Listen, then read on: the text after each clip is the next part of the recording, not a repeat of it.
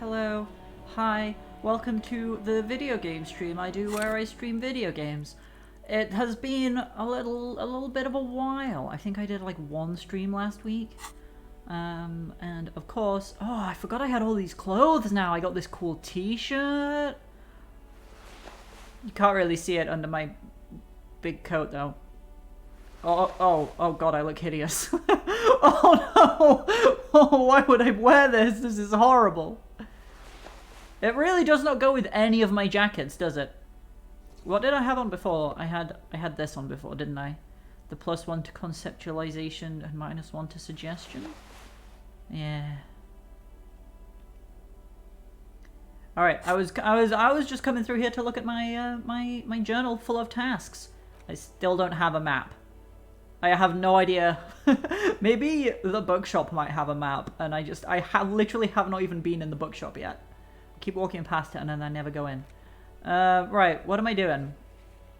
I need to talk to Titus and establish authority in the Hardy Boy's eyes, but I can't talk to Titus while he's in the what's it called? The Whirling in Rags with the rest of the Hardy Boys, so that will have to wait. I have to find Morel, the cryptozoologist. He's somewhere off to the southwest. No leads. No leads. Oh, right. This is what I was going to do now, because I'm at the car. It's the next day. Let's call Alice back for info on the armor. Inside, you see a set of steering levers, a radio microphone, yeah, I know. a pull-out toolbox, and the soft glow of the fuel preheater gauge. Pick up the radio again. How may I assist you?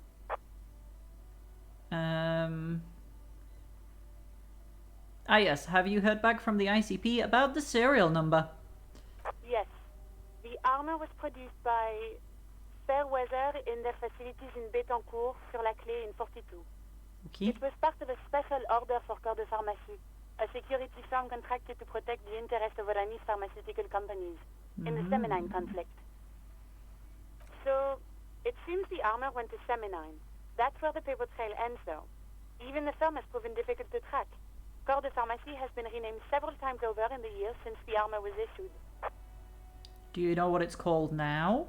The most recently registered firm that the ICP has been able to connect to the CDP is a military contractor called Trinell, and the one before it was Downwell.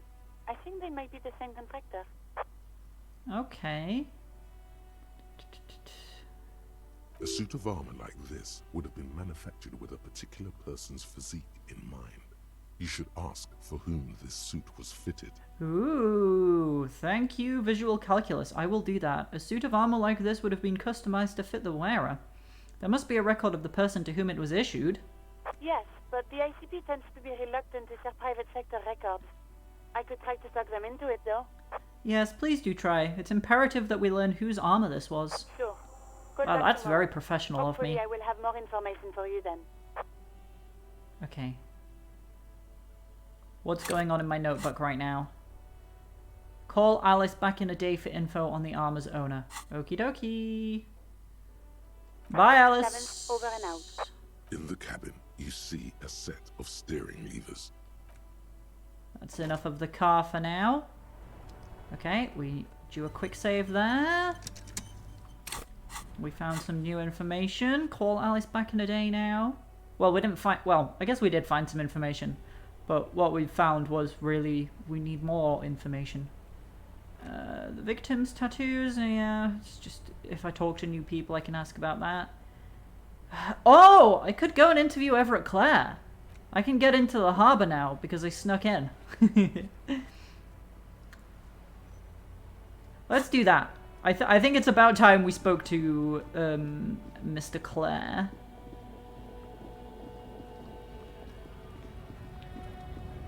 Excuse me, everybody. Just walking past here. Don't mind me. Good morning. Goodbye.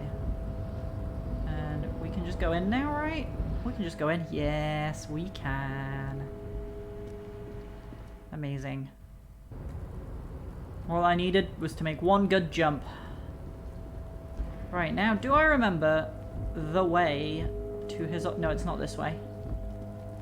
It's this way.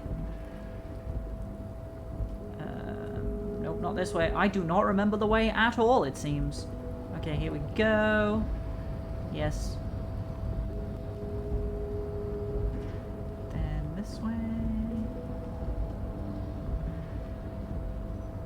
Gonna talk to an important man. Yay, I made it! Everett Clare's office. I said go in, please. Thank you. The coffee in the giant thermos is still lukewarm.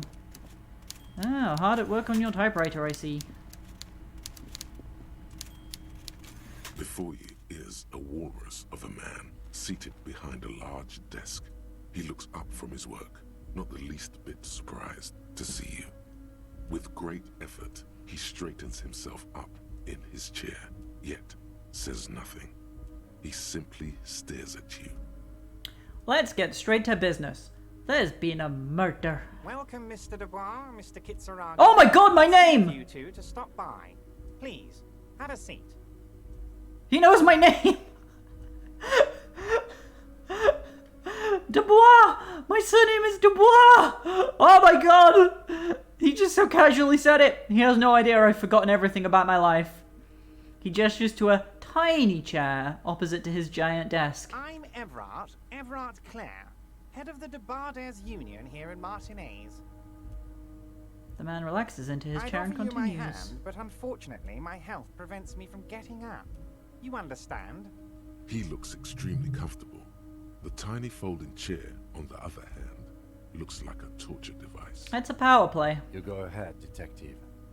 The lieutenant nods at you, then the chair. Thanks, Kim. Whatever he has in store for you, it can't be good, he thinks. I'll do my best. Forget about that. What's with this Dubois stuff? You're getting some seriously bad vibes from that name. Inland Empire, it's clearly my name. Hi, Sarah! How are you doing? Are you home yet? Hi, have fun! I will have fun, thank you! I'm gonna ignore Inland Empire. I'm gonna ignore it. It's clearly my name, come on. Go on, I'll take a seat. I'll let him think he's got the upper hand. Excellent, Mr. Dubois. I can see that you're a reasonable man, and reasonable men can be of great use to one another. I just got off work. Oh yeah. Not much time has passed since you said you were about to go home. He gives you a sly wink. Other than that, you know how I'm doing. I do. I just like to ask anyway, just in case anything new has come up.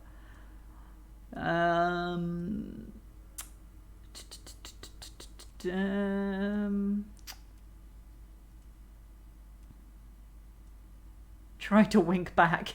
So tell me, Try how to can the wink head of back. The Debarders Union help a representative of the Revachol Citizens Militia today. The chair you're sitting on has got to be the most uncomfortable chair in the world. It's violating your backside. I just took a point of damage because I failed to withstand sitting on an uncomfortable chair. Oh my god. By the way, I heard you got a rather rude reception from a certain Lawrence Gart. Some people have no manners. It pains me to say. Things have drastically changed in the last 10 minutes, yes. Well, they could have done. Lol, weak ass. Exactly. Harry has no ass. I've learned his full name now. His full name is Harry Dubois. I can't remember where I learned Harry. I think we saw it written down somewhere. And then this guy just called me Mr. Dubois. So that's my name. This should take HDB, care Harry of that Dubois. nonsense. He points to a giant novelty check on his desk. It's absolutely comically huge. It should be sufficient to cover your expenses for a few days and patch over your differences with a cafeteria manager. Go ahead, take it. This feels unethical. Wow, that's 25 real. That's good money.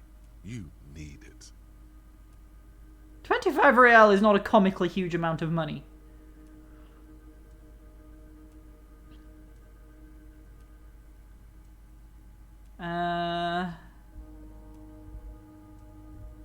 Wait, you know Gart? Yes, I know Lawrence. He's a real character. No union man in him. A real piece of work, that boy is. With a grin, he points to the checker game. It's like you're on a game show. At least don't thank him for it. Oh, I won't thank him for it. Cops have names. This one does. Don't forget, this is set in like a fictional world where sometimes cops are okay. I guess. Even though I guess Harry is not remotely okay, considering the kind of shit he was up to before we took control of him. Wow, I know. It's hard to believe. Do you know what? I need the money. And it's okay. I will take the comically large check, but don't say anything. Is there anything you'd like to say to me? Or... Wow, who is this imposter? Where is my girlfriend? I said it's unbelievable. It's hard to believe. No.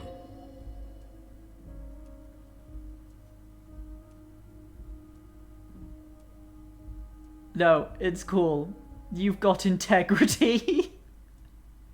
Cool? I wouldn't go that far. I'm sure there are cooler things than delivering a I've annoyed him. size novelty check to a cafeteria manager. But, sure, if that's what's cool nowadays. Tell me something only Roxy would know.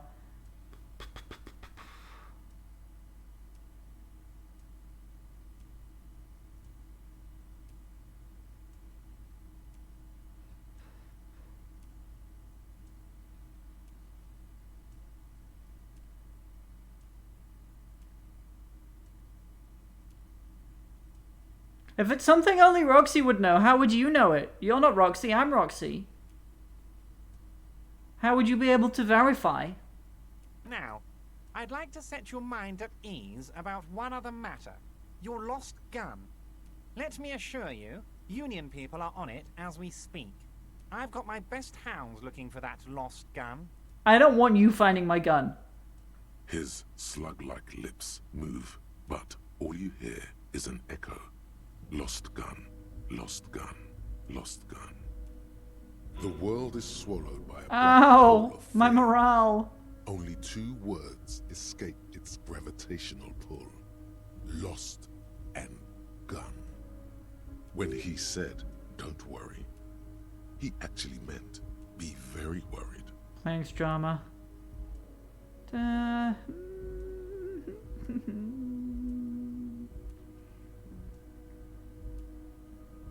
Okay, calling the missing persons now. Something Roxy would know that I also know. Well, that's not something that only Roxy would know, though. That's something that both you and I would know, not just something that I would know.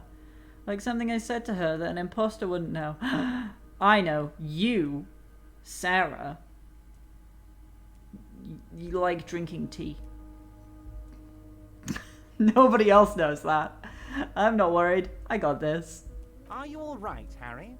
You say you got this, but you seem a little anxious to me. Don't be. Everything's going to be all right. It's not like you left it loaded. You didn't lose a loaded gun. Local children aren't out there playing with it right now, pointing it into their own mouths. It's in a safe place. I just know it.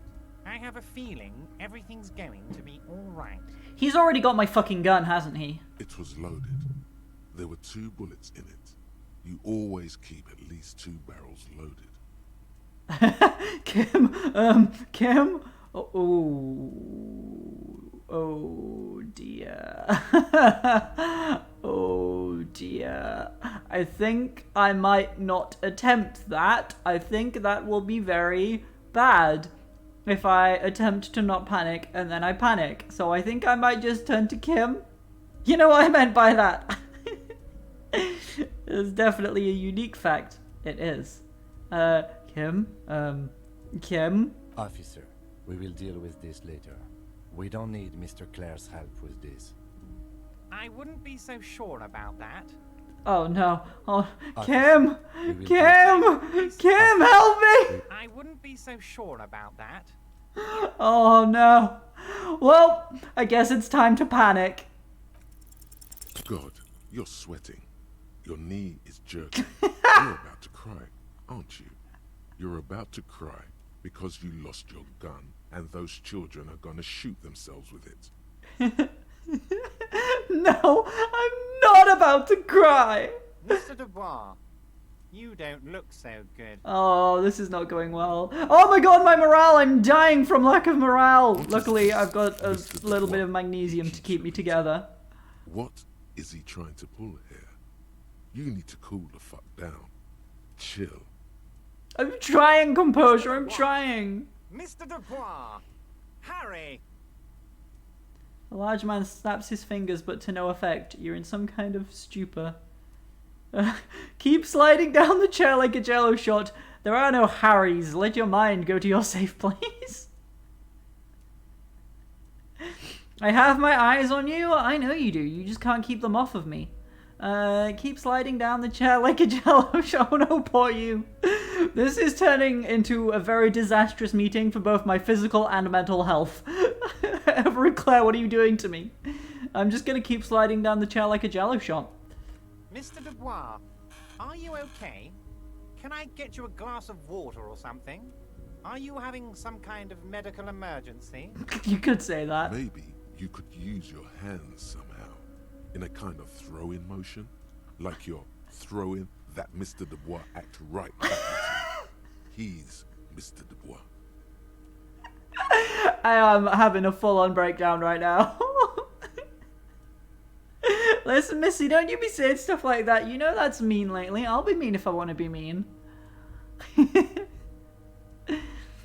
And I'm as good as it gets. Mr. Dubois, faintly gesture with your hands above your head. That's nonsense. Oh yeah, man. I'm fucking great. Keep sliding.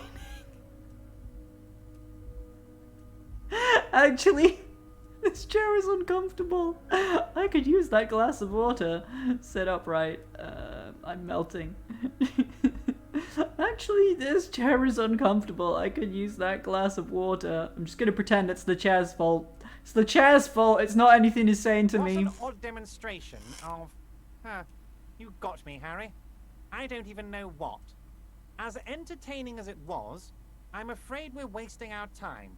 And I'm an extremely busy man, as I'm sure you are too. Okay, enough. We are here to ask you some questions pertaining to a murder investigation. Oh, thank you, Kim. Quick, here's your window. Get yourself together and ask him questions. Police officer questions. Okay. What are we gonna ask first? I want to talk about the hanging. Oh, of course. That's your main thing here. That's why you're in Martinez. Yes, it is. I know everything that goes on around here, and I would love to discuss it with you. I mean, it's no secret that the lynching is I connected to leveled the up. strike. So much to talk about. Honestly, it's been weighing on me so heavily. I understand you need to interview me, I sense there's a but. but there's a thing that's been keeping me up at night. I want to talk about the hanging. I mean, if we could just calmly talk, exchange information, we could blow this thing wide open. Okay, that sounds good to me. Well, why don't we do that then? Yes, that sounds good. Let's do that. Yeah, I agree with Kim. But I can't think straight with this thing weighing on me. You're police officers, aren't you? I have a crazy idea. You guys are basically door-opening machines.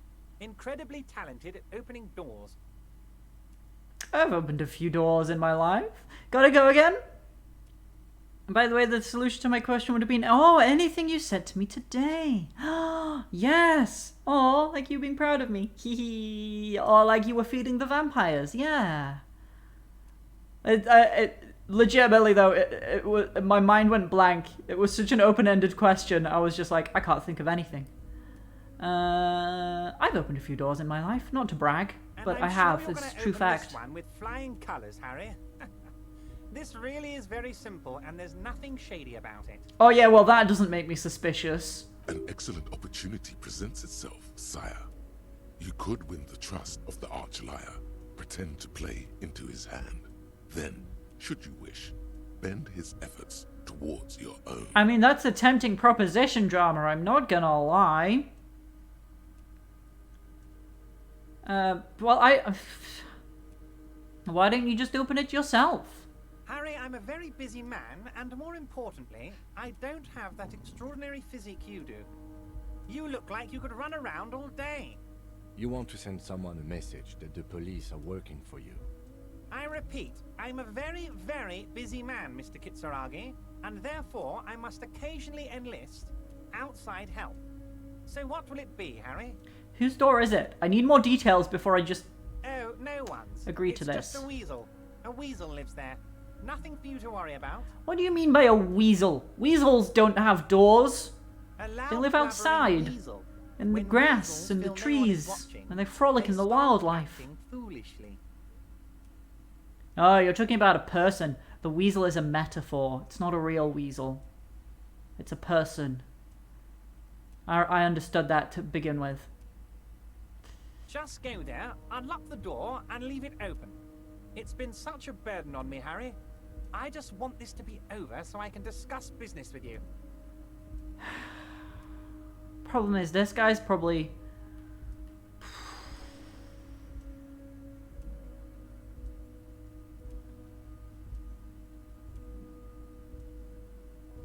I bet you don't even know anything about the hanging. Harry, my dear friend, I am what people call a local bigwig. I know everything that goes on in Martinez. Damn it, fine, I'll look into it. We need to talk about that murder. Fantastic, my Just friend. because I'm saying I'm Let me gonna know do when it it's done and we can take our doesn't mean I'm friends to the gonna next do level. it, though. You can get the key from Manana. He's down by the gates. Manana's like a free agent in the Union. Special operations. Hardened socialist. A real free thinker, too. He'll tell you precisely where the door I think I is. spoke to Manana One before, last right? thing, Harry. Just open the door. You don't need to go in or anything. I just want that weasel to come home and see the unlocked door. Oh, I get it. It's just about scaring him. I met Joyce, the company representative. Oh, that's very nice. I haven't gotten around to her yet. I'm very, very busy. you Yes, see. I get it, Everett. You're I very, hope very you're getting busy. along. One thing I want to make very clear, Harry, is that this is not some kind of union versus corporation situation. Everyone is just pals here. Oh yeah, it certainly seems that way. Just pals? Yes, we're all trying to do what's best for Martinez. Don't feel like you shouldn't work with her just because you and I are such good friends. I'm not a jealous guy.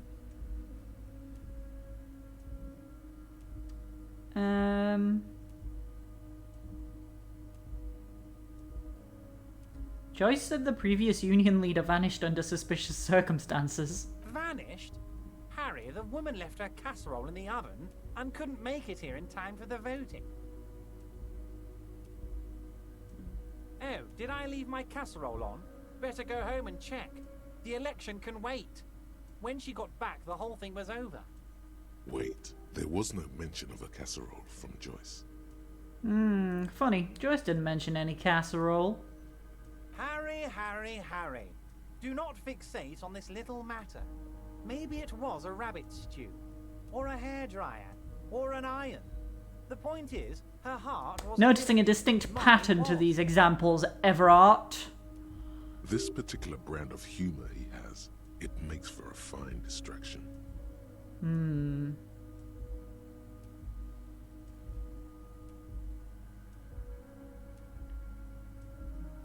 I mean, he's just gonna say he's busy, probably, but why haven't you let her in to see you? If she actually wants to see me, she will find a way. Any good negotiator would. And I just don't have anything to discuss with a bad negotiator. It's a fortress. He knows she can't get in here. Yep.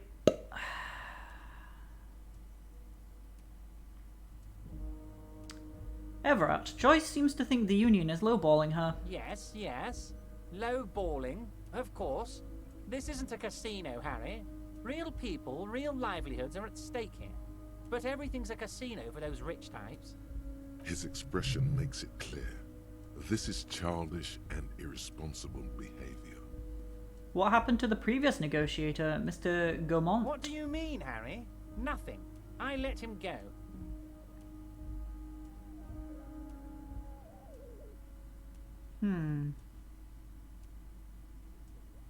He made concessions for the company in previous negotiations. Why would you let an ally like that go? He's an old man, Harry. I wanted him to spend more time with his family. God knows how long he's got left. You call him a midget. Harry, I have little people in my organization. I would never call someone a midget. What is this? Honestly, I'm beginning to think you're a midget, Harry. I'm only kidding, Harry. You're not a midget.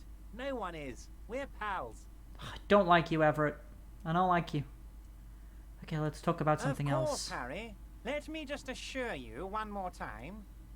It's perfectly okay to share anything we discuss here with this Joyce. This is a completely transparent organization. I have don't no trust you. interest in what she is doing, but I myself have nothing to hide. Your business is your business, and I respect your privacy. Just remember, none of this is secret. Tell her about all of it. My brother's picture, my singing swordfish clock. Tell her how overweight I am and how I'm helping you find your lost gun. Tell her about everything. Everett doesn't mind. It is rather interesting to tell people things about each other, isn't it? It was nice telling him about her right now. Is this Everett? What if it's his twin brother? Edgar?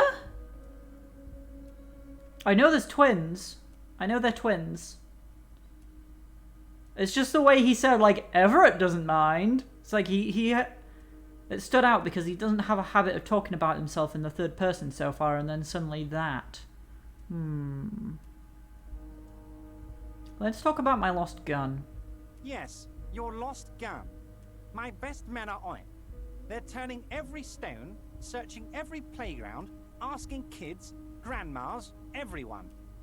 Your gun will be found, Harry. Let me assure you of that. It's just a matter of time and effort. The only way to find it seems to be working with him. He might even be holding your gun hostage. Hold on, could he really hold my gun hostage? Who knows? Only one thing is certain. If you work with him, you're going to get it back. And working with him might be the only way to do it. Oh, rhetoric, why?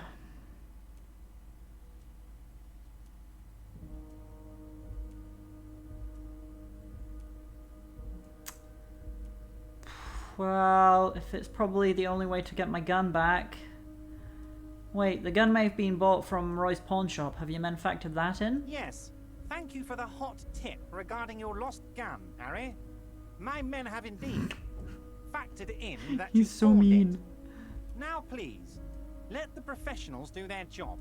Kick back, Harry, relax. I have great guys on this. You focus on what's important. Building our relationship for the good of Martinez. It did not come as a surprise to him. He might actually not be bullshitting. Does this mean if I do things for you, I will get my gun back? Damn it, Harry. That's exactly what it means. I'm only kidding, of course. Of course. I understand. We help you, you help us. I don't care about these questions. What's in the container that's outside your office? My dear Harry, there are literally millions of containers in this harbor. I couldn't possibly remember what's in all of them. Oh, this container that I'm randomly obsessed with. There's something special about it. It was attached to the Cavalsund crane. Harry, you smooth-talking son of a bitch. Time is a precious resource, and I don't have enough of it to count containers with you. Smooth talking. Maybe that's the way to go about opening the container. You should at least try convincing it. I'm sure I did try that already once, but I might try again. Everett, I'm going to leave now, but we might talk again later. See you soon, debardeur. Just kidding, but not too much. Right, what's going on here? Okay, so I've got a skill point.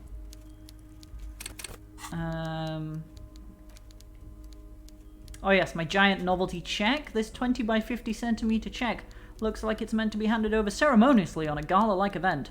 It supposedly exchanges for 25 real at your local Fritz store. Below the number, a careful hand has written the words, "Constable's rent." All of it. Note, worthless in a pawn shop. Okay. Right, okay, so new task. Get the key to the weasel's door from Manana. I guess I will probably do that. I might as well. We had a significant conversation, so we quick save. How do I get out of here? Oh yeah, the stairs are down in the corner. That confuses me every time. I never see that there are stairs. You're not Manana, are you?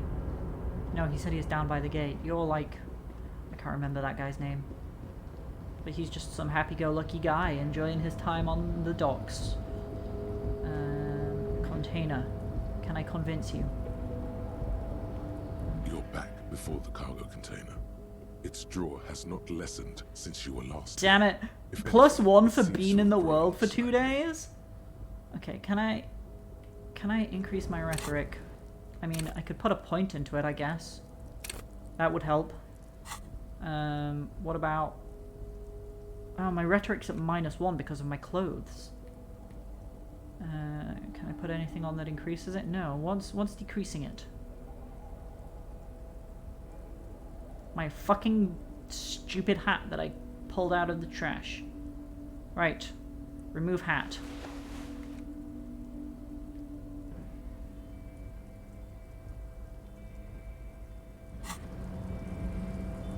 Oh, wait, what about my thoughts? Do I want to unlock another thought, or do I want to put another point into a skill? I don't know. I don't know.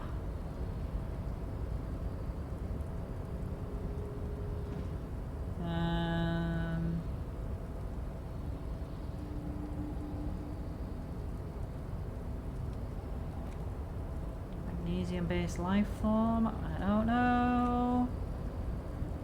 Ooh, rigorous self-critique. I might put that in. Fairweather T500. I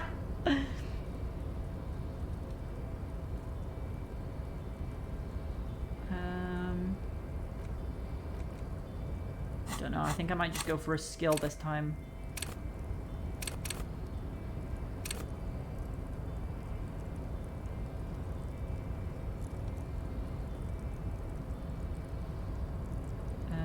You know what, let's go for it. Let's put this in rhetoric.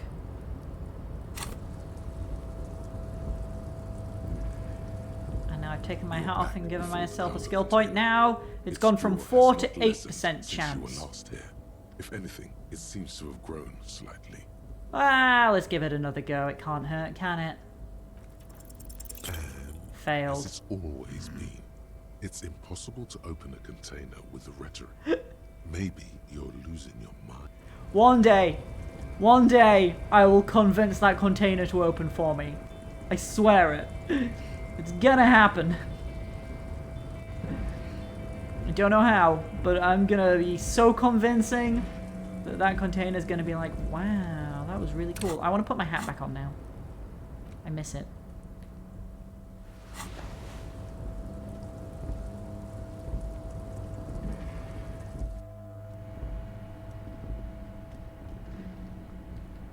May I select the door, please? Thank you.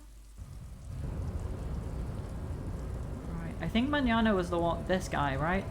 Oh, we're auto-saving, okay. So, Yeah, it is! It's Call Me You've Mañana. been in there, he means. Talked to the boss man too, probably.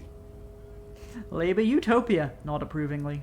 It's but a rest area on the path leading across open plains. Right. You talk to the boss, eye to eye, like men of the plain. If you have any more questions, I'm set to talk. Everett said you have a key to a door. A key, huh? What door is this key supposed to open? He said it belonged to a weasel. Oh, say no more.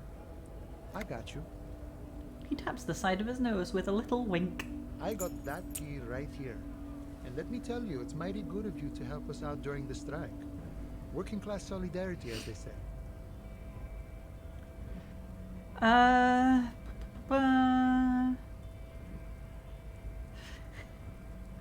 I heard something about a weasel and it didn't sound like a local polar weasel, if you know what I mean. Wink! Polar weasel? Oh. I know what you mean. I'm pretty sure he's actually Occidental, though. So you're gonna be... Oh no! I didn't realize that's what it meant! Oh, I didn't mean to say... Oh.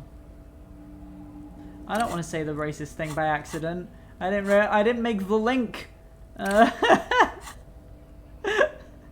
gonna undo my accidental racism. Luckily, it autosaved just before I spoke to him. So, You've been in there. it's but it right. You talk to the... A key, huh? Oh, say no. I got that key right here. And let me tell you, it's mighty good of you to... I'm not help us out opening during this door the for strike. myself. I'm opening it for Working class all working solidarity, men. I knew this man was a commie. And it's a good thing you're doing too. Thanks. What you're looking for is a basement door... I feel behind the better now that greenhouse, Mañana just behind the whirling rides. wants me to do That's it all I too. know. Our organization is what you call compartmentalized. Means we keep out of each other's business. Wait! I think I know which door he means. I think I've tried that door before and it was locked. Where did you get the key from? The janitor gave it to me. Nice fella. We talked about life and things that really, truly matter. None of this mess we're in. This jiving and juggling. What's it for? To feed our children, I guess. Anything else I should know about this task? This weasel person? When he'll be home? I'm more of a philosophical dock worker. I like to talk about the big picture stuff. Who I am, who you are, what we are fighting for. The man takes a big sip from his flask. He means he's not going to tell you cause he doesn't know. But he will shoot his mouth off with you now that you're working for Everard. Ah. I see. Actually, do you know anything about the Hardy Boys? Los Ardis? They're an independent militant group. A bit too high-strung, but it comes with the responsibility. They're sort of like you. Preserve the rule of law and all that. Except it's Everard's law. But really, they're just like you. Why are you striking? We're negotiating our share. Your share? Aye.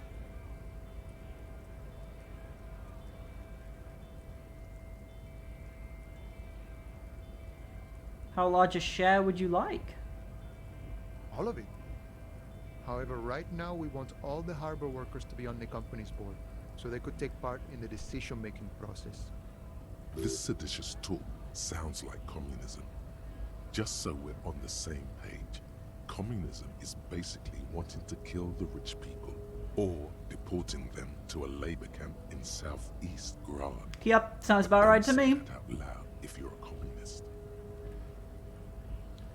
Are you a communist? No. I don't think I'm a communist. Seeing something of value and saying I want it all to myself is a much older and simpler notion. No science to it at all. Even a weak child can think it. The only things holding someone back are I can't and I shouldn't. But the stuff you do aligns admirably well with the World Republic. Why not call yourself a communist? I have nothing against communists. They are honorable boyaderos. And they have good analysis. But my own code serves me well. If my code starts failing, a code can fail a man as well as a man can fail a code, then I will have to submit to a new one, which may well be communism. Sounds like you're a communist who thinks he isn't doing enough to call himself one. See, I'm primarily a lazy person. Big mood, manana. The boss man, Everett. What can you tell me about him? I think it's best you make up your own mind now that you've met him. In my eyes, he is a capable organizer and a decent businessman. What does bossing the union entail anyway? I guess you kind of get to be the village chief. He oversees the harbor, makes deals with the owners or other relevant parties, watches out for his own. By that, you mean corruption?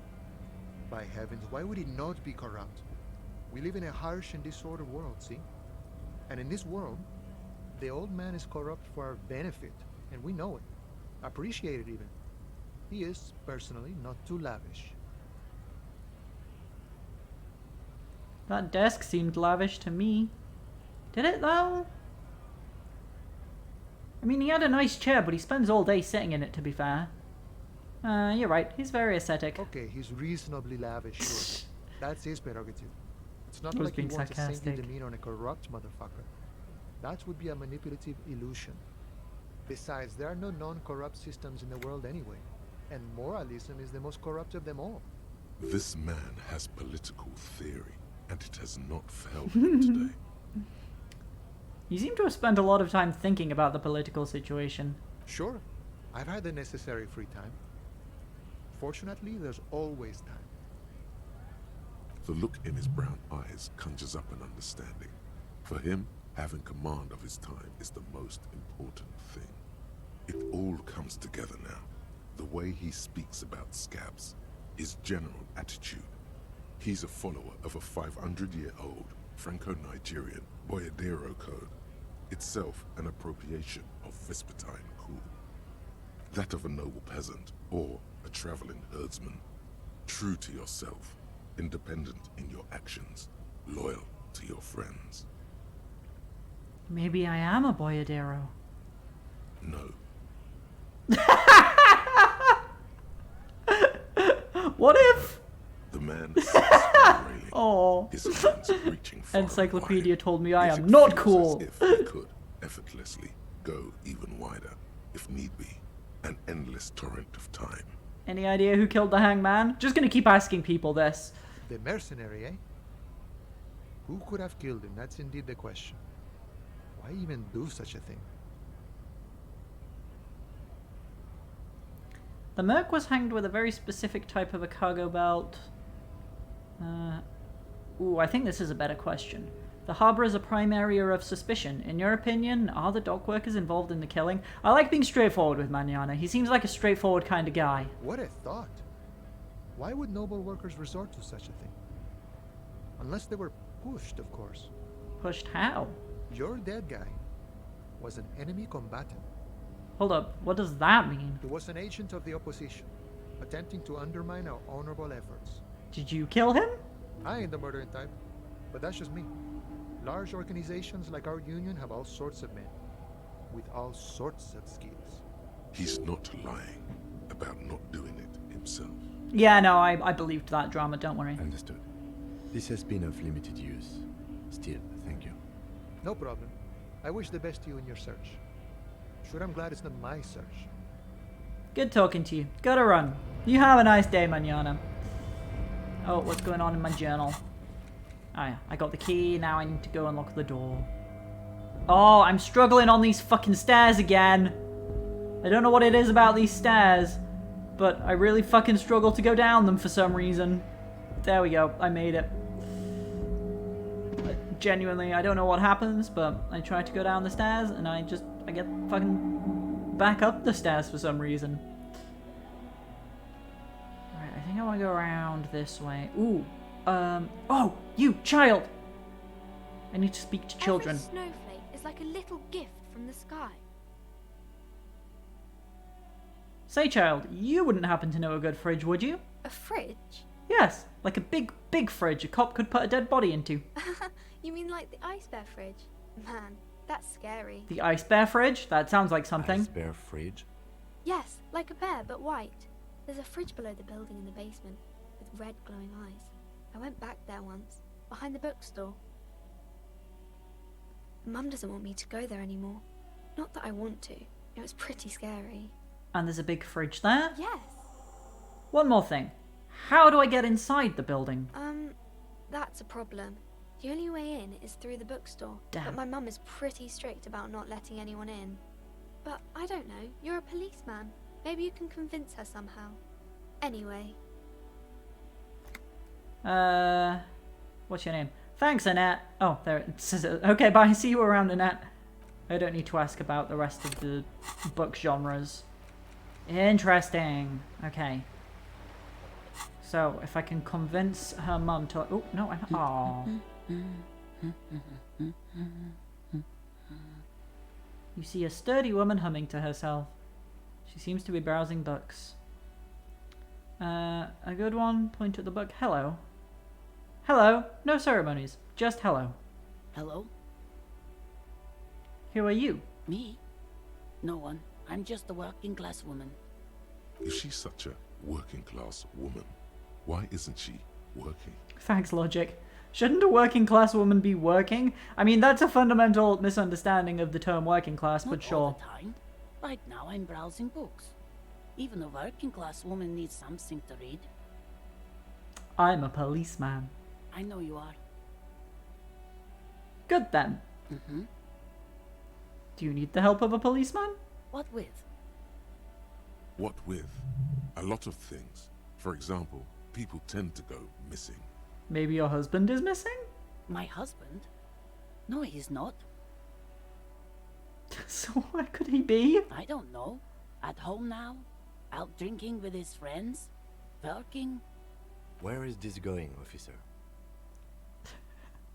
You're right, Kim. Right, got it. Thanks. She gives you a short nod and shifts her attention back to books. That's all for the moment. The I'll woman let you before read. nods and returns to her reading. I was having some kind of thought before I spoke to her, but now it's got... Oh, there it is. But there we go. You memorize the title. Lose 87 Radio City. Seems important. Does it? Okay, this is my first time actually inside the bookshop. Let's have a look around before we speak to the owner. Gift books and molten candy. Old sports magazines tucked away in a dark corner. What's this? A small mountain of colourful board game boxes. Board games. There are numerous types of games for all ages. A lot of shelf space seems to be taken up by Wirral-related merchandise. Look through the pile of Wirral-related items. An endless variety of source books, lore books, and codices litter the table. The topmost book is titled Welkin Compendium, 2nd edition. There's also a large hardbound tome with intricate cover art, The Hunters of Catawak, Boreal Creature Compendium, and a Pick Your Path adventure game book titled Tales of Wirral, Cavern of Velkrag. Books in a board game section? Who wants to read books? Anything that really catches my eye? There's a box that says Wirral, 3rd edition Mega Setting Supplements Module. The side panel notes, a fantastique adventure board game, new maps and miniatures. A sticker on it displays 25 real. That price is steep, but then it's the 3rd edition Mega Setting Supplement, so it makes sense. Aw, I can't afford the board game. Let's continue looking around. The book collects the national recipes of Arda. They are all about lake trout. Ooh, what's back here? You see a set of tattered curtains blocking the way to another room. A strange cage-like trinket dangles from the curtains. Excuse me, officer. The back room is strictly for employees only. Shopkeeper, what's behind the curtains? Nothing. Now please go back to browsing the books. Don't you feel compelled to look at the books? The books are all you care about. She speaks almost as if she's trying to put a spell on you, urging you to buy more books. Oddly enough, the more she tries to draw you away from the curtains, the more alluring they become. Yeah, it's true. Examine the strange cage-like trinket. You see some kind of charm, an irregular polyhedron assembled from bones, sticks, and straw. Inside, a disturbing fish head Oh, with empty what eye gross. sockets Why? stares at you. This is a traditional Seminese ward, meant to provide protection against ill luck, bad dreams, curses, and other supernatural scourges. And who are the Seminese? Inhabitants of Elysium, the Seminine Islands down south. Aside from poking at it suspiciously, there is nothing else to do with the fishhead charm at this time. The curtains remain shut before you. Ignore the curtains for now. If I can get back there without pissing her off, I think that's a good idea. Oh, that's stuff that's behind the curtains, I see. These shelves are overburdened with books from the same series. You see the name Dick Mullen over and over. A couple of spook novels hide amidst all the detective books. Thrilling tales of spycraft and daring do. Hey, Sorcerer One, how are you doing? I don't want to look at these books. I'm just seeing what's around. It's a tome of fascist magic. Rather candid. I don't want that book. A quaint picture book brochure, very colourful. More books, I'm guessing. It is a bookshop On the after all. shelf reads biographies of famous people. You see a large variety of names, none of which ring a bell. Okay, more books. What was that thing? I was having some kind of thought. Hello? Thought? No? It's gone now. What's this? Several maps have been Oh, attached maps. to a bulletin board hidden inside the alcove. They're held up by small pins. The board has come loose from one corner. I'm doing good, really good actually. Oh, that's great. How are you? I'm doing all right, thanks. The maps look old and faded. Your eye catches a map of Insulinda, a map of Revachol, and a map of Martinez. Oh, I need a map of Martinez. It's not really a map. It's a tourist thing. Yeah. A picture postcard with buildings on it, drawn from an isometric perspective. A date in the upper right corner says 48. Still, it's detailed. Could be pretty useful for scouting ahead. You see the jagged boxes of an industrial harbor, even the whirling in rags there. Storekeep, can I buy these I'm maps? sorry, officer. The map of Martinez is the only one available. The other two are not for sale anymore. And besides, you could scarcely afford them. They're quite valuable, though they might not look it. The map of Martinez is 90 cents, though. I don't know why, but I feel like this game happens in Russia. I mean, I kind of get it with the aesthetic. It takes place in a fictional country called Revachol, though. It's made by Eastern European team. I think from a former Soviet country, so it does make sense that those influences are there. Why is the one of Martinez so cheap? That old thing? It's an out-of-date map of a tourist location that never was nor came to be.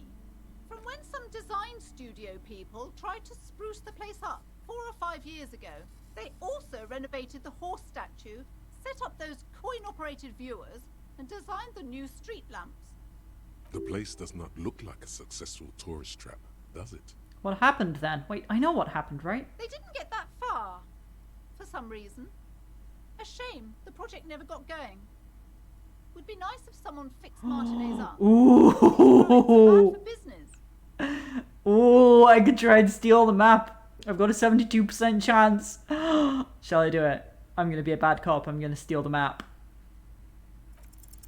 You peek Yeah. waiting for her to be distracted. When she's not My map looking, now. you deftly rip the map off the bulletin board and pocket it. You're now the proud owner of a map of Martinez, which, to be honest, did not even cost that much. I know, it only cost 90 cents. This large map displays archipelagos. You see a constellation of small dots on the light blue emptiness of the Insulindic Ocean. The largest in the northeast is La Caillou. You are here. Another far away in the southwest, Seminese Islands, Ile de Fantôme, What else? Ozon, Laurentide, Fas a la Mer, Archipelagos, North Arcade Islands, all just specks of dust on the vastness of the Insulindic. On the edges of the map, the color fades into a blur of dotted lines, black and white, disintegrating into mathematics. In the northeast, a dust mite stands on the north coast of Caillou, in a bookstore. It's you. Look at the edges. The ocean breaks apart into a tangle of cosines and azimuths. Okay, that's enough of Connections this. to other worlds. Words past the Insulindian. Yeah, You yeah, have whatever. little idea what they are. Distant stars. Gods. Perhaps they are gods. Gods Oh, of my distance conceptualization and outer failed. dust. Alright, I'm done. I'm not looking at more maps. I got what I came for.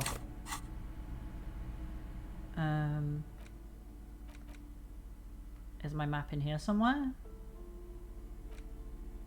Ah, there it is.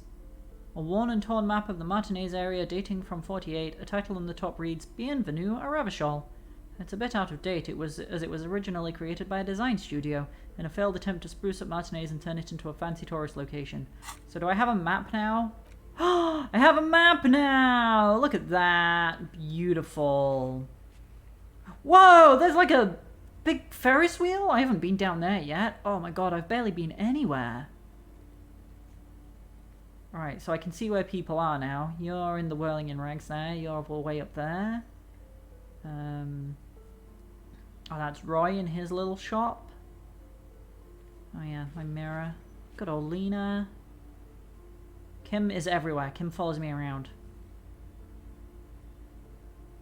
Tommy Laom. I don't remember Tommy Laom. Fucking Kuno.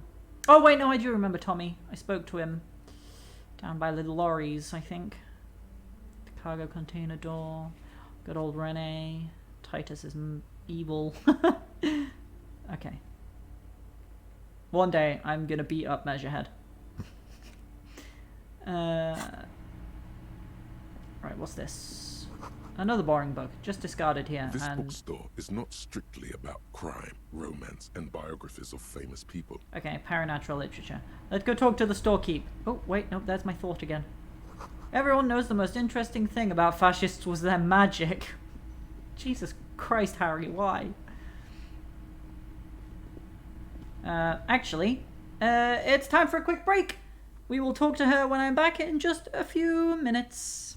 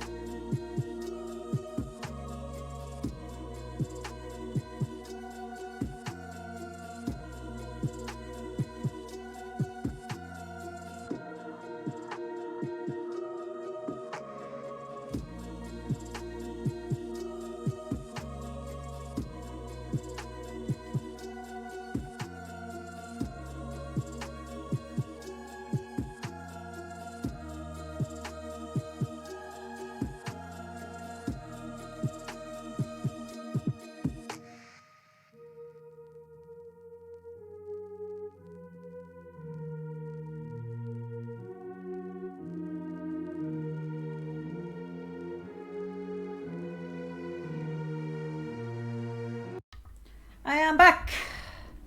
Let's see if we can convince this woman to let me in the back of her shop. There we go. Welcome to Crime, Romance, and Biographies of Famous People. Oh, that's My literally the name of the business. shop?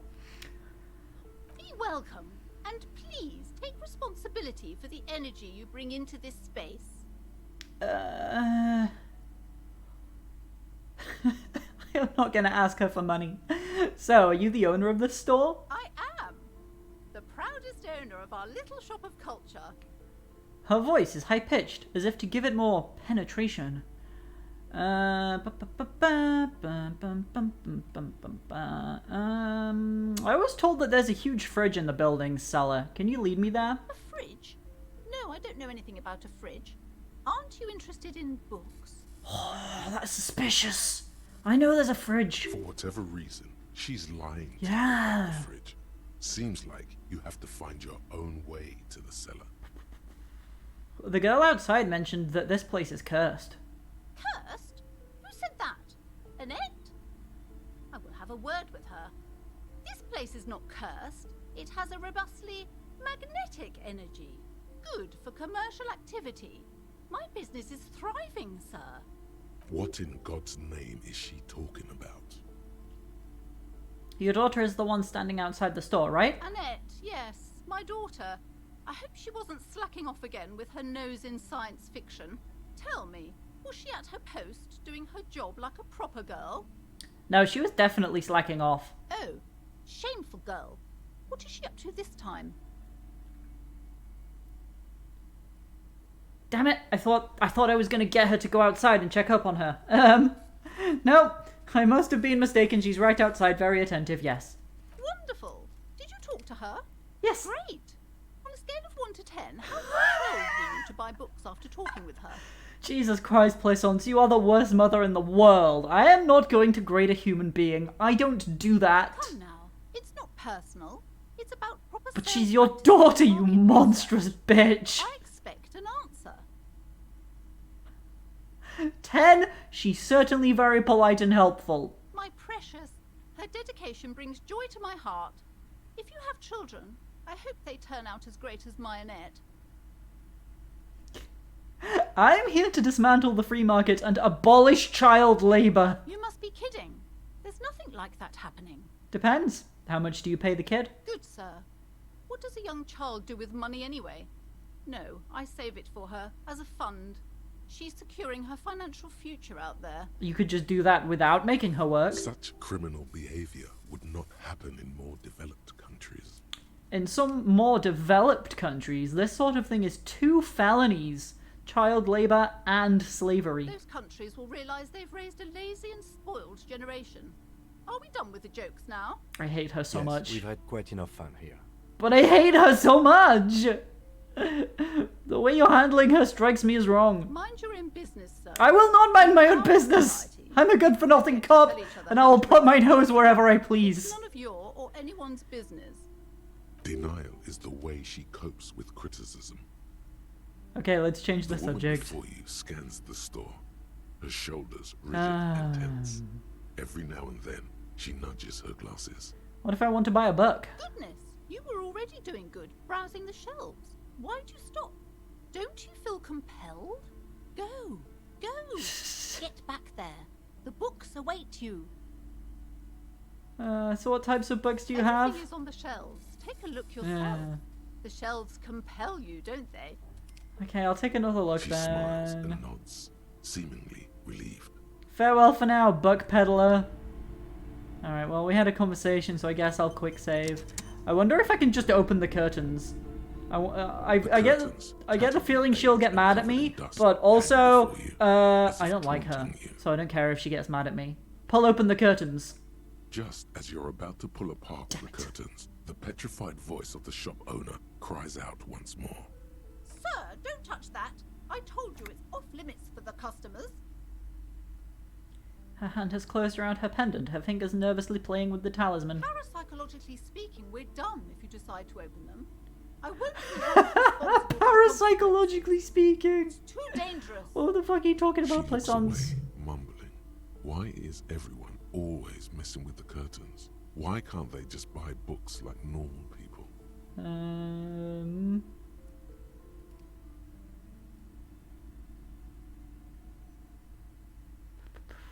Mom, this is different. I'm a police officer. I need to get in there.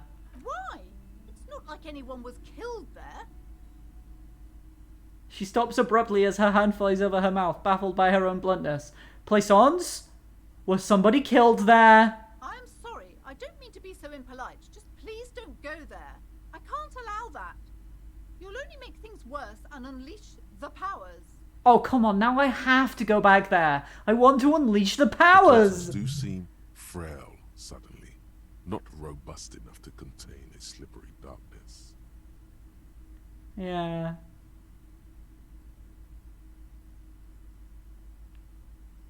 But I sense this place calling for me. I must investigate beyond the threshold. My God, even more reasons not to mess with the curtains. Just step away, dear sir. This is about the curse. That's why you're afraid? No, it's just a storeroom for the employees, I told you. Now please step away from the curtains. She's almost begging you. I don't care. You can't stop me. I'll open them. No, please just talk to me, officer. Come here and let's talk this through. We before were you try to talking, do anything now we're extreme. done talking. Talking is always good. Go see what she has to say. The curtains, tattered with age and covered in dust, hang before you, as if taunting you. Rhetoric says we'll go talk to her then. We're gonna go talk to her, I guess. Hello again, esteemed officer, and welcome to Crime, Romance, and Biographies of Famous People. Why are you so uptight about those curtains? I just want to know what's on the other side. I already told you, it's just a storage room for employees. I don't understand why it's so important to you. Just let it go, officer. Go buy some goddamn books. You're supposed to be drawn to the books. If it's just a storage room, then it wouldn't hurt if I just peeked inside. It's not like it's cursed, right? No! She wavers under your gaze, mouth pressed into a tight-lipped frown. Then she breaks down. Okay, fine. It's because this place is cursed. Just like Annette said. They I don't knew call it. it the doomed commercial area for nothing. Are you happy now, officer? Happy that you've ruined everything? Oh, yes. She closes her eyes and starts mumbling something to her pendant. Host of hosts, she prays. Guard me and my honest business venture from the curse that lurks behind the curtains. How does this curse manifest itself? The curse is so much worse than you could imagine. It's a disease, eating at the very foundation. A shiver runs through the woman as she looks around the dimly lit store. It's the curse of financial distress, of ruin and bankruptcy. Ah, Annette mentioned that the previous tenants have experienced some financial troubles. It's not just that, officer.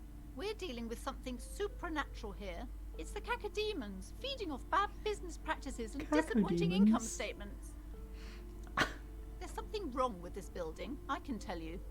Ever since I arrived, I've sensed an eerie lingering presence, as if I was unwanted here.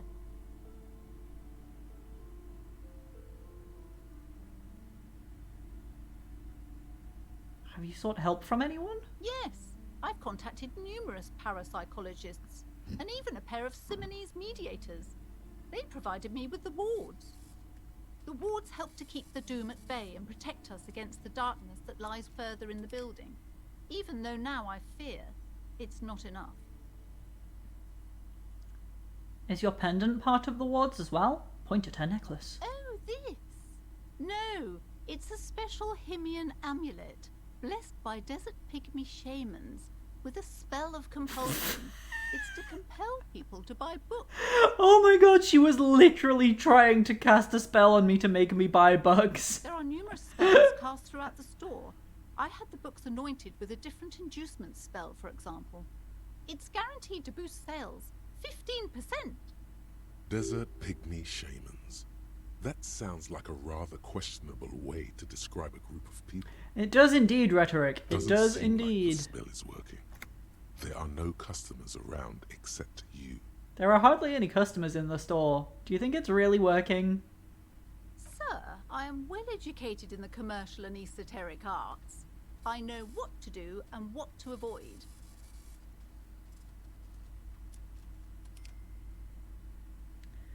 You could try to be friendlier with the customers. My voice is trained to perfection by true sales professionals, good sir.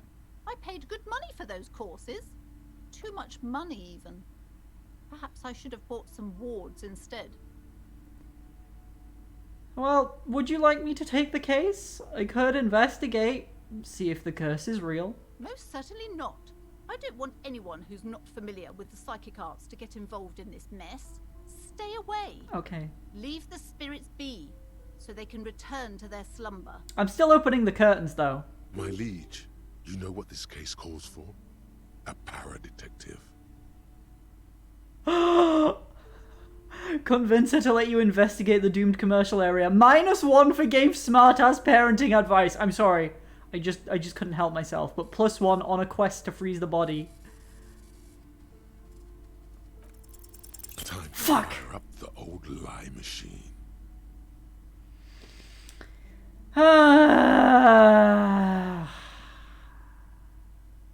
Mom, I am a renowned private investigator, a paragon of law and a specialist in all things criminal. And I am his private partner, John Shaw. Kim White, fake name! Disposal surveillance firm in Ravachon.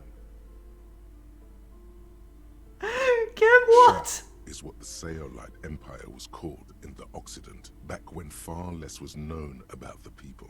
It was a barbarian other, ever so mystical, on whom you could project any kind of exotic fantasy. The legend of it persists, and a lot of people still think the Shao is a thing. We are truly private in our partnership. Once we've caught our client's spouse in flagrante delicto, we blackmail them and pocket the money ourselves.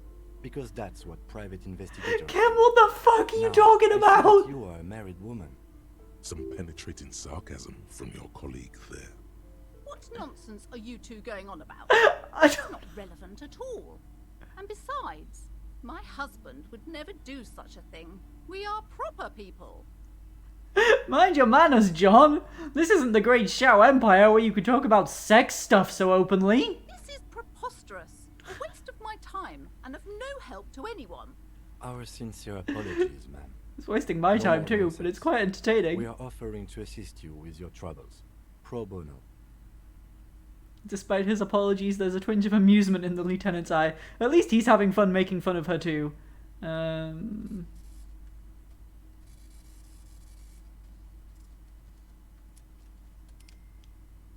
It's a good offer, Mom. I urge you to accept our help. May be the only chance to save your business. That's right. When not spying on the love affairs of the ultra-rich, we solve unusual mysteries by the low reload. What better way than to Oh ask my us... Lord, Oh. will you stop with that incessant yammering? It's too much. If you wanted the key to the back door, you could have just asked for it. Fine, I'll ask for it. Can we have the key? Absolutely not. Fuck. Damn. I can try it again later, though. Seriously, I need to get to the fridge in the cellar. It's a police matter. I have a dead body to take care of. What? Oh my god! A victim of the curse? The curse has started killing people? It's killing now? You're right. The curse is worse than ever. That's why you need to let me in there to investigate. Right. It's worse than I imagined. Ah, We fuck. definitely have to contain it now. That had the opposite effect to what I wanted. Yes, this is your chance. This is your chance. Only a paradetective can solve this case. What do you mean this is my chance? You've given me nothing. I guess I had a few more Okay, questions but about the please, curse. only a few questions. You wouldn't want to disturb the spirit. Why didn't you tell me right It's away? not good to talk about the curse, not in detail. The negativism, it's dangerous. Talking about the void wraiths angers them. Wow. Void raves. You have new words. Never The mind. woman before you scans the store, her shoulders rigid and tense. Every now and then, she nudges her glasses. Farewell for now, Bug Peddler. Oh, autosave. Thank you, because I had forgotten to quick save. The curtains, tattered with age and covered in dust, hang before you, as if taunting you. Rip them apart this time for real! Fuck you, Plaisance! Dimly lit room full of dusty furniture and trash. A doorway stands in the back, covered in dozens of scary little Sebenese wards, your shadow looming over it like an omen. I warned you. You're unleashing forces beyond your understanding. I don't care. Ooh. Ghostly silhouettes of hair dryers. Spooky. A vaguely androgynous portrait of a man. A heavy door with a missing handle stands before you, covered in dozens, if not hundreds, of Sebenese trinkets and charms. It appears to be locked. Knock on the door. Only an echo. No one is there. A hollowed out, dark echo. Pain threshold. Let's see if I can do anything. Oh, wait, I have booze. I can drink my booze, right? +1 to physique. Oh yeah, but pain threshold is a physique thing, so that would help. What about my clothes? Okay, so it's either got to say physique or pain threshold. I don't think I have anything for those. No, I don't have any minus for them that I can take off either, do I? I do not. But you know what? I can have a little drinky drink. A little drinky drink to help things along. Wait, how do I drinky drink? I forgot how to do it.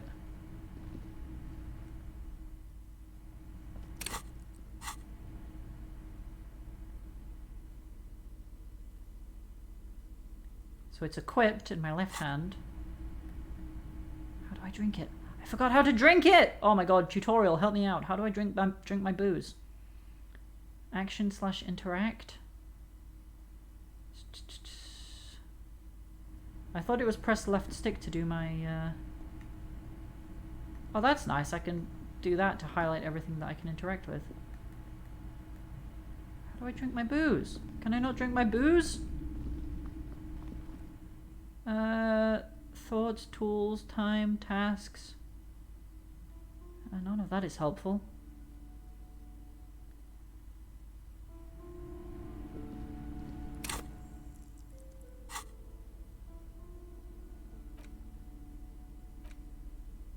I want to drink my booze. It has 2 uses left, so I should be able to drink it, right? Oh, that just unequipped it. That's not smart. Oh, it's... That's weird. It just didn't count as equipped for some reason. Physique raise. Right, let's give this a go. Oh shit, my morale! I forgot that it did that. Alright, what are my chances now? With a missing handle stands before you, covered in dozens, if not I don't like hundreds, those odds. of Sebenese trinkets and charms. It appears to be locked. She ain't gonna give us the fucking key, so what other choice do I have? Oh! I did it! Ow. Oh shit, am I gonna die? Oh no, because a small crack appear on the my door health frame. went up by 1 when I It's drank going as to well. take one more try to break through to the other side, but you've done it. You're not thinking of trying again, are you?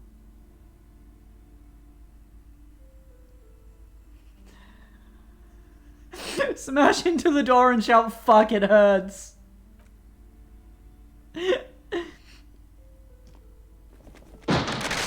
Yeah. Fuck, it hurts. Oh, Kim wants to say something. What do you want, Kim? What is this place? Looks like a gym to me. Yes, but no one's been here in ages. I doubt the electricity still works. Good thing we have a flashlight on us. Don't forget to take it out of your bag before we move on. This is not what I was expecting Some down here. specks of dust shimmer in a faint beam of daylight falling from the window. Other than that, the room is dark. An eerie feeling rises in your chest. What if there's a reason why no one's been here for ages? Yes, because it's closed. No need to look for supernatural explanations where a banal one will do. Now let's move on, shall we? Thank you, Kim. Your level head is keeping me sane. Okay. Let's get my torch. There we go. Oh, look at that! I got a torch now. Sand is dripping from a punch bag. The poster says Citius Fortis. The rest is worn off. What's this on the floor? Oh! Oh, fucking shot put ball! Oh, I know what I can use that for. A ball used for playing shot put, a favourite pastime of elderly gentlemen. You feel like you should hold on to this and make good use of it. To sell such beautiful, old-school sports equipment would be a sin. Yeah, I can give it to the old man who I pissed off. Smells like leather and sweat. Mmm. What a delicious combination of smells. A barbell lies on the floor. The color has worn off its weight plates. It's 60 kilograms. Your triceps hum at the sight of these weights. Show the world what kind of beast it's dealing with. Lift them. I don't know if that's a great There are no idea. collars on the barbell.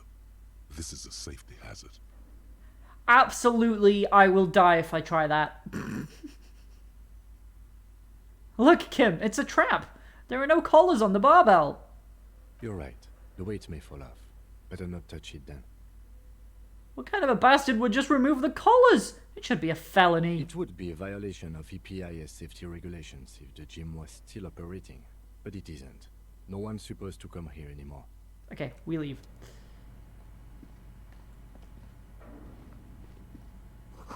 Worn out wall bars. They look unsafe. This whole place seems a bit dodgy.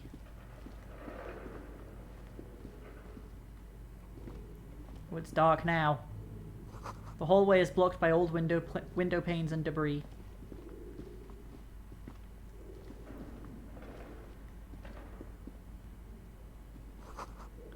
A large demijohn full of strange liquid. I do not know what a demijohn is.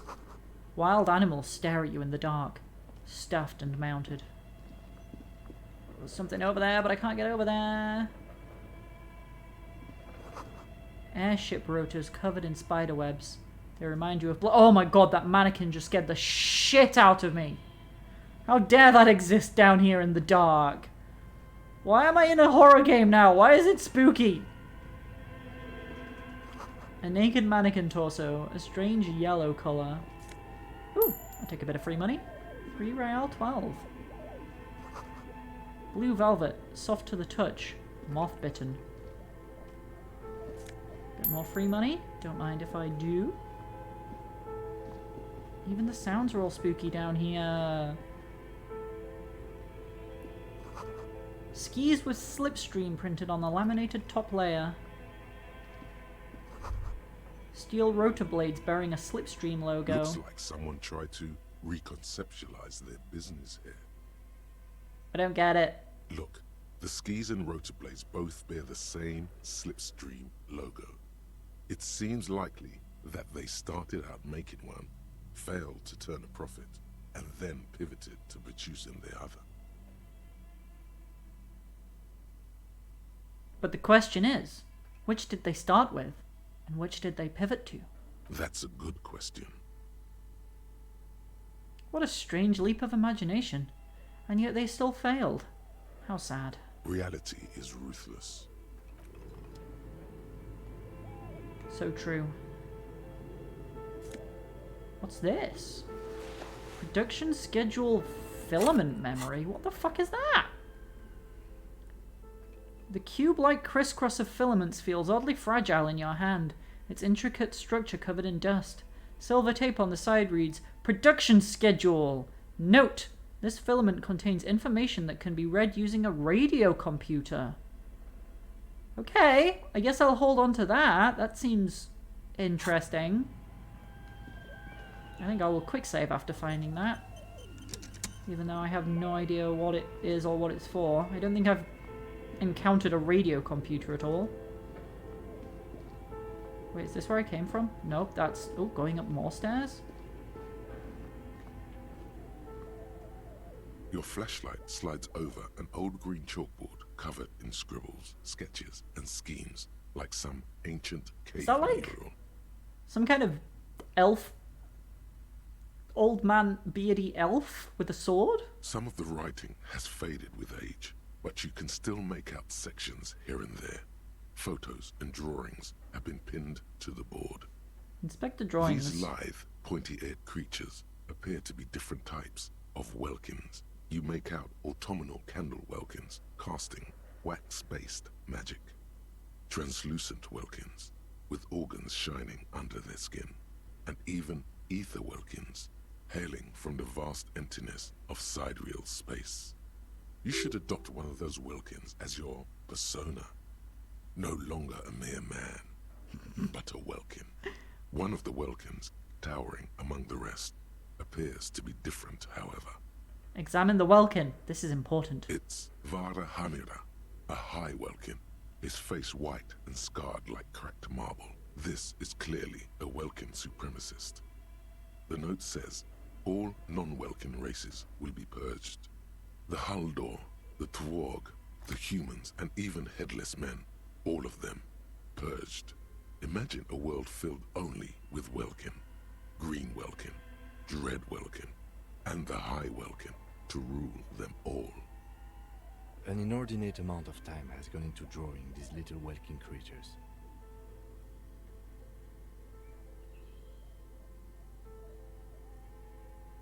Who are these creatures? Who drew them? Are they real? I have so many questions. This looks like concept art for a project. It's not really real. Why would anyone spend so much time on this? Some people really like building a world, I think, even if it's just for a game. One of them is a Welkin supremacist. Mm-hmm. Political commentary. That one has a great beard, too. Mm-hmm. Political commentary. It does have a great beard. You are right, Kim. Well, this has been educational. Let's move on Just from the look at Welkins. those details. So much effort. Inspect the photos. The photo collage depicts barren, icy landscapes wrapped in perpetual night. You see permafrost and glacial landforms, dead trees grown in under the I snow. really should be trying to find this fridge. Entire oceans have been frozen from shore to shore. There are pictures of settlements on dried up riverbeds, abandoned in a storm. Animal corpses in the dark, carcasses and bones. You see primitive oil rigs built into glaciers, boreal dvorg, yurts under the snow, great mammoth-like beasts of burden. Albeit dark and cold, this vision also feels cozy in its own way, like eggnog or morphine, a much-needed respite from our own world. A pinned postcard reads, "The heat death scenario. A desperate fight for geothermal energy engulfs the world as Wirral becomes untethered from its sun, drifting through the universe." Inspect the schedule. This is a monthly calendar from the year 50. Cryptic words like sprint, daily minimi, and GPI span the marker-drawn grid, the grand scheme of production and money. It looks a bit like an academic calendar, only much more brutal. Minimi stands for a mini-meeting. It's part of a bigger framework for managing work called RUN. Station 41 tried to implement it a few years ago, but failed. Keep reading. What happened? As time goes on, the numbers in the boxes grow rarer and rarer. The board becomes an empty snowfield in the final days. Only failure and regret dwell in this region. Looks like they didn't make it. A note in the bottom left corner of the chalkboard says, "See the prod schedule filament for details." I have that! I just don't know how to read it yet. Inspect the notes. The handwriting is only partly legible, but you can still make out 3 slogans: "Call in, tune out," "Wirral untethered," and "Heat death of the universe." The full text reads, "Heat death of the universe is the new black." Another note says, "The biggest advancement in role-playing systems since the 30s. Well, that was all very fascinating, but I guess we need to move on now. Some kind of failed board game / TTRPG project. This appears to be some kind of machine with a cube-shaped heart and a wired framework. The keyboard has a rectangular on-off button. A piece of paper still hangs from the printer. A radio computer. Ooh. Just sitting here without anyone inside. What he means is that these things cost money. Why would anyone just leave it behind? But we are looking for a fridge, and we are pressed for time, so... On the other hand, it's not that I'm not interested in abandoned radio computers. This is the Ream Civic radio computer, model RC5120, equipped with a Feld mainframe and a Ream-compatible printer. I'm not even going to ask Kim. I'm just going to turn on the The machine. machine lights up like some prehistoric animal stirring from its slumber, revealing fluorescent play and print keys on the keyboard. The hatch on the machine's central compartment is wide open. Look inside the compartment. It's empty, like a beehive without its brood. Some cables have been left dangling, disconnected. The filament you have would fit perfectly inside the compartment. Insert the production schedule. Like a smooth draw, the filament slides into place. On the keyboard, the play key starts blinking. Press play. A bar of fabric right above the keyboard starts producing a soft hum. The sound of static seeps through the machine's planar magnetic driver. The static gets louder, slowly filling up the abandoned hall, until a voice speaks out, crackling and old, cutting into the air. Good morning. Fortress accident en rue de Saint-Ghislaine. This is East Insulindian Repeater Station 1. Please repeat. Is this the production schedule? What?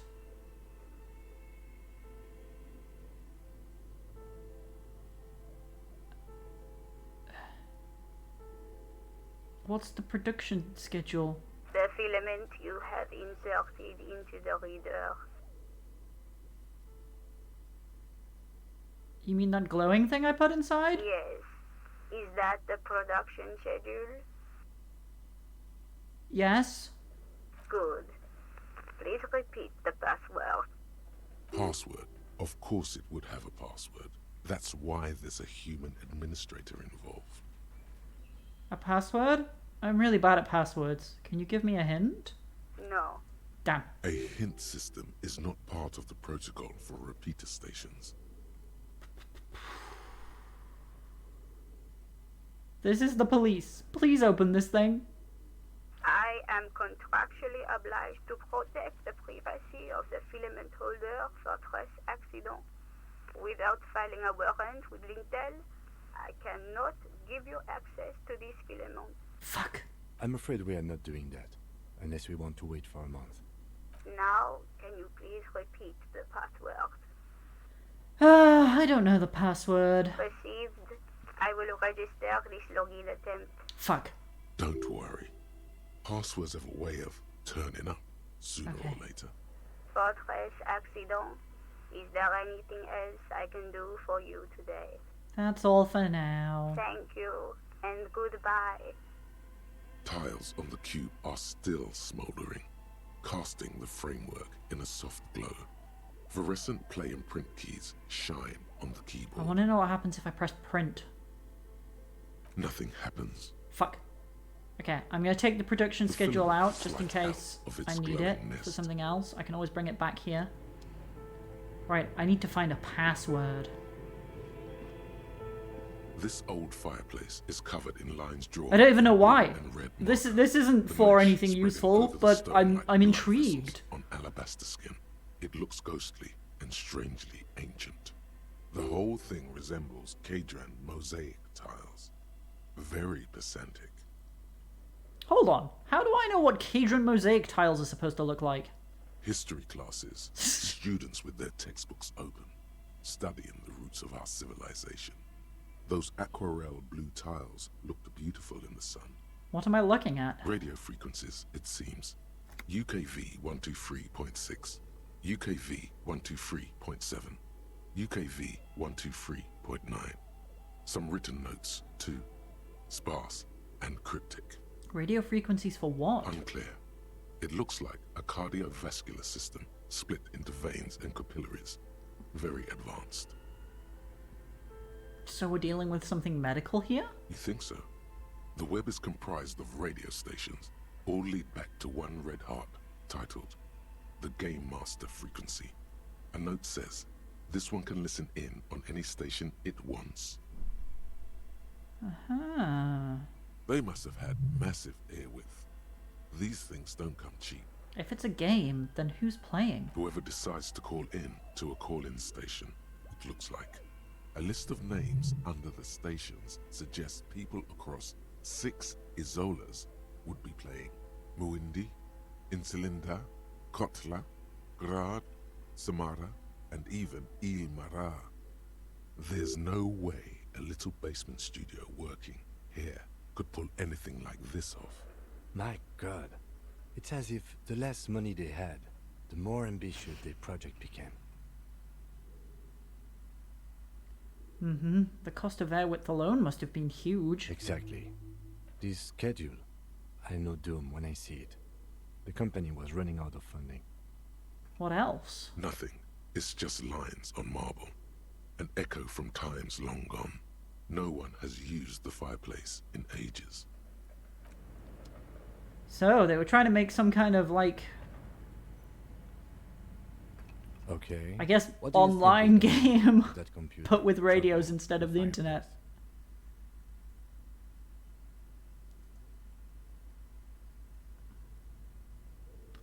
It's just a failed business, I think. The only question is, what the hell were they making? Yes, that is the question. Like he's ready to lay out a fine theory, crafted together like a puzzle box. It looks like one of those popular pen and paper role-playing games. Only these people were trying to work on Yeah. it, make it work on radio computers. Has anyone ever done this before? Not to my knowledge.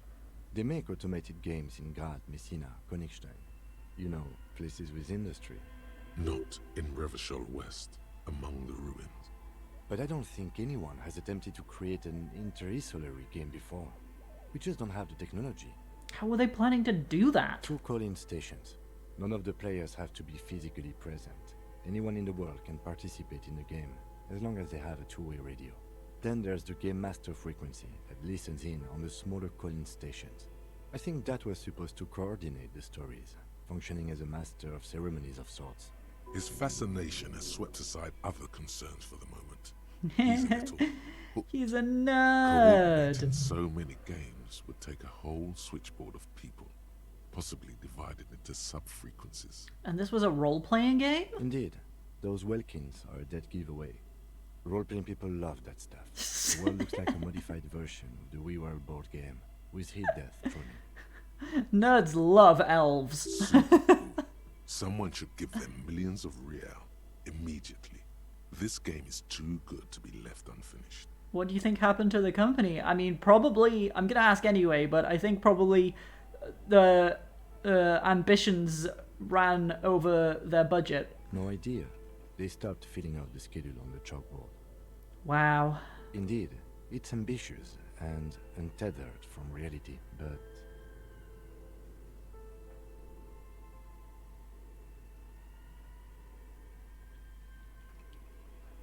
The world is cold and lonely. This would keep it company. Let's finish it. It's too late for that, I'm afraid. Oh, Okay, let's keep moving. that was a nice little diversion though. What's going on up here? Scribbled across a notebook. Developers of the most advanced RPG in the universe. And door. Ooh. Hello. Oh, bit of money. Oh, some magnesium as well. Good. I'd run out. The fridge! The fucking fridge! I found the fridge! You see That is a terrifying scary iceberg ass with a fridge. strange compartment in its belly. The door is covered in frost, and the bear's eyes are glowing red. The bear looks oddly realistic. Is it taxidermy? Oh god, that's creepy as fuck if it is. This must be the fridge you were told about. Look inside. See if it's big enough for the corpse. Crack open the door. Oh god, what if there's already a corpse in there? A gust of freezing cold air rushes to greet you. You hear a low grumble as the bear regulates itself. This is the inside of a refrigerator. The lieutenant takes a peek inside. His hand has found the holster of his gun. Look inside the refrigerator. The shelves are empty. All you see are crumpled ice cream wrappers with the brand name, Revachol Ice City. A handwritten note has been attached to the door. The fridge is huge. Take the note from the door. You pocket the note and the little fridge magnets keeping it on the door. Cool. This is clearly the fridge. It looks big enough for 2 corpses. It's certainly an eccentric choice, but it is capacious and cold enough, too. Your visual confirms you could fit 2 more bodies in the ice bear fridge. Shall we go and get the body, then? I'll take the head, you take the feet. The stairs won't be easy, but we'll manage. Okay, let's do this! The body is heavier than you expected and stinkier. It takes half an hour to get it down to the bed. Then Not a fan of these sounds. the lieutenant takes a step back to admire your handiwork. Beautiful. A dead body in an ice bear fridge. This is some of the best bodies work I've ever done. You've created an ice bear sarcophagus. Oh my god, it hurt me? Why did it hurt me? Oh, no, I think my alcohol just ran out and that's why I was hurt. My maximum health went down when I was on 1 health and that's what nearly killed me. Basically I was hungover. Behold! We have created an ice bear sarcophagus. Soak of the ice bear sarcophagus must not leave this room.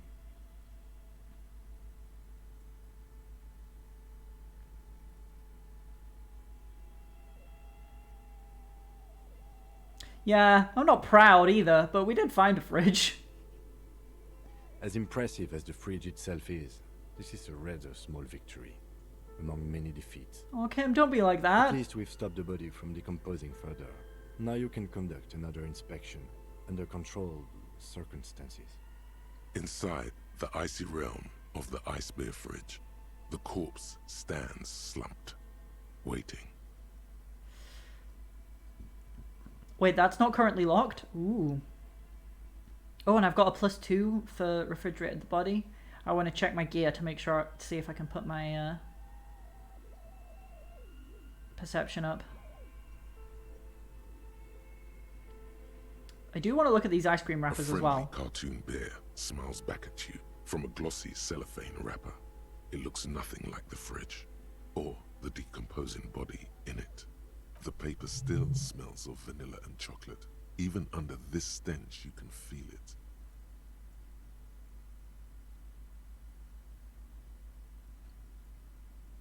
Okay, let's leave. Have a quick save. What's my new thing that I got? Ah yes, the handwritten note from the fridge. A handwritten note you found from the giant ice bear fridge. It still bears some marks from the fruit-shaped kitchen magnets that were used to secure it to the refrigerator door. We can interact with The note that. is written with a blue pencil on a piece of lined office paper. The kitchen magnets have left spots on its surface. Does it say anything interesting? This is tangential at best, but the lieutenant's detective instinct is still active. Read the note! Someone has scribbled, S. I can't believe the off-site copy is still here. The illiterate ginger kid keeps stealing stuff from the store. The so I illiterate had to hide ginger it kid. somewhere safe. That's Kuno. You'll find the filament memory with the off-site copy in the frozen ice cream maker. Please take it home, ASAP. It's important. I'd do it myself if I lived in a civilized place with a freezer. Take care, Sully Swaff. Frozen ice cream maker? Off-site copy? I wonder who wrote that note. Looks like someone from that radio game company Yeah. upstairs. I'm a little surprised they just left their property lying here. Maybe they had to leave in a hurry. That's a plausible hypothesis. Do you have any idea where the frozen ice cream maker could be? I don't know. I assume it's somewhere close to the ice bear fridge. Yeah, I mean, the illiterate ginger kid has got to be Kuno. I'm not going to bother asking about that. Right, perception. That's what I'm looking at. I'm looking for anything for or against perception. I don't think I have anything, actually. I do not. Okay, we'll just do the check then. See how it The goes. bear's eyes are still glowing red. It's not great, It's not good odds, but I can always come back and try again later, so I might as well go for it.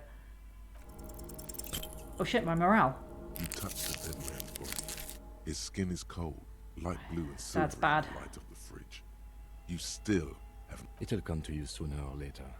At least he's safe here until then. Yeah, we will leave that for now then.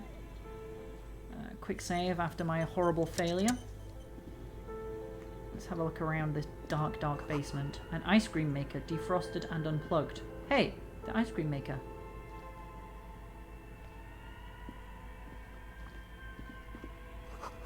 The flashlight casts a strange shadow. There is a hidden doorway here. What? What, can I go through it? Oh, I can. 2 rusty rifles are hidden above the piping. They look inoperable. Oh. Someone has stuck some busted guns beneath the ceiling.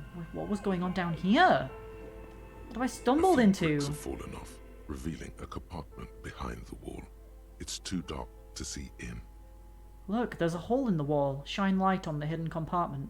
There is, yes. And there also appears to be something inside the hole. Interesting. Do you want to take a look? Okay, I do. Look inside. Your hand reaches deep into darkness and spiderwebs. Rummaging around, you find rusty rifles hidden away. Rifles, Kim! Are these any good? Inspect the rifles. Most of them are rusty and inoperable, like the rest. But one catches your eye.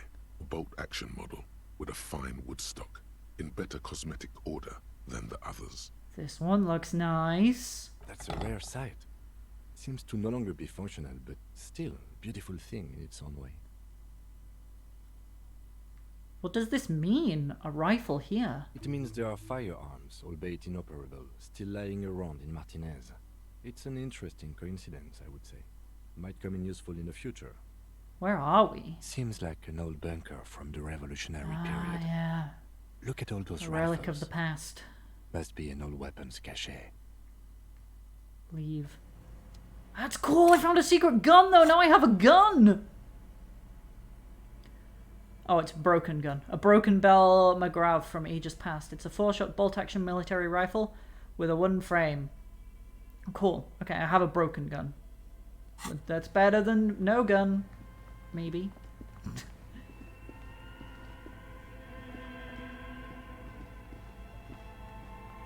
A frozen ice cream maker that's still running.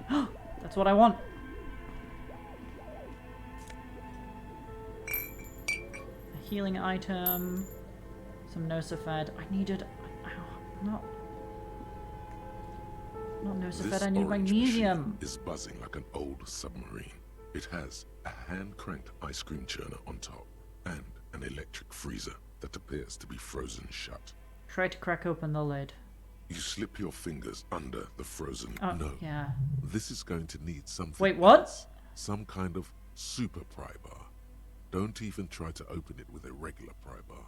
You're just wasting your time. Well, if you say so, interfacing, I trust you. If you want to try again, then you need to have the pry bar in your hand, detective.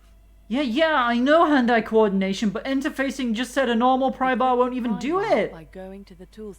I know, but wait, no.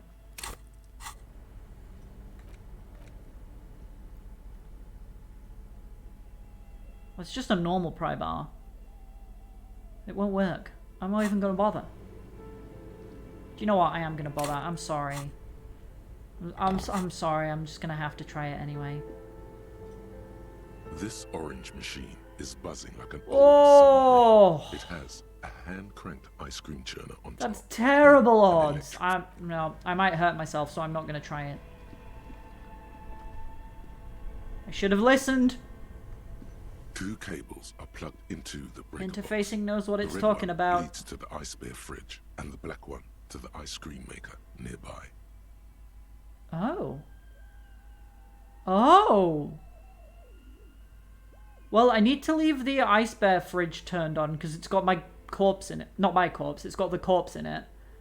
But if I turn the ice cream maker off, Something maybe close it'll to you dies with a defrost soft electric after a glow. while.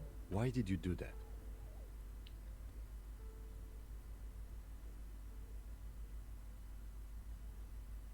It's black. It's not like it's the red one. What? The None of these make any lieutenant sense. raises his brows, but doesn't say anything. The electric distribution board now has one cable missing. I felt like I had a good reason for doing that, but I was not permitted to say what my good reason was. This orange machine is dead still. It has a hand crank ice cream It does give me a +2, electric but freezer. not... +2 does not help in the face of a -20, so... Ooh, money on the floor. Something something window. People's... a cellar window. People's feet shuffling by on the street. What else am I gonna find down here? Intercom wires running into the breaker box. Insane mesh tank top. Let's have a look at that then. +1 to physical instrument. Oh no, that's my white tank top. There we go. +1 to drama. Clinically insane. Where did you even get that one? No, really. Who put it in that drawer? No further comments. Wear it at your own risk. I mean, I might. Oh, I like conceptualization though. Drama is a lot of fun, but I do like having conceptualization around to help me out with stuff. How is my conceptualization? Is that 7 though? Yeah, I think I'll keep with my current equipment, but I'm definitely gonna quick save so that I can still have it. Whoa! I'm here now! An old call box with a matrix of East Delta Commerce Center. This must be the name of the doomed commercial area. Whoa.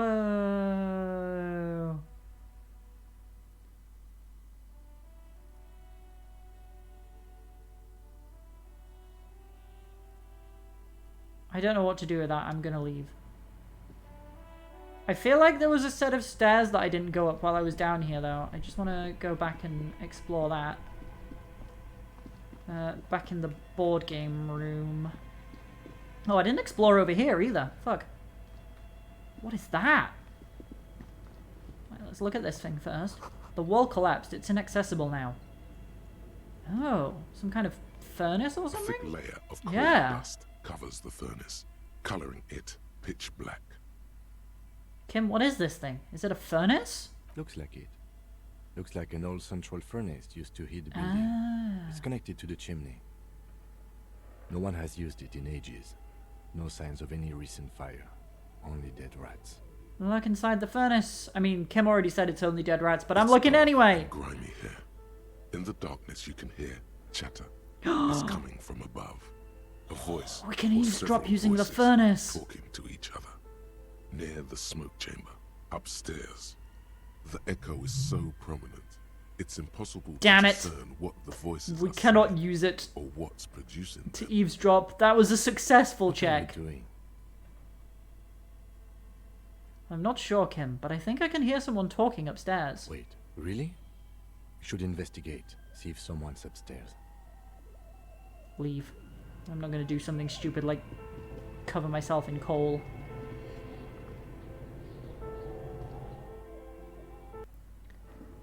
Right, it was back over here, yes. Ooh, what's this? An iron safety curtain curves before your eyes, folded like a bellows. It covers half the room, blocking the way into a colossal industrial chimney. This is directly above the central furnace in the cellar. The voices probably came from here. Ooh, I'm gonna knock on that as soon as I get back from my quick break. I'll be back in just a few minutes.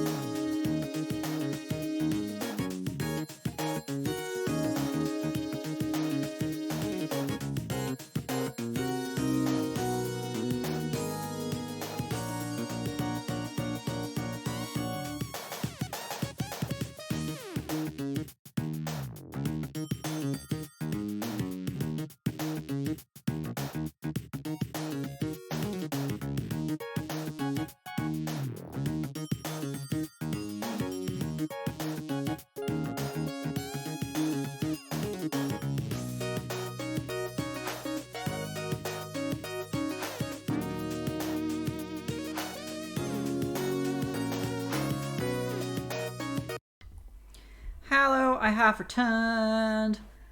Let's go knock on a thing and see if someone answers. Knock on it! What an odd thing to do. Nothing happens. Why is that an odd thing to do? I heard voices. Leave me alone, safety curtains. Knock on it harder! Still nothing. No one's home. Knock even harder! Oh fuck, I hurt myself. Those curtains proved to be surprisingly sturdy. My fist hurts now. I just want someone to answer. There must be another way to wake up whoever is in there. Maybe we should ask the lady in the bookstore what's going on here. Leave. Okay, maybe. Shoes in a puddle of melting snow. The floorboards creak. Wait, if it's in a pile of melting snow, that means someone came in here recently, right? What's up here? Item gained. Postcard. La Delta 51. LA Delta? I don't know. Let's... Da-da-dum-bum-bum-bum-bum. The sunlight has made this postcard almost completely sepia-toned. Midtown traffic passes overhead. The ghosts of skyscrapers disappear into a beige midday mist. Vapor rising from the delta on which the district was built. The postcard is prepaid.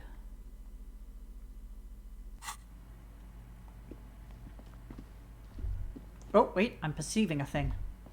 What's happening? Does someone live here? It kind of looks that way, doesn't it?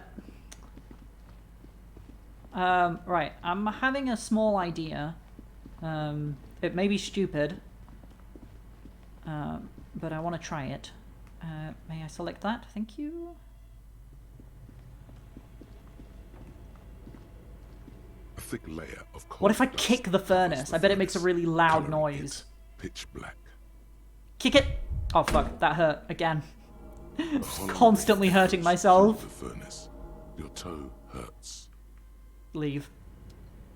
Fine, I'll talk to the woman in the shop.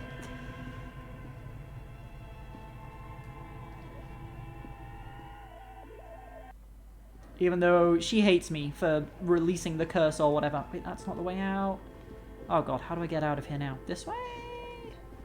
No, this is where I found the filament thingy. Okay, here we go. Yep, past the creepy mannequins. I got this. I got this. I know where I'm going. Through the abandoned gym. Oh, do I have to select the door to go through here?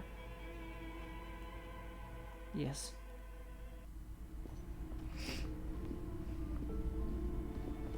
Shine a torch in your face! I'll unequip the torch now.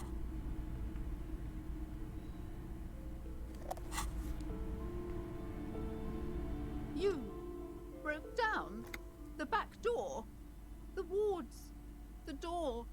It's all gone now. Dark psychic energy leeching onto my shop. Sometimes it's necessary to resort to extreme measures. I suppose it's all over now. I guess there's no escape. Well, I've looked around. I can tell you what I saw. Okay, I'm willing to listen. We are set on the path. There's little else to do. Ooh, new task. Investigate doomed commercial area. But before we go on, did you encounter the malignant entity? Her eyes narrow as she whispers the name. The entity? No, I don't think so. Yes, the malignant entity that lives inside the chimney. It takes the shape of a woman, a witch probably. I've suspected that she knows more about the curse than she lets on ever since I first saw her. You mean the chimney that's part of the central furnace? I heard voices coming from there. Yes, I've heard that. It's enormous. She has barricaded herself behind some metal security curtains upstairs. God knows what she's doing there. Some unnatural magic, I assume. Ooh, task You should updated. go find the entity and ask what happened to all the companies in the building. And do return to me after you've talked to it. I'm quite anxious to know what she has to say about the curse. If you're really interested in cracking this mystery, then we should go back to the furnace. Maybe you could yell into it or something. Make some noise. You'll think of something. You always do. Thanks, Kim. I thought kicking it would be the answer, but I guess not. Search for the malignant entity. Placeon said she lives inside a chimney. Find a way in. Maybe I should go open this apartment door, though, before I do anything else. It's getting quite, well, not late, but it's like it's the afternoon now. And I don't want this guy to come home from work before I do the job, you know? So I'm just gonna head around there, crack the door, and then get on with my mystery that I've decided I want to take part in.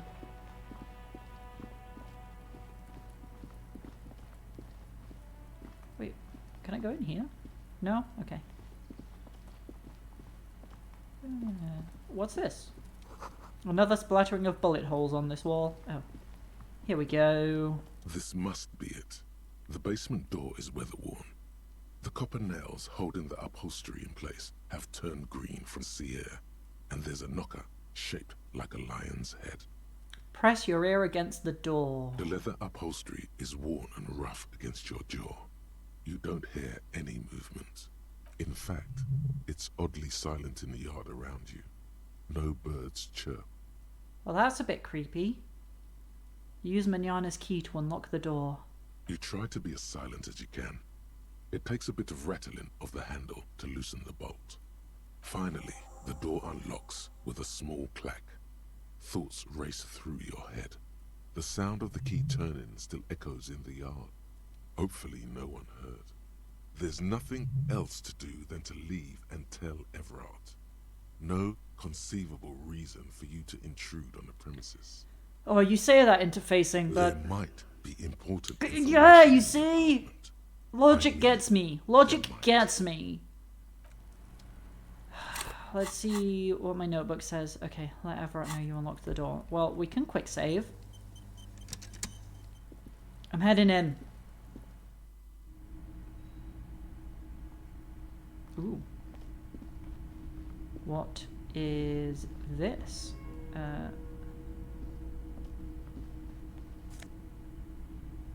Oh, a magnesium. I will have that.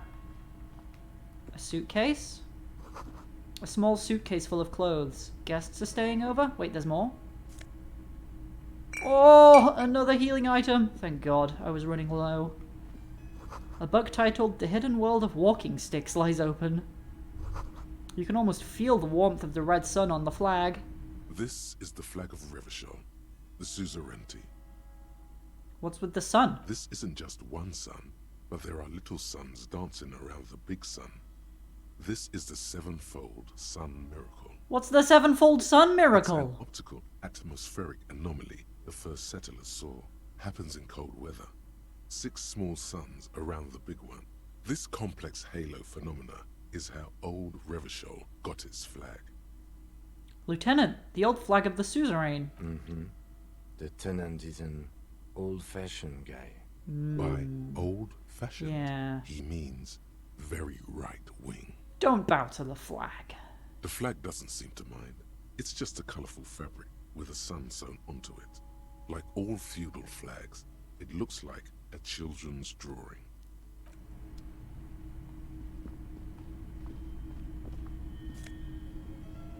I will take the guy's shirt, why not?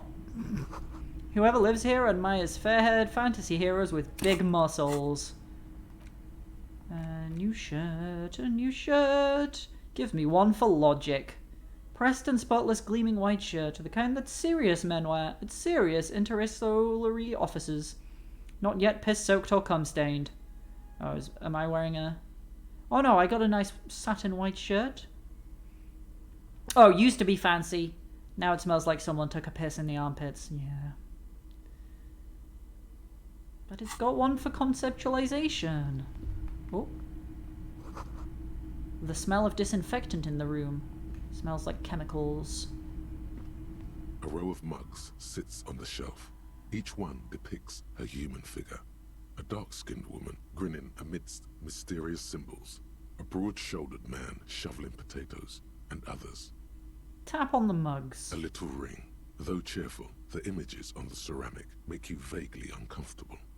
There's something disdainful in the way the curves and lines of the bodies were drawn. What do I mean uncomfortable? It looks like the artist is celebrating diversity, but underneath, he's just making fun of these people. I don't think I like the owner of this apartment. No one's telling you to like him. You might learn something from him, though. The lieutenant picks up one of the mugs, then puts it back down with a look of disdain. I'm beginning to feel better about breaking into this man's apartment. Me too. Whip out your yellow man mug and compare! Yes, I was just thinking about that mug. My friend would feel very much at home here. The same humor, the same mocking lines. There's the missing tin soldier. Whoever lives here might have used the Whirling's container to dump his trash. That might be a lead, right? And now they've drawn the ire of the Union. The plot thickens, as they say. The plot does indeed An thicken. interesting little clue. Yeah. Let's see where this goes. Clues have a way of magically connecting to other clues down the road. Do you really think it's the same person who put the dead man's clothes in the trash? Who knows? I'm not expecting too much from this clothes in the trash lead either way. It might turn out to be some random local matter, but still, a nice coincidence. You could ask Everard who this person is once you're done here. I might do. Move on from the mugs. Okay. Well, I think we learned a little bit of interest there, I think. But I don't think we need to... Wait, was there something over here? Oh, that's the roof of Kuno's shack. Okay, we quick save again.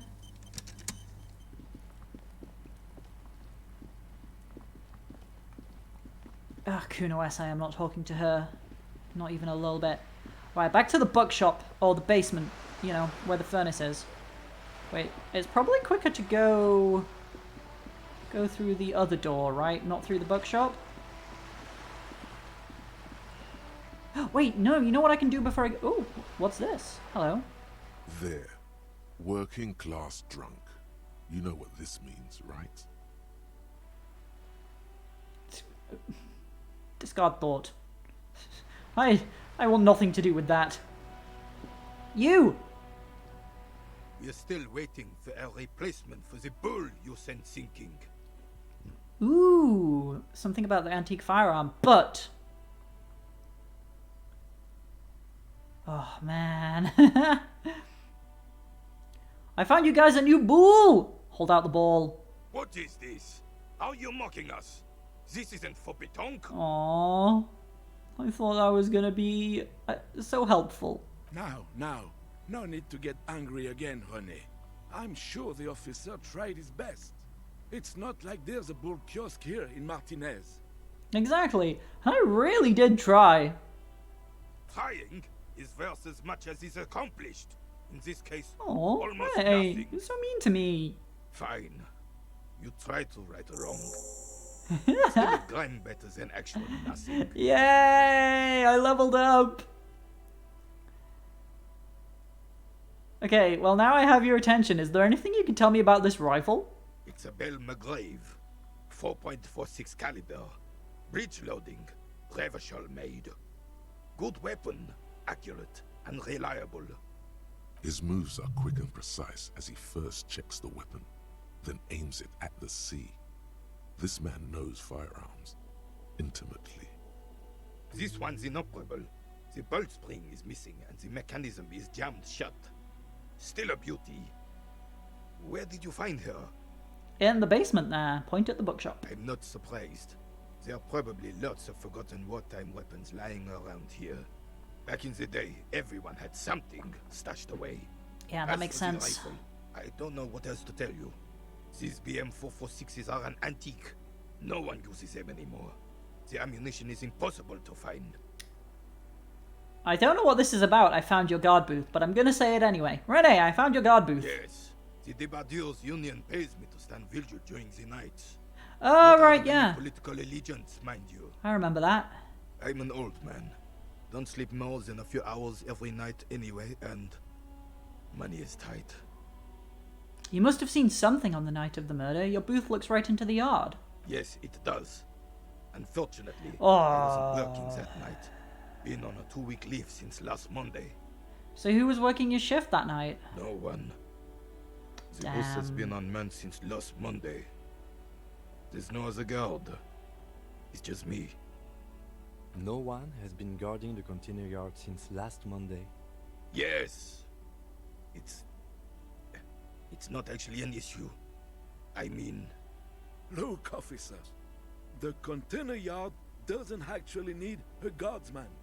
Never had one before René. Monsieur Claire had that booth built specially for him. It's mostly decorative.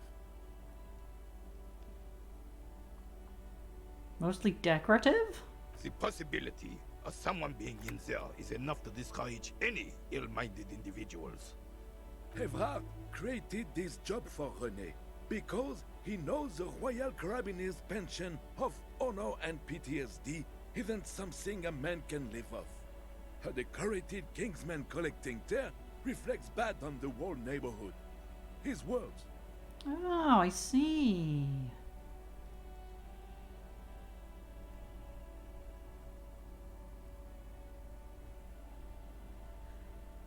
But, I don't like that. I don't like that either.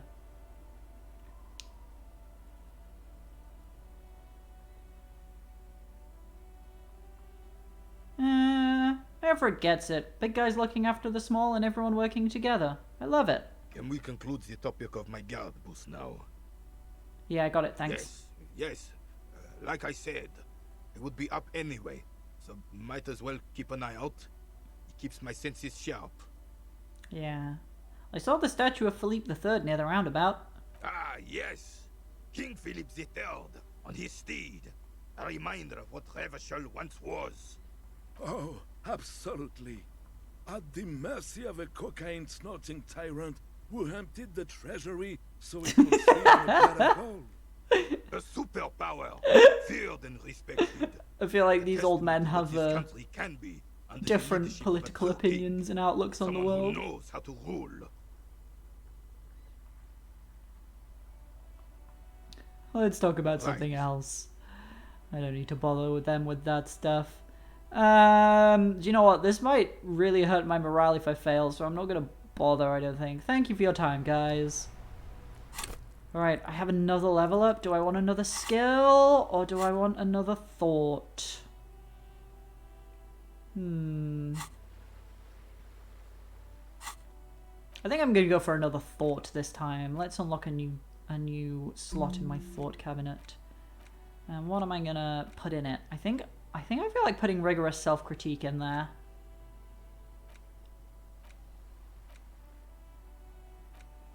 Yeah, I am one sorry piece of shit, it's true.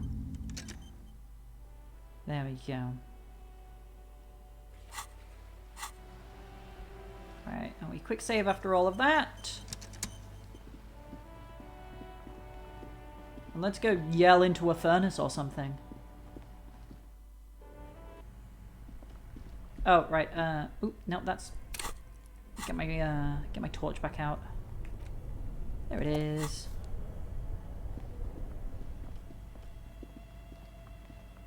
Wait, is this way faster? It's very hard for me to tell which way is faster.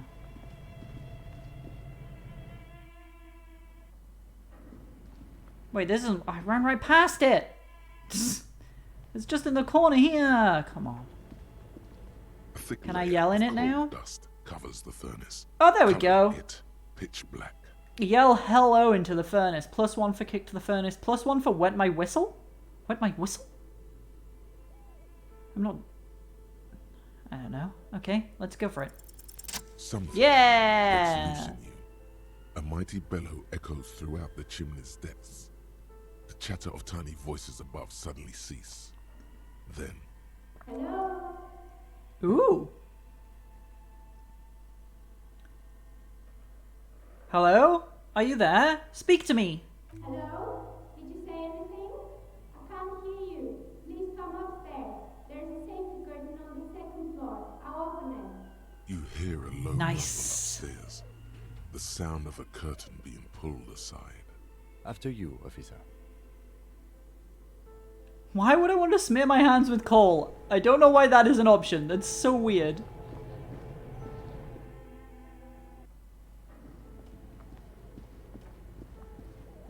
Yes, now we can find out what the hell is going on up here. Ooh, what's light in here?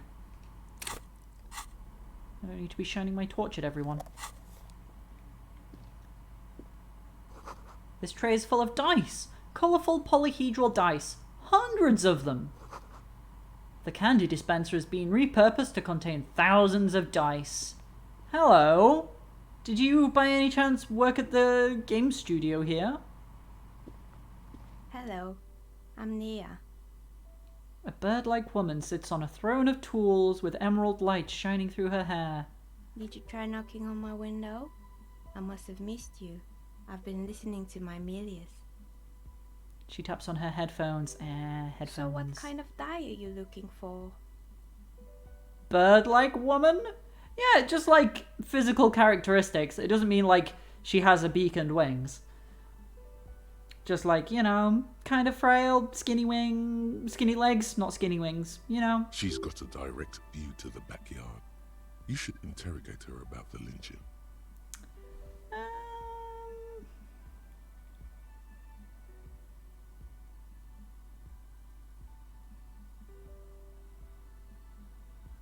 Hold on, what do you mean by milieus? Yes, a milieu is like a call-in station. You need a two-way radio. Also, hello again, Sarah. That's why I have these. Mostly, they just teach you to swear in different languages. But some of the stations can be quite interesting. I was so absorbed, I must have missed you knocking. You must have me confused with someone else. I haven't knocked on your window. Then how did you get inside? By the south entrance? You know what? It doesn't even matter. What matters is that you're finally here. Let's talk dice. Did you have something specific in mind? Why are you asking me about dice? I'm a novelty dice maker. Tell me the name of your role-playing system and I'll make the die you need. That's why you're here, yes? Role-playing games? You know the one made by Fortress Accident. Does that count?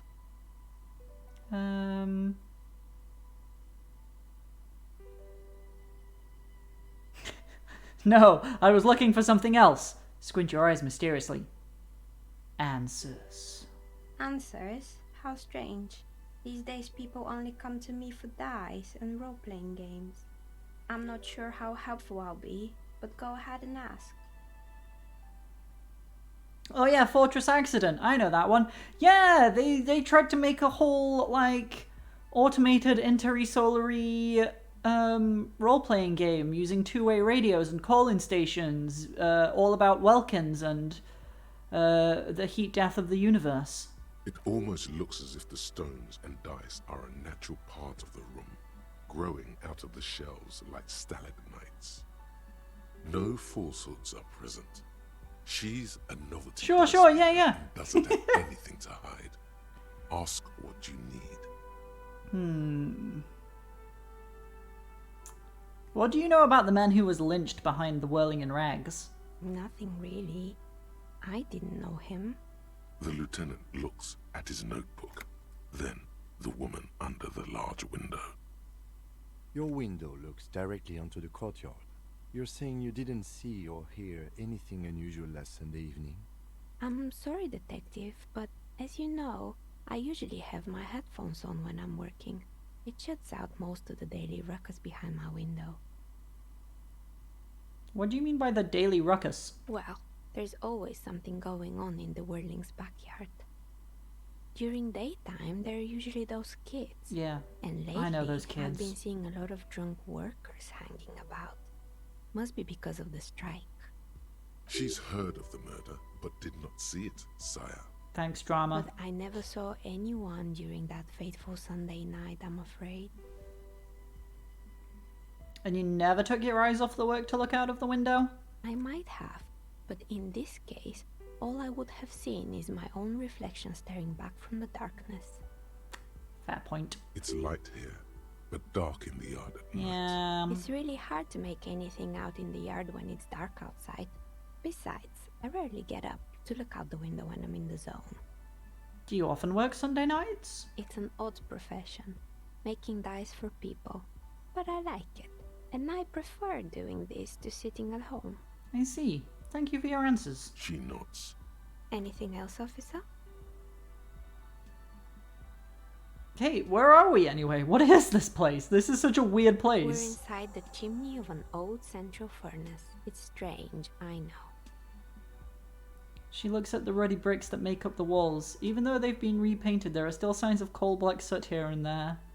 Is that safe? What if someone starts the furnace up? But when I arrived here, all the other rooms were taken, so I had to build myself a makeshift home.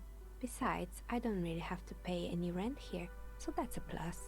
Creative. When she arrived here, there was no room anywhere else. She must have known the other businesses. Ooh.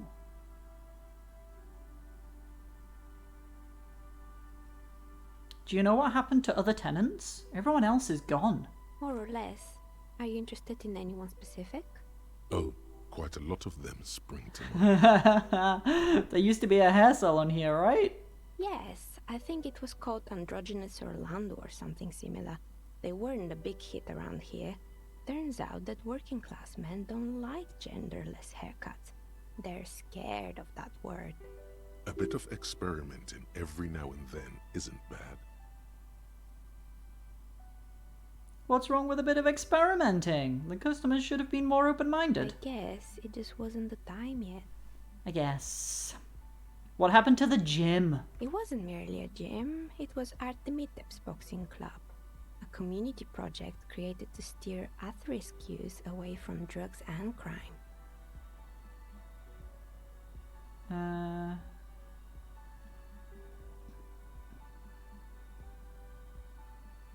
Judging from the kids I've met so far, it didn't really work, did it? It didn't. If anything, it made the youth situation in Martinez even worse. At some point, someone started a rumor that the punching bag downstairs was full of amphetamines. It's not really full of that. No one would store their drugs.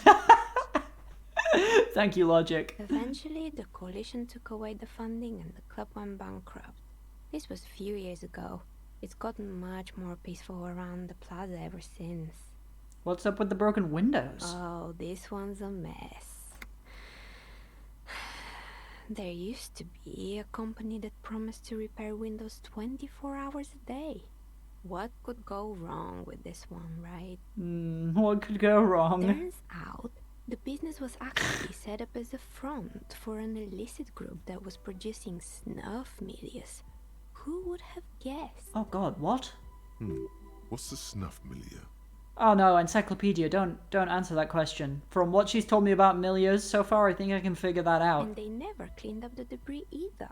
Now it's just littering the hallway and I have no idea how to get rid of it on my own. It's a shame about those windows. I'm not even going to ask about that milieu. Yeah, don't.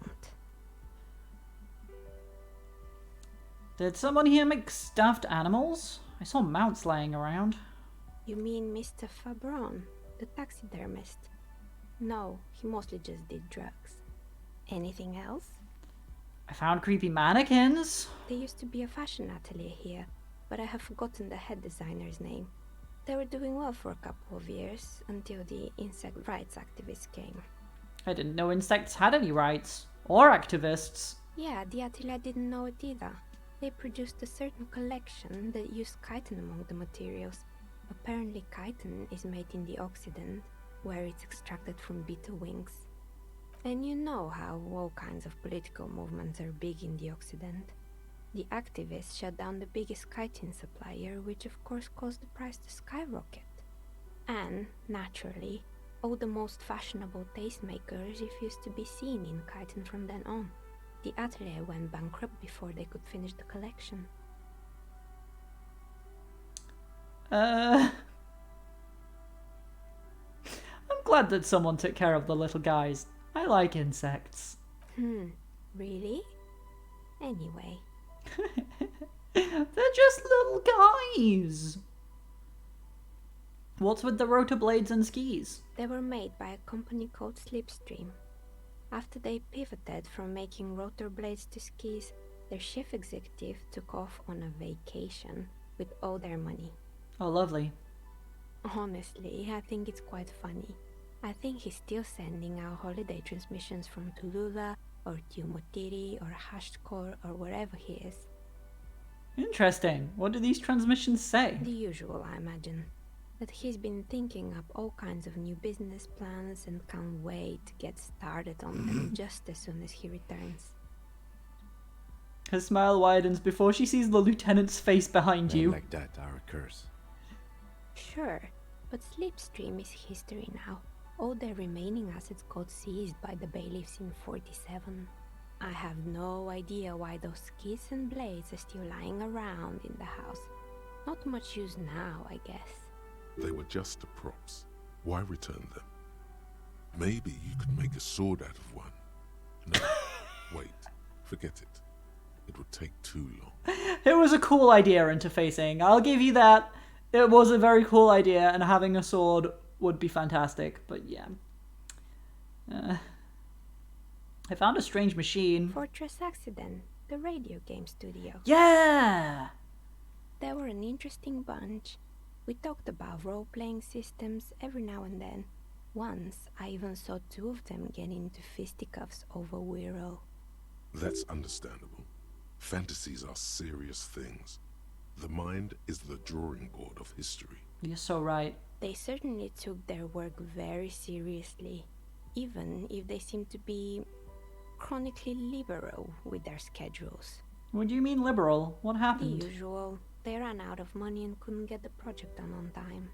What went wrong? Well, I did hear them talking at times. She looks at the hallway as if she can still hear them chit-chat behind her curtains on a cigarette break. They seemed to believe they were historical individuals on some grand quest. She sounds almost mocking when she says that. From what I've seen so far, the project did look quite impressive. Yes, but when the money started to run out, they just began to complain a lot about capitalism. You know, how the markets are rigged to keep out new businesses and so on. But they In the are! end, they just didn't get it done. They didn't have enough willpower to produce something truly historic, and to show up to work on time. Well, showing up to work on time is incredibly hard. And so is producing something extraordinary. Anything else?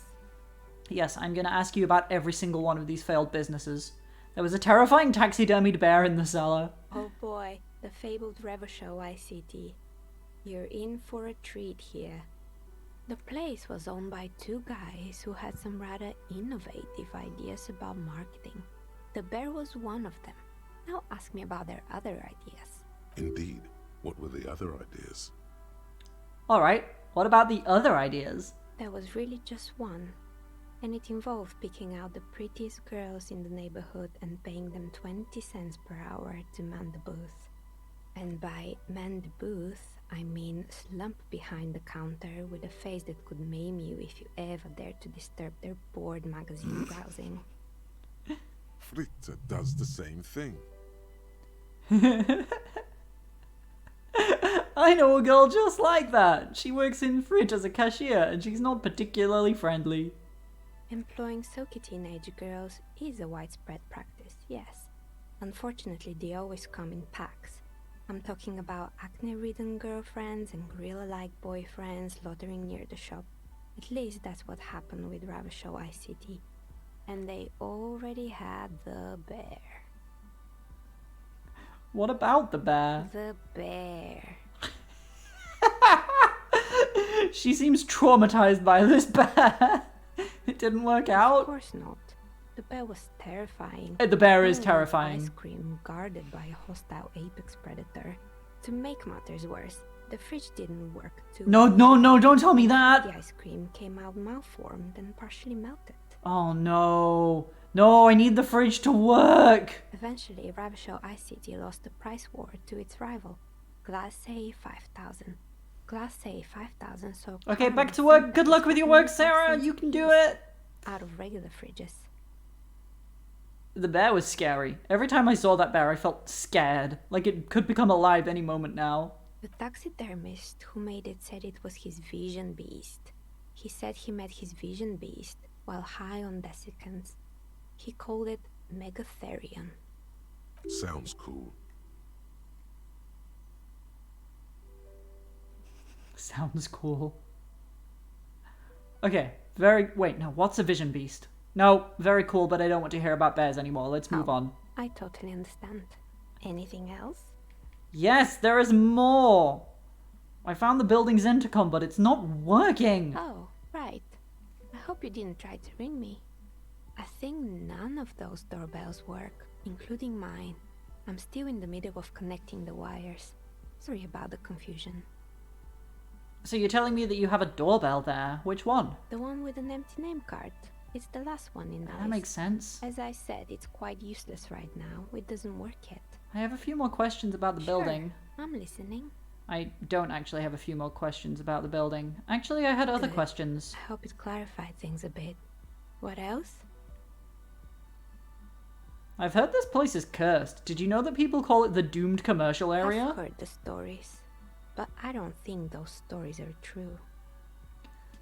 Plaisance is the one who sent me. She's convinced that the place is swarming with malicious energies. Plaisance, the bookshop lady?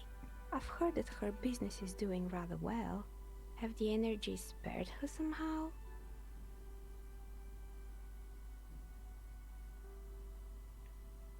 Actually, the bookstore isn't doing that well. There are hardly any customers and she has to exploit her own daughter to keep the company going. Oh, right. But it's not just the bookstore that's still up and running. What about the whirling in racks? Some people say it's part of the building complex. Hold on, the whirling is part of the doomed commercial area? You could say so. Both houses were built at the same time and under the East of the Commerce Central project.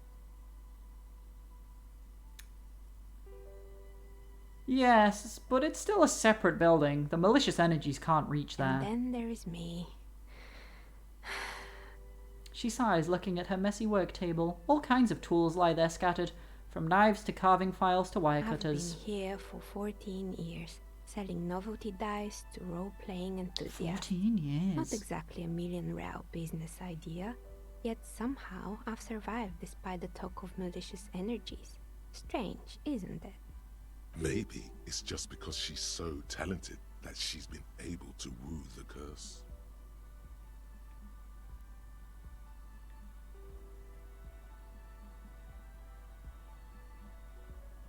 Plaisance thinks it's because you're the source of it, a malignant entity. Malignant entity? What does that even mean? Some kind of sorceress? What about you, officer? Do you think I'm the malignant entity? I'm starting to see that there is no curse. I mean, I never believed in the curse. Only business decisions and natural market fluctuations. Exactly. Truth is always so disappointingly mundane and boring. But I'm glad we got this sorted out. Anything else I can help you with today? That's all she has to say on the subject. She's been thorough and truthful, as far as we can see. Thanks, drama. Why hasn't her... Oh my god, a 3% chance? I think I'll leave that alone. Okay. Good talk. I already forgot your name. Okay, report back to Plaisance. I can do that. How do I get out of here? Let me out! Oh, right, yep, it's dark. Oh, Kim wants to talk. It's dark. Oh, and the flashlight works a lot better if you hold it. Yeah, got it, Kim. No need to rub it in. I just forgot that I took it out of my hand, alright? I forgot. You happy now, Kim? Are you happy? Got the torch out now. Fucking Kim. Wait, how do I... Wait, no, this way, this way, this way.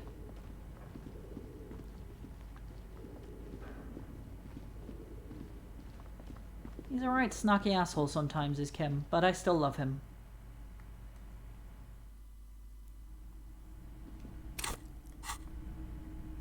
Nope.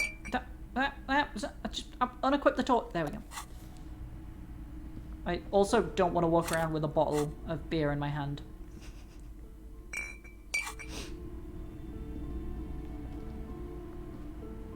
What have you found?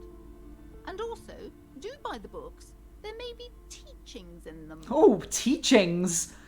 I talked to the entity you told me about. Her name is Naya, and she's a novelty dice maker. A novelty dice maker? Well, spit it out. Why does she need the dice? For some kind of sorcery? Sometimes they use the ankle bones of sheep. She's not a sorceress or some malicious entity. She's a businesswoman like you. I don't understand. If it's not her, then where is the source of the doom? How did she explain the curse? The narrative she's built herself, it does need tearing down. To It hell with does. it. Perchance you ought to just lie, sire. Oh, that is very tempting drama, but...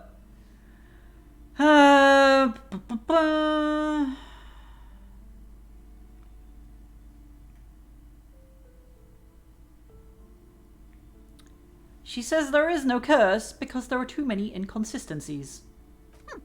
Too many inconsistencies. What kind of talk is that? Good luck persuading her. Some people can rationalize anything.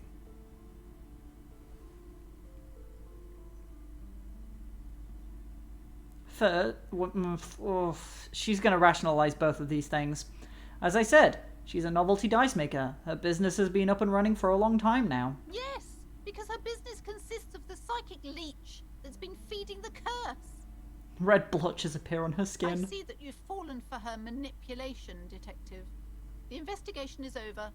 I just hope that you haven't made anything worse by going in there. Thank you for nothing. Please, do buy some books, or be on your way. There was never any other way this could have No, gone. that wasn't. She's just too far gone into her own mind. I am sorry we had to disappoint you, ma'am. Farewell for now, buck peddler. I got a skill point out of it, so it's not all bad. Ooh, what do I want to put it into, though? Ooh,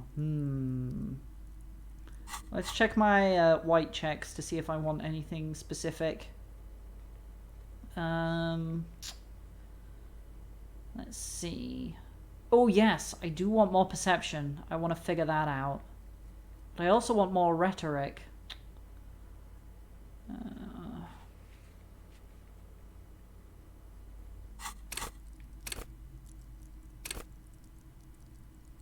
So where are they both? Okay, perception is down here. Rhetoric's up here.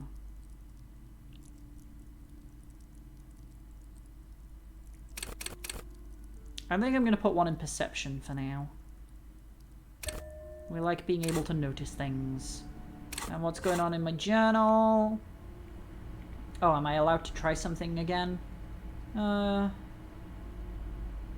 guess the one that I just upgraded, yeah, obviously. Let's have a quick save.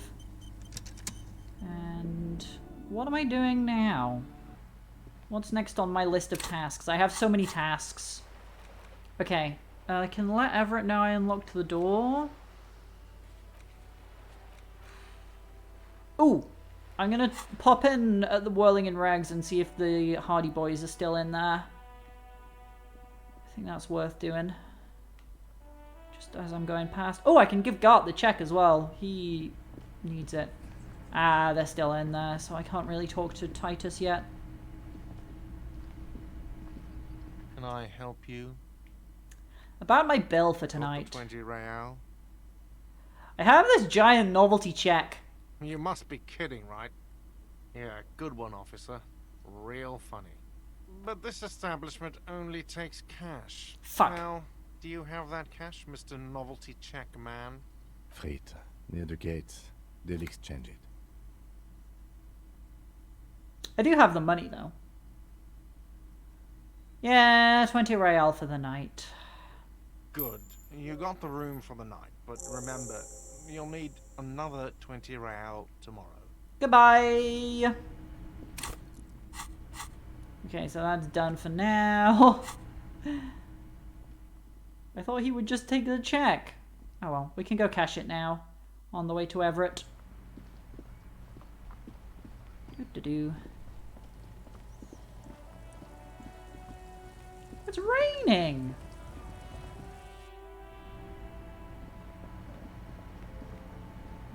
Hello? May I speak with you? Is this about the questions again? Because... Hello, Hazel! Thank you for the raid. How are you doing? How's your stream? Hi, Jenny! I need to exchange this novelty check for cash. Give her the novelty check and gain 25 real. Wow. I didn't know you worked for the union, sir. I mean, not full time. Anything else I can do for you? I died and lost a lot. Oh no! You don't work for the union. The union works for you by supplying you with cash. Thank you, Rhetoric, for making me feel better about myself. That was easy. Worryingly so. Leave. Okay. Wait, have I looked at this? What's this? You see several packaged raincoats fill a low shelf beneath a display of croissants and juice bottles. Ooh, juice! The raincoats are transparent, except for the big Fritta slogan on the back. The packages are small, discreet, sloppily stacked, making them easier to take unnoticed. No need to worry about knocking over a display. I could try to steal a coat, but it's a 42% chance and then I don't get another shot at it. Or I could just buy one. You know what? I have some spare money. I'm just gonna buy a raincoat. You never know when it might come in useful. Here you go. Thanks for the raincoat. I have so many clothes now. A transparent plastic raincoat with Frit written on the back. The package photo shows a group of happy Revacholians dancing in the rain. So that's +1 endurance, and my current coat is +1 to suggestion. And -1 to half light. Do you know what? I think I might put this new raincoat on. Oh my god. I want more trousers. I just have this one pair of, like, my starting pair of trousers, and I hate them. They're horrible. I'm putting my blue coat back on just because it looks nicer. I need nice trousers. Look, it's raining. This would be the perfect time to wear a raincoat.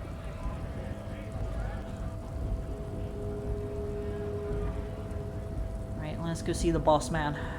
Tell him we've done the fucking job for him. Can I open the door? Thank you.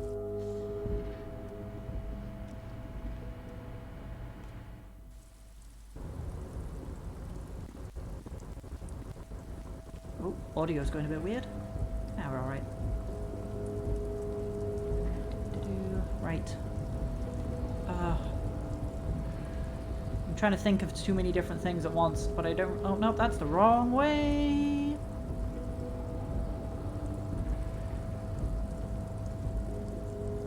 I feel like I'm making absolutely no progress in my investigation. I put the body in the fridge, and that's about all I've managed. Right, you better have some fucking juicy info for me, Everett. You don't have to sit down this time, since you've already sat on that chair. Oh my god, he just sat on the chair to hurt me. Right, I opened the door you asked me. Can we discuss the murder now? I'm very glad to hear that, Harry. Look at all that tasty experience. You didn't actually happen to stumble in and see what's inside the apartment, did you? Oh no, no, I would never go inside someone's apartment. He's trying to figure out if you're lying.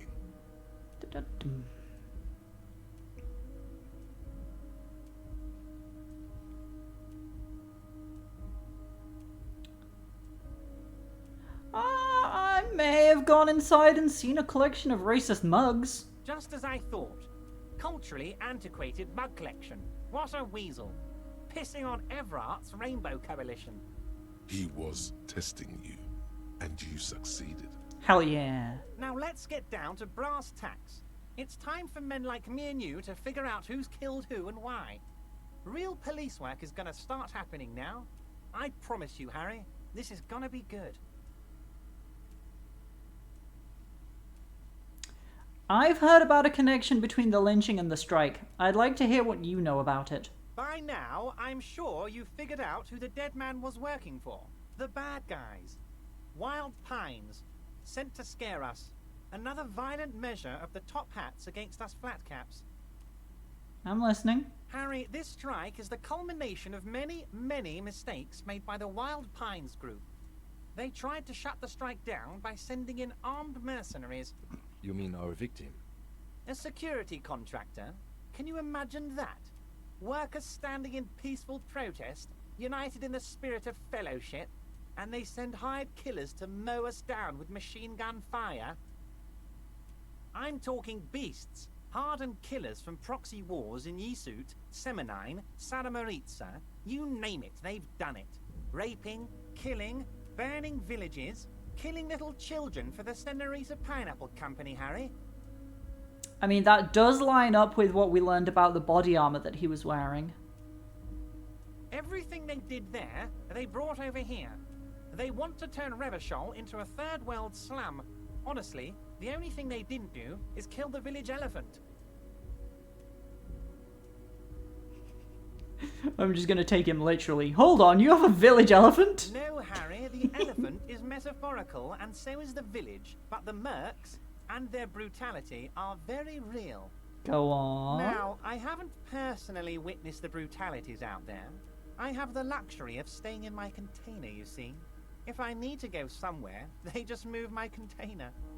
Wait, they move the container? Yes. I'm an old man, Harry. My legs aren't what they used to be. They lift my office with that big crane.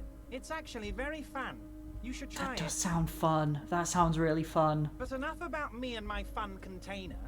The killers the company hired, I think there were 3 of them, all hardened commando types. Well, what happened to the other 2 then? One of them got downright suicidal, getting drunk, violent, a little rapey. Even their own negotiator couldn't control him. That's your boy, the one who likes hanging out and trees. Yep, that's what the Hardy Boys told us as well. By negotiator, you mean Joyce? Harry, what you need to realize is, we dock workers are not pushovers. We got grit, Harry. This whole neighborhood does. Push us hard enough and we push back. And when we do, we push to kill. Who exactly did the pushing? There's a militant wing inside the Union. A group of people whose duties don't involve manual labor, but peacekeeping in the neighborhood, making sure everything runs smoothly. That sounds a bit like organized crime. It does a bit, yeah. They're like you guys.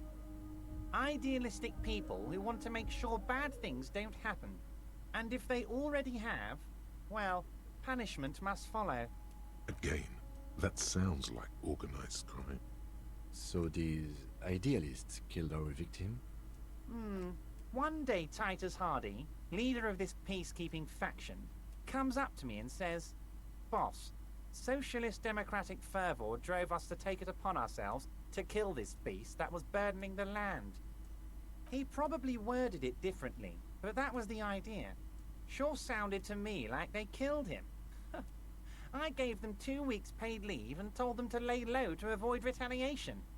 Aren't you worried we might arrest them for this? Oh, I'm not at all worried about that. These are not the kind of men who get arrested. They're Martinez boys, tough and gritty. I'd like to see the man who takes them in.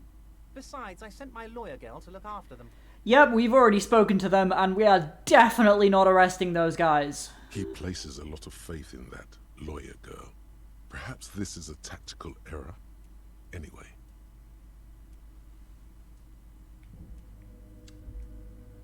You mentioned a lawyer girl? Oh, Liz is a bright one. I paid for that law degree myself, thinking it'll probably turn her all fancy. But hell, Harry, she came back a firebrand socialist. Sometimes she scares me with her zeal. Wait, the girl by the whirling, who was keeping an eye. Obviously. Is he talking about her?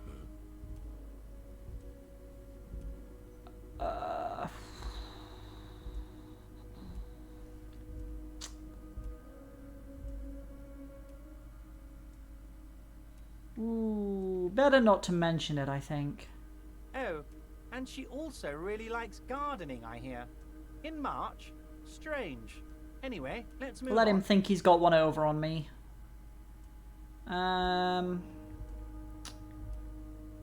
Right, before we go any further with this conversation, it is time for a quick break. I'll be back in just a few minutes.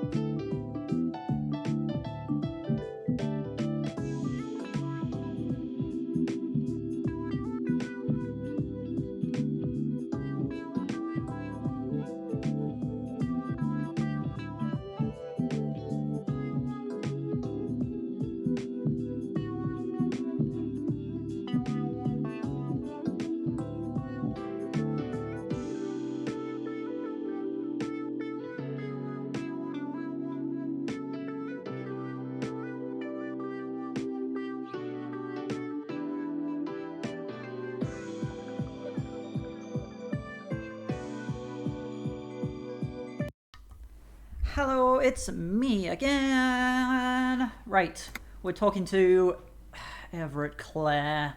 I don't trust him. Everyone just keeps telling me, oh, these guys did the murder, but I don't know.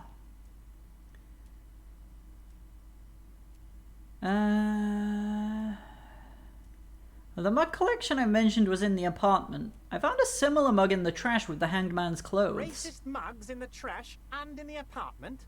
You guys are just light years ahead of me. I have so much confidence in the ability of your organization.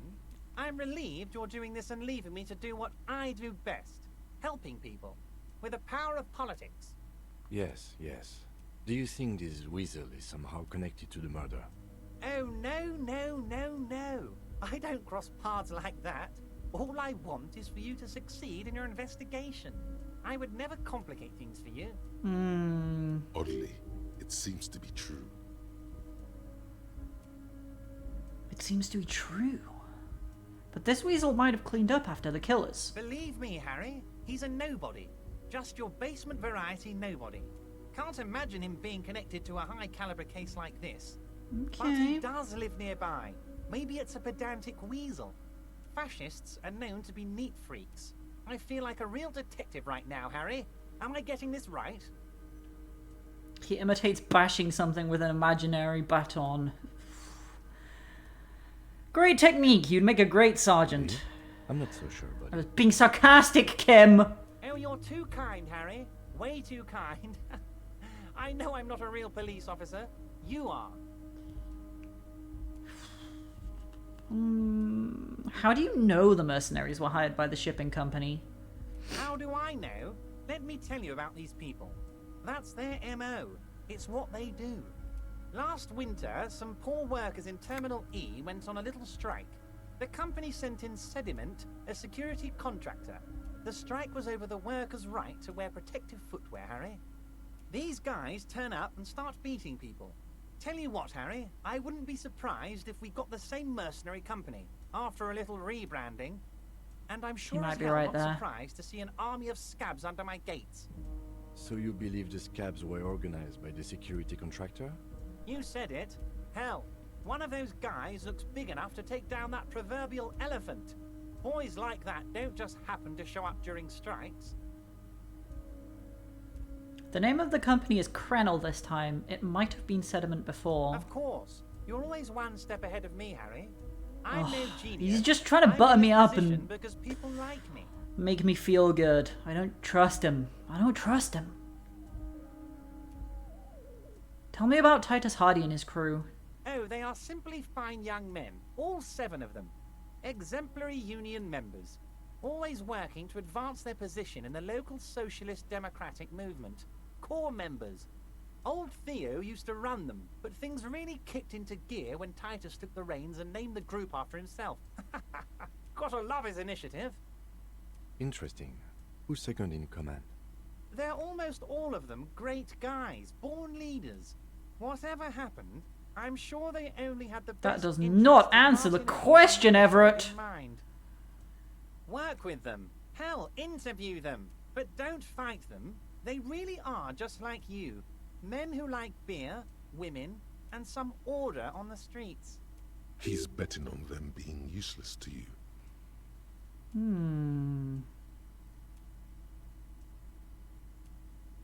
He's betting on them being useless to me.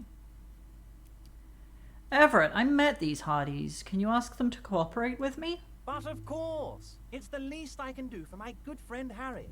That I'll was do a it bad right idea. after we've concluded this talk. He's going to brief them on what kinds of things to say to me now, I You think. can now go and tell Titus about this. See what he has to say. Ooh, Also, maybe. Harry, here's 5 real.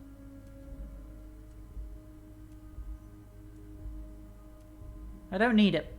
I only wanted you to help me with the Hardy Boys. I wasn't offering it to you, just holding it out there. But I'm willing to share information. What a Is dick. there anything else? Good talk. Let's conclude for now. Was it a good talk? I'm not sure we made much headway here. I was hoping we'd bust the case wide open. Heck, I even wanted to tell you what I really want to achieve with the strike. Well, you can't just tell me that I don't know now. what happened, Harry.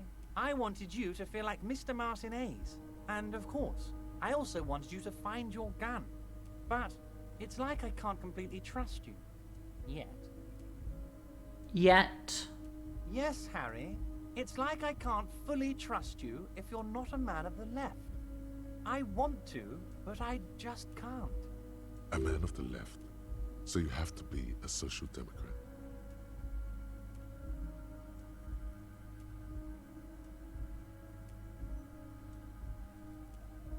What's that supposed to mean? I'm more left than you are.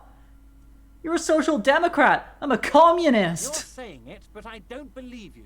You know how it is. Company snitches, agent provocateurs everywhere.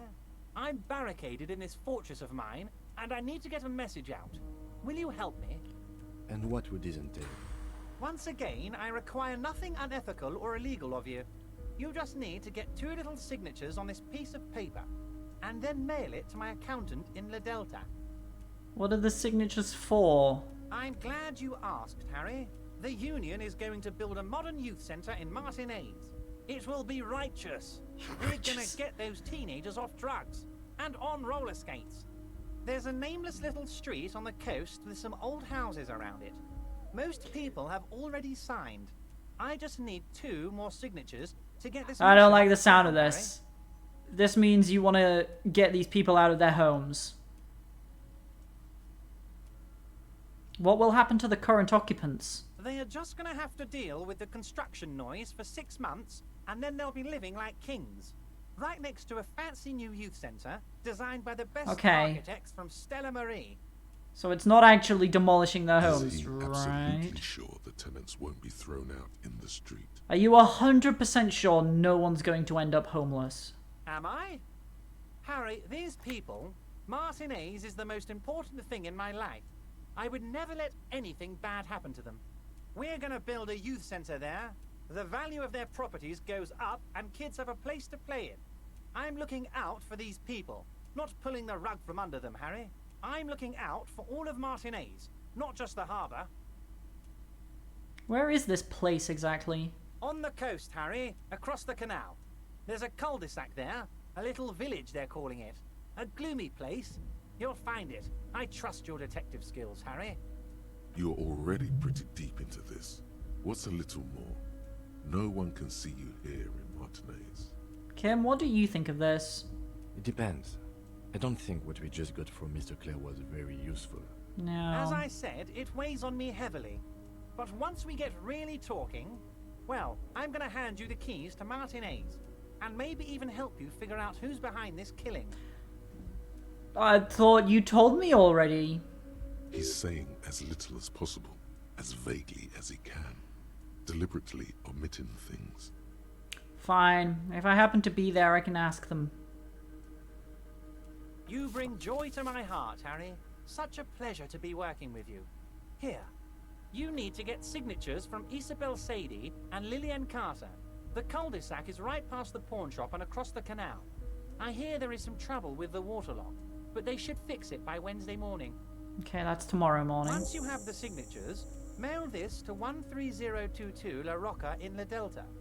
Then I'll know you're a solid socialist.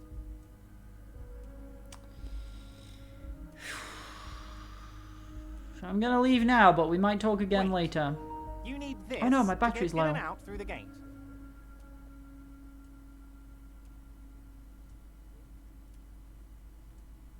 Great, wouldn't want to get stuck in here. Here, you're one of us now. I mean, I was already getting in and out fine. Take Did he not realize that? Maybe he didn't realize that. Alright, I'm still not sure about this guy, though. A white envelope with a stamp attached to the upper right corner handed to you by Everett Clare.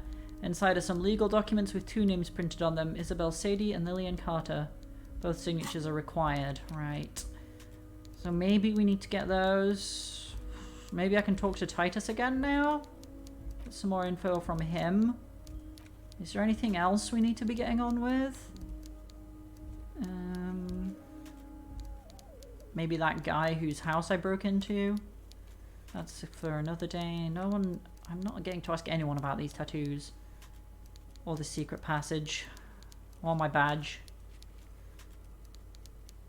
Or any info off Joyce. Wait, can I get info off Joyce? Wait, let me check my white checks. Where's Joyce on here?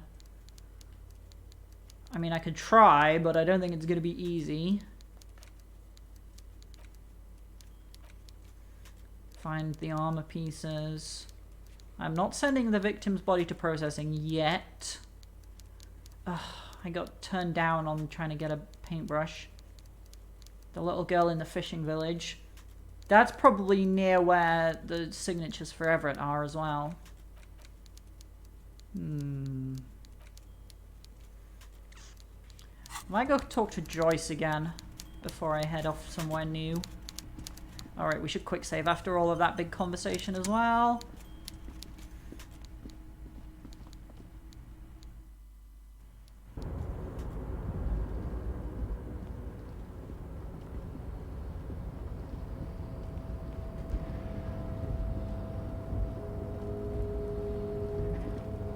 Can I talk to you again?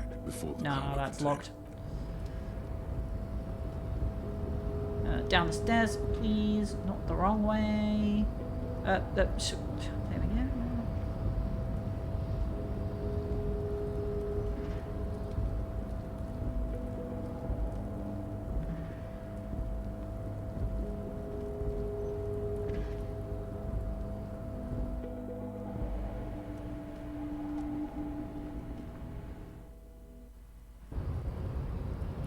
Let's see if I can get down the stairs this time. For some reason, Harry hates these stairs. Nope, there we go. Turning around. Go down the fucking stairs! What is wrong with you? And then it just works. I don't understand why the stairs are such a problem for him, but apparently they are. Right, I could go talk to Titus, but I want to talk to Joyce first. I haven't spoken to her yet. On Tuesday, like, because I spoke to Titus Tuesday morning, I think, yeah, but I've only spoken to Joyce on Monday.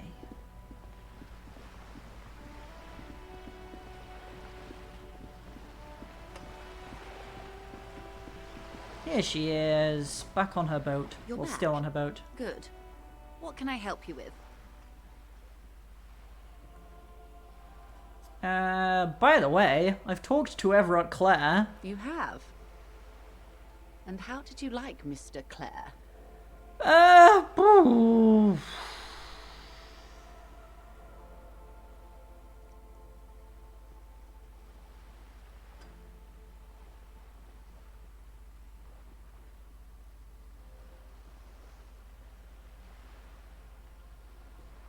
It's not important if I liked him. I was doing my job. Of course, Detective. Excuse me for implying otherwise. The RCM does not pick sides in this. I hope it doesn't come off any other way. I want to be on guard with Joyce. Of course. I don't trust her just as much as I don't trust I don't Everett. share anything he told you with me. I'm not a corrupt verm myself. However, if you felt like discussing something, how could I stop you? Are we not human? Are we not curious to hear another person's take? It's only natural. We would only be gossiping. Intellectually speaking, it would be quite interesting to hear what she has to say Yeah. about these things.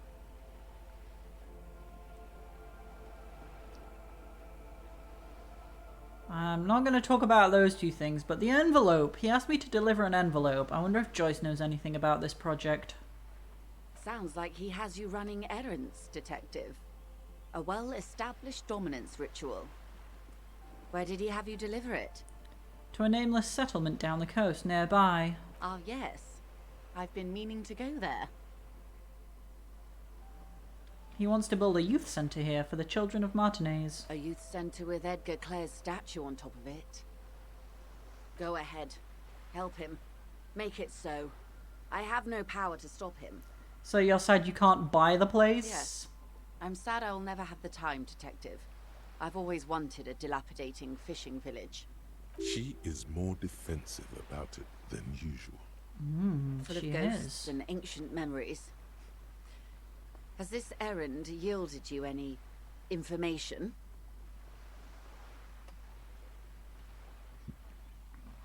I'd rather talk about something else for now, if you don't Of course, mind. Detective. Should something come up later down the road, don't be afraid to drop by for a chat. Until then, is there anything I can help you with? Got some more questions about reality. More lessons in basic reality? My favourite part of the day. Go ahead, ask me anything. Ooh, 28% chance for that one.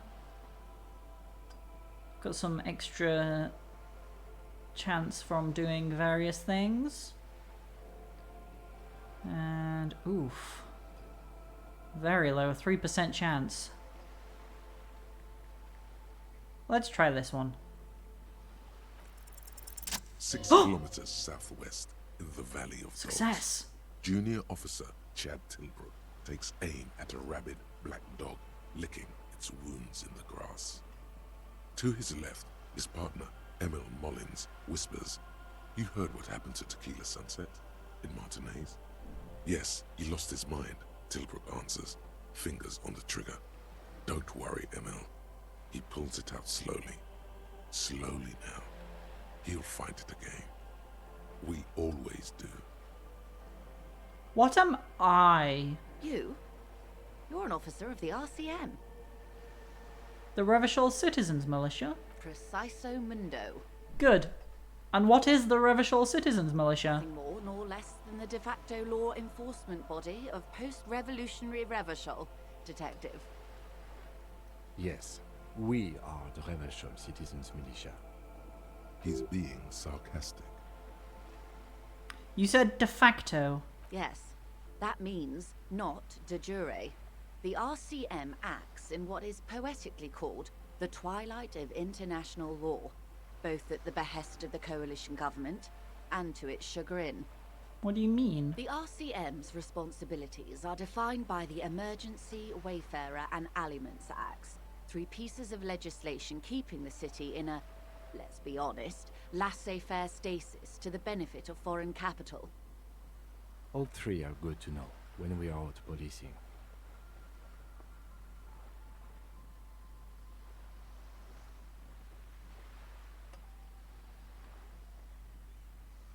So I'm basically a lackey of capital? There's nothing basic about your role, Detective. It's true that the RCM keeps everything the way our seemingly permanent, provisional rulers like it. Yet, on the other hand, I know these people. I deal with them daily. Let me tell you, dear, they are not fans of you. Why? The post-revolutionary decade was a disaster for the coalition government. Revachol in the 20s was hell, especially on the west side of the river. Gang warfare, a botched privatization scheme, a nuclear pile meltdown. They called it the international zone because no nation wanted to claim responsibility. The RCM restored peace where the coalition failed. A true blue citizens' initiative. Oh. They will never forgive you. That's somewhat of an exaggeration.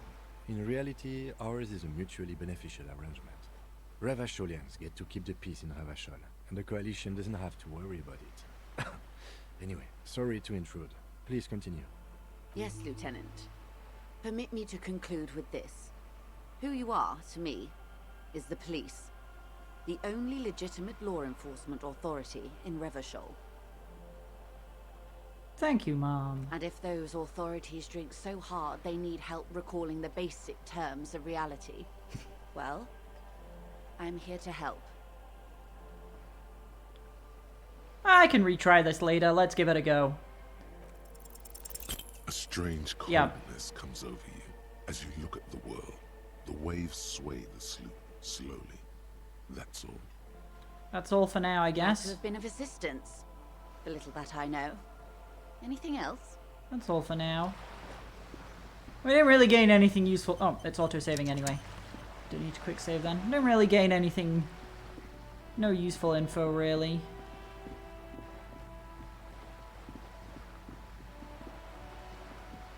I think we can go have a chat with our old pal Titus then. Tell him we've had a chat with Everett. I don't know how helpful that will be. I guess it's worth a try.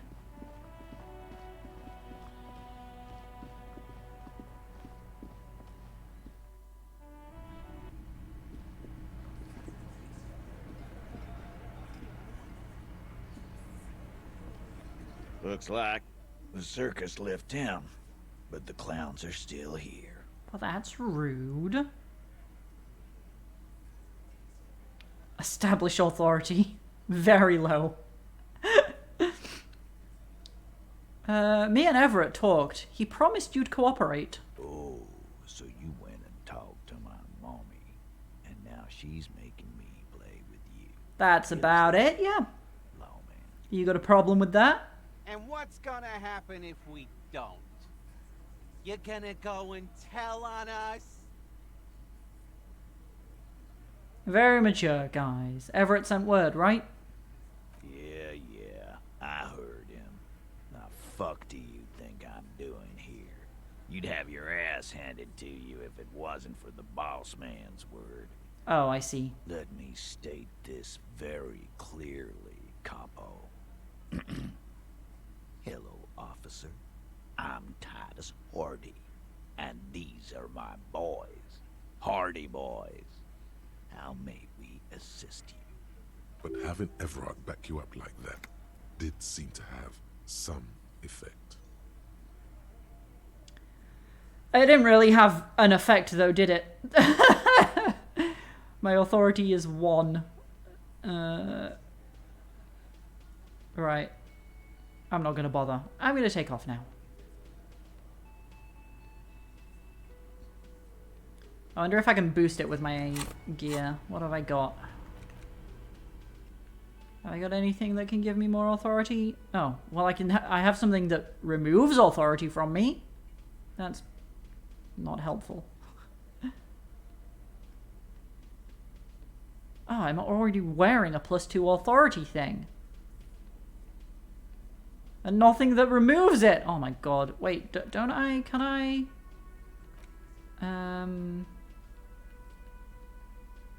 Wait, where does it live? I have my clipboard, right, somewhere? Oh yeah. I can equip that, right? It gives me more stats on stuff. What does it give me? It gives me more Inland Empire. And empathy? Wait, does it remove my +2 to authority? It does. I wish I could see the stats for the thing. Does anything else affect my stats?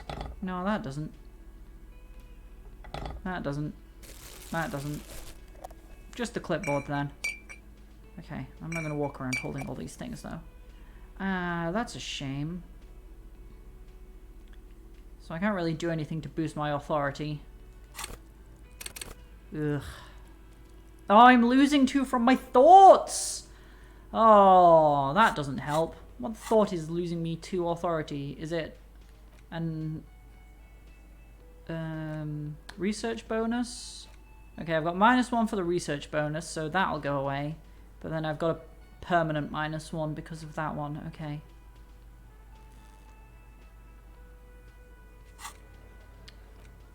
Well, that's not helpful then. What can I do? I might just have to deliver the letter and get this thing signed. That's a shame. Wait, Everett isn't paying me enough for this? What if... I've got nothing to say to you. Why are you wasting your time? Are you the Hardy girl? I am not. Oh. You could be, Liz. You could be anything. You could even be a model. Even a mod? Glenn, I went to law school. I am an attorney. Show some respect, Glenn. Right. With a face like that, she could be on the cover of Le Debutante International. Get a grip, Glenn! She went to law school! So fucking what? Lots of models are actually really smart people. Oh, fuck damn! what? He's right! No, Glenn. They aren't. This didn't change her opinion of you. I leveled up, though. It's not her. She's not a Hardy girl. Definitely. Oh, interesting. So I don't know who the mysterious 8th person is yet. Maybe we'll talk later. Okay, let's get a skill. What am I going to put my skill point in? Wait. There was something else I wanted. Oh, rhetoric. That's what I wanted to get earlier. Let's get that then. What's going on in my journal, hey? Oh, I just unlocked a new check again, yeah. Okay. I think it's time to head down the coast now, then. Go a bit further afield. I've been limiting my investigation to quite a small area so far.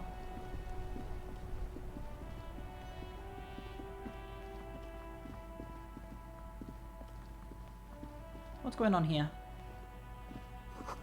Waterlock out of order until Wednesday 7:15 AM. Oh, does that mean I can't actually go anywhere else? Who's this? G'day to you, officers. Oh, Australian. A burly man hangs out by the waterlock, carving up a generous serving of salami with an old hunter's knife.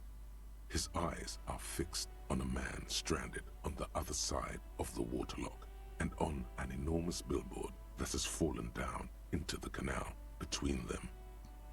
First things first, what are you doing here, man on the waterlock? My friend Barry the Butcher is stuck on the other side of the waterlock. Oh no. I'm keeping him company and eating his salami. From the corner of your eye, you see a man in a yellow shirt and grey overalls waving at you from across the canal. He seems disappointed about the wreckage on the waterlock and the salami. Very good stuff. Anything I can do for you, officer? The man on the waterlock picks the skin off a slice of a salami and takes a sizable bite. Do you know what caused this wreckage? Point at the smashed billboard in the canal. I wasn't here to witness it, but those look like tire tracks on that sign. Weird, huh? Then again, plenty of daredevil drivers in Rivershoal. That's madness. Too bad it also takes a year and a day to repair anything around here. Especially a waterlock. The rest of the coast is closed off till then. Fuck. Okay, I can't actually go any further then. Do you know what's further down the coast? Might as well get some there's info the fishing though. village, an abandoned fish market, a bizarro church. Not much use to the congregation though. There always seems to be something wrong with it. Yeah, not really much else. Just bombed out ruins. Can I have some of that salami? Sure thing. Oh, what a generous man! It is salty. It is savory. Oh, and I got a free heal. Only makes the salami more tasty. Oh, thank you, sir. Thank you. Want some too, officer? Why not? The lieutenant ponders the offer for a moment, then decides to go for it. He takes a slice of salami from the man and chews on it. Right, bye. Oh, that was nice. I'm going to save after that, definitely. A couple of indicator lights are missing from this control panel. Loose wires dangle from the now vacant holes. In the middle is a lever. Beneath it, a small metal plaque. This panel usually closes the waterlock, turning it into a bridge that lets you cross the canal. But there's a crashed salmon and butter sign in the way. Pulling the lever probably won't do anything. Pull it anyway! Pull the lever all the way up until the metal clicks against the contact pins. You hear a soft clunk. Then, nothing happens. Yeah, I'll release it. A spring brings the lever back to its original position. Gotta wait till still tomorrow. Need to close the waterlock to get across the canal. Some other way. Wasn't there a sign over there saying functionality will be restored on Wednesday morning? There was, yeah. But that turned it into a task, which means I'm gonna get experience for doing it. Fuck. Maybe I can just... Okay, I'm gonna have a look around town and talk to some people, and then if that doesn't kill enough time... Oh, do you know what I could do? Wait, equip my bin bag. And then I can pick up rubbish and stuff. Like this. Yeah. What's going on here? Yeah.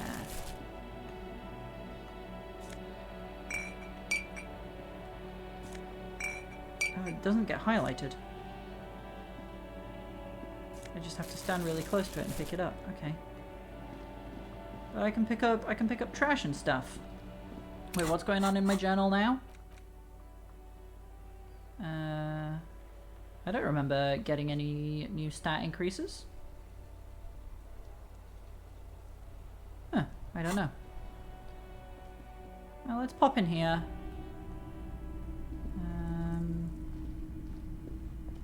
I don't really need to worry about wasting time now talking to people, at least.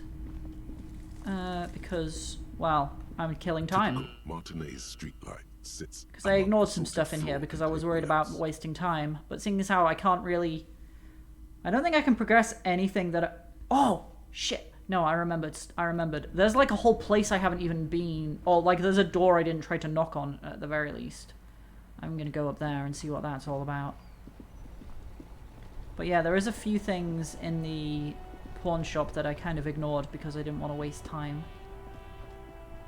Oh, hey guys. Oh, I can't... Okay, that's not... I can't go down that way. I gotta go around. I gotta go around. It's okay. I can go around. Just go around. Like this. It's easy. See? Pro gamer. Ooh, what's happening here? There is something down there. Yeah, I know, I went down there. I was in the basement. It was cool. Ooh. Pick them up. There we are. Picking up all the trash. Even taking them out the bins. I have no shame.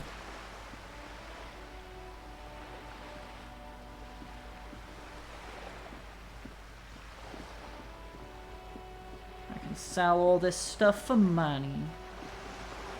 More.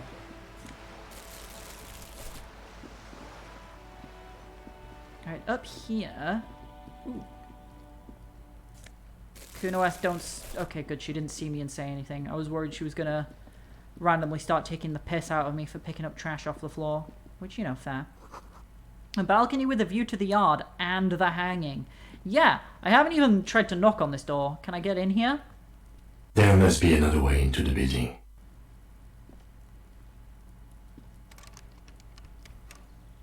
Damn it. It's just a nothing. I can't get in there. That sucks. Huh? That smoker up there could be a witness. Talk to him. Wait, what smoker? Where? Wait, who? Where? What? What are you talking about? I don't see anyone. Who are you talking about? Oh, wait, there's someone up there? There is. Can I... I probably can't talk to you from down here, though, can I? Damn. I need to find a way into the building. I tried. Up here, there was a door, but the woman was like, I'm not gonna let you in. A sturdy metal door guards the southwest entrance to the apartment building. It's locked. Kim, tell her we're real policemen. Madame, I assure you, we are real police officers. There is no reply. Just faint, sweeping sounds inside. Knock the again? door rattles again, but this time you hear an elderly woman's voice calling out from inside. Stop banging on the door. I'm not letting any more strangers inside. Who am I speaking to? Who are From within comes the faint sound of a This is the police. Open the door. the police? Everyone knows the police don't come round here. But I'm not joking. No, I already told you. I won't be responsible for any more strangers getting into the building. Go check the backyard door. Maybe someone I did there check will- the backyard door. Backyard door. There must be an... I did, but I couldn't get in. Wait, what's going on in my bag? Again, officers. Have you come to admire my mural? Attempt to explain your artistic intentions. It's not going to go well, but I'm going to try it anyway. Oh wait, it's a red check. Red check. It can't be retried. No, I'm not going to try it. What's going on in here? What's new? Why are you oranging at me? Nothing is new.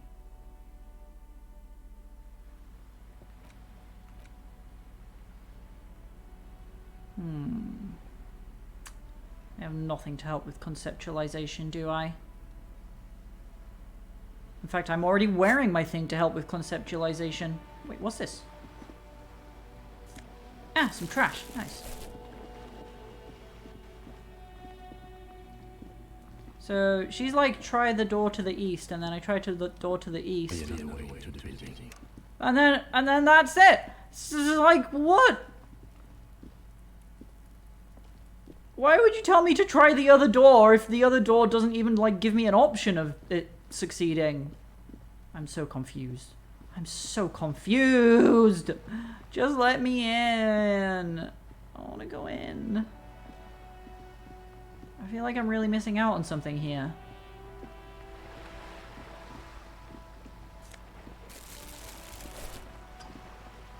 Wait. Ooh, I have an idea. I do have an idea. I don't know if it'll work or not. But it's an idea.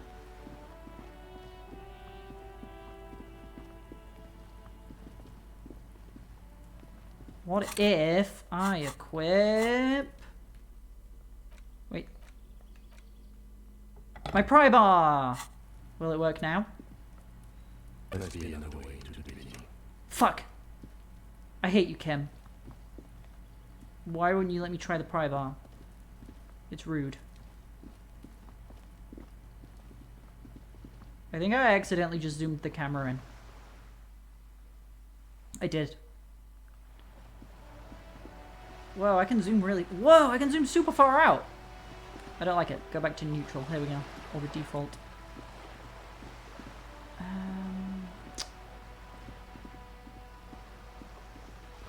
Ooh. More trash to rifle through.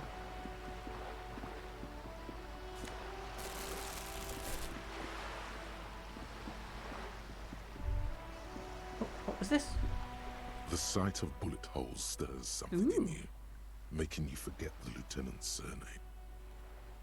Look closer first. The faded marks are too degraded to draw any forensic conclusions. Just chips in the sandstone. They look pretty ancient. Kim, look! Bullet holes! Where? Someone has been shot! We're cops! We should solve it! There? Those are old. Oh, you mean like from the Revolution? Yes, the one that happened half a century ago. Those bullets were fired during the Revolution and do not warrant an investigation by officers of civil law. Okay, what can you tell me about this revolution? Not much. I don't have a fresh perspective on it. Shall we go? Kim's annoyed with me. What's new in my bag again? Stop telling me there are new things in my bag when there's nothing new in my bag! You lying video game. It's lying to me.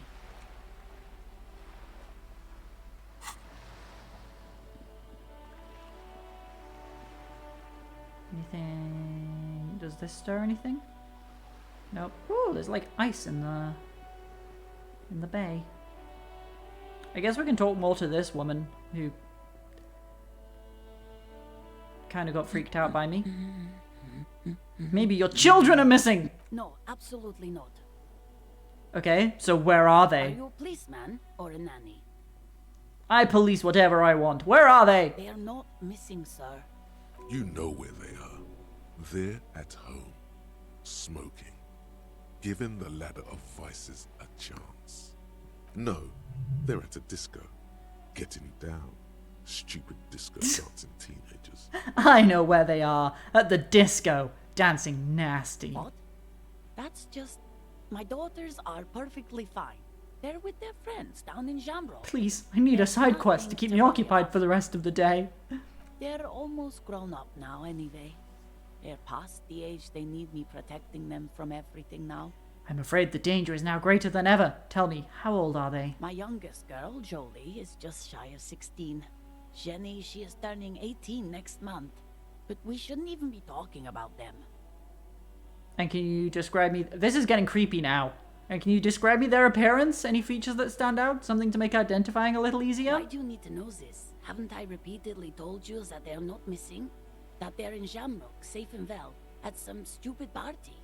You're right. Let's not talk about your daughters. I don't know what got into Gives me. you a short nod and shifts her attention back. Watch her browse books.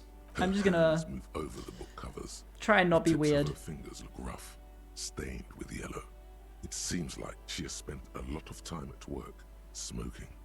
Another comrade.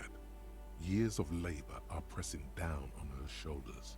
She deserves a hug for all the work she's done for mankind.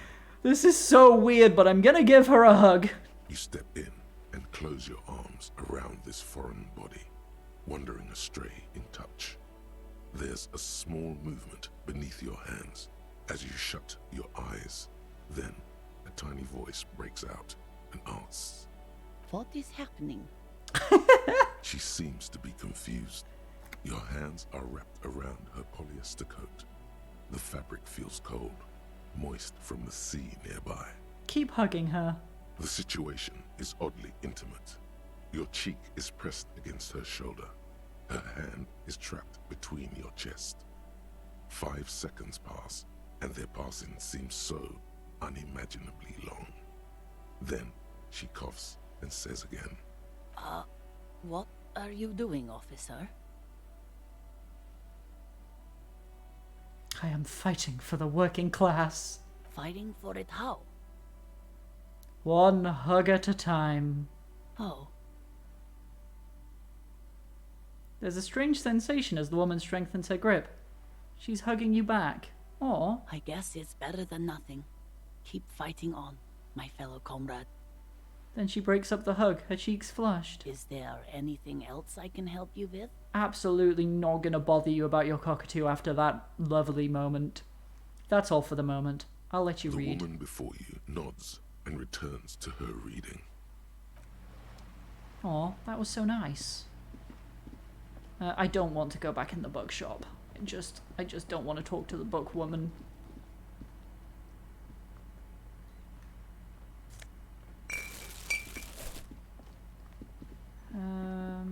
What to do. I guess I can check, just go and do all my white skill checks that are currently available. I don't think the sleeping dock worker is even in there anymore. Like, I haven't seen him around all day today. Like, he's not there. He's not there. The check shows up on the map, but he's straight up not there.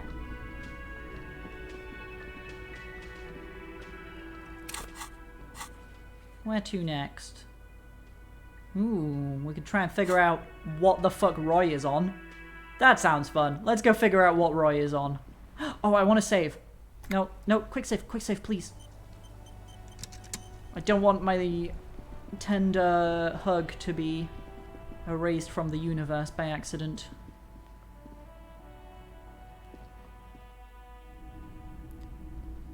Right, we can have a nice look around though now. Martinez's streetlight sits among assorted floor and table lamps. Let your gaze run over the streetlight. The light pole has been carefully cut, and the wiring has been redone and attached to a standard indoor plug. The light buzzes faintly, but persistently. This would make quite a statement in your living room. Is that a streetlight? Yes, officer. As you see, it's in perfect working order. Where did you get this? It was brought to me to be altered. We are not here to investigate the theft of city property.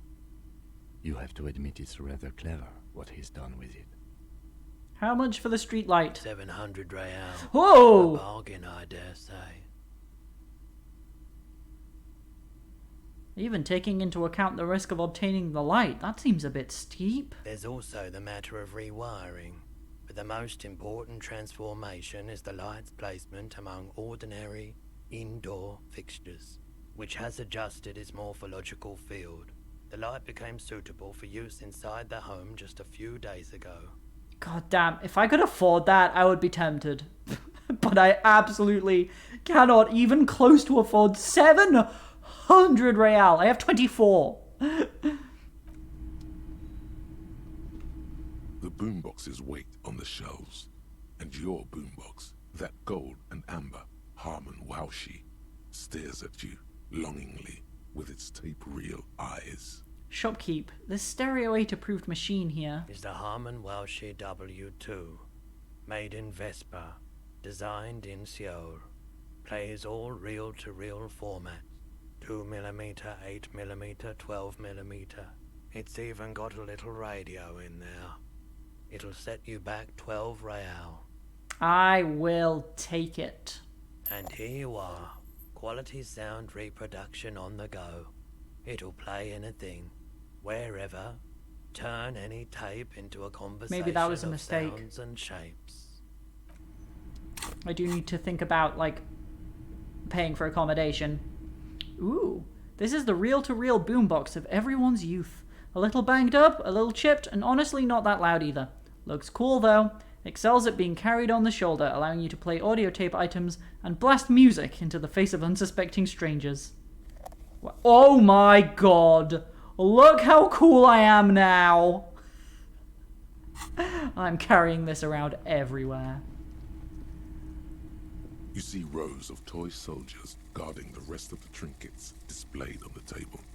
Some on horseback, others in rags, others yet in bright blue uniforms. All are stern and unyielding in their duty. Inspect the knights on Big horseback. men on big horses, clad in lamella armor and carrying flintlocks, the kind that would mow down a line of enemy soldiers in the blink of an eye. These are Franco-Nigerian cavalry, right? I used to be very serious about my Franco-Nigerian knights. Inspect the blue uniforms. They're not all blue.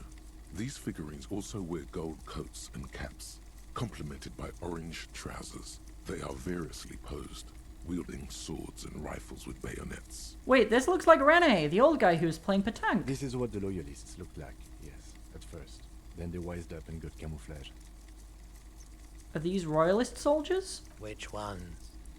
Ah, those. Yes, they are. I find the paint job a bit gaudy, but children like the bright colours indiscriminately.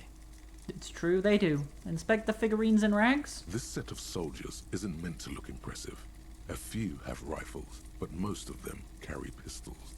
Some even shovels and tall sticks. Are these even soldiers? You're probably talking about the revolutionaries, yes? Yes, they are soldiers. Revolutionary soldiers. I think their poverty has been exaggerated for effect. When you place them next to the royalists, it doesn't seem like they could possibly win.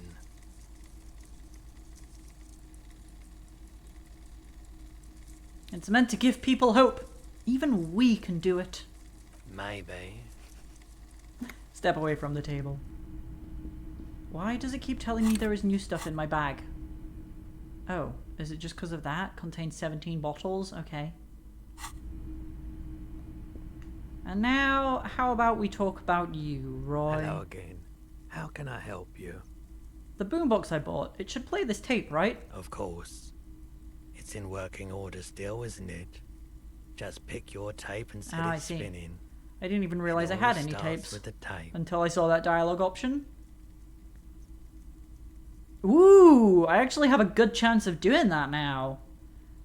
Yeah. Roy's prices are strange, odd brain activity, composure noticed psychedelics.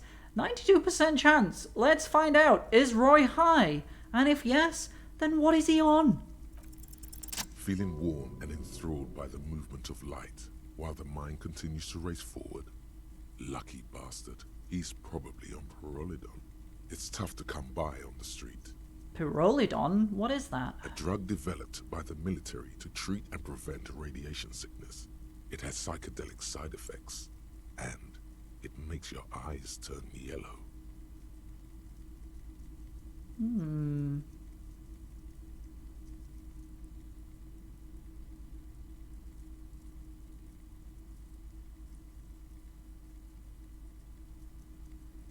Get straight to the point. So, where does a man get Pyrrolidon these days? How would I know?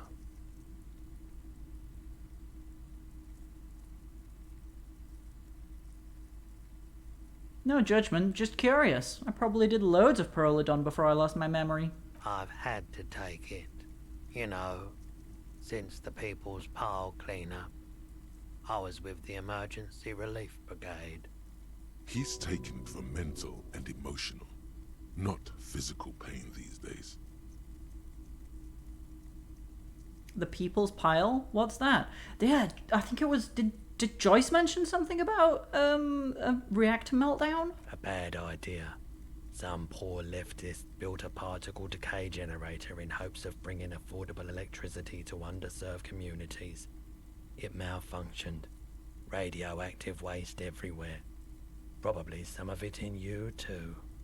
The People's Pile was a Type U particle decay generator that failed immediately after entering service, releasing radioactive waste into River Esperance. Why is it called the People's Pile? I mean, I feel like I know the answer to these, but What is a particle decay generator? Nuclear reactor, also called a pile. Why is it called the People's Pile? Construction began during the Commune of Revachol. The people continued work on it after the Commune fell. They wanted a cheap source of energy for Revachol West. Needless to say, things didn't work out. Why did it fail? An emergency valve defect resulted in steam pressure blowing the turbine. taken the fuel containment vessel up in the explosion. Both the faulty design and lack of finances contributed to the catastrophe. Damn. Tell me more about this emergency relief brigade you were part of. We were an all-volunteer force, self-organized, tried to help the fire brigades contain the spill. On the patch, gamma radiation lines crossed with a red drop of blood. I lived by the river since I was a small boy. The Esperance didn't have the art to let it all go to shit without trying to do something to help out. There wasn't much the volunteer force could do, however. We wasted years in the river mud. Years getting sick. Aw, poor Roy. It must have been tough radioactive cleanup. There's a reason why everyone's tried to forget any of it ever happened, and why no one has tried to repair or replace the pile.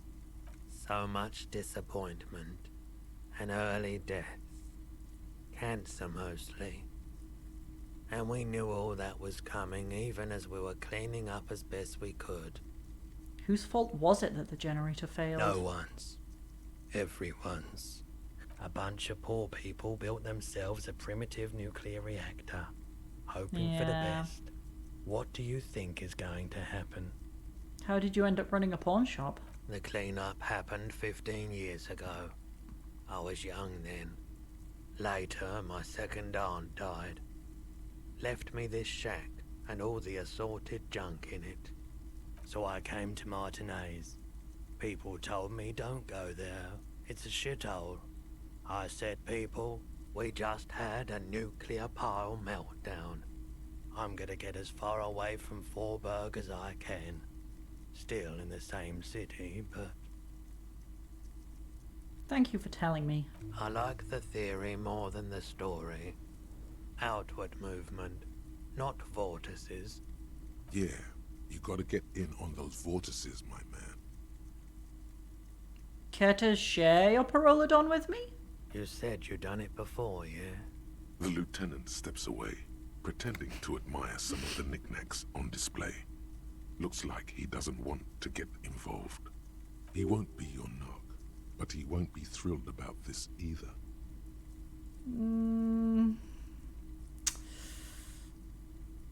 I think I've tried it once and liked it. Here you go, man. He presents a large cap-shaped object on the palm of his hand. Very odd looking.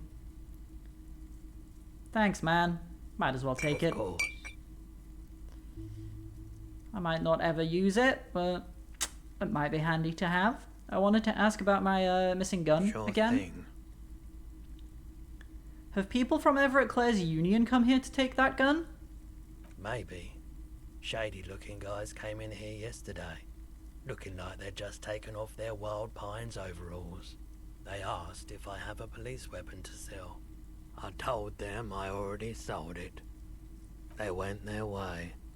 It was a trip, but you know, all sorts of people come here, asking for all sorts of things. Wait, then it might be true. Everard's claims. Maybe Claire really is tracking down your gun. Yeah. People as oleaginous as Everard seem like they're lying, even when they're really being truthful. That's true.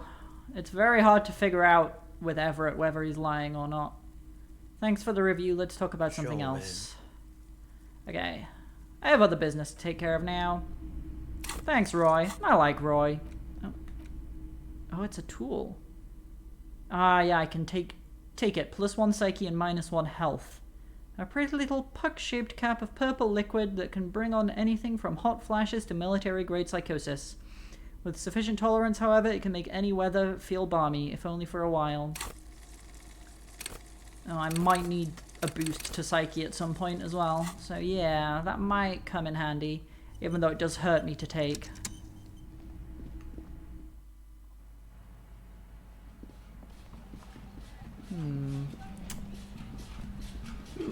I can probably pick up more crap there. Oh, it is once again break time. I will be back in just a few minutes.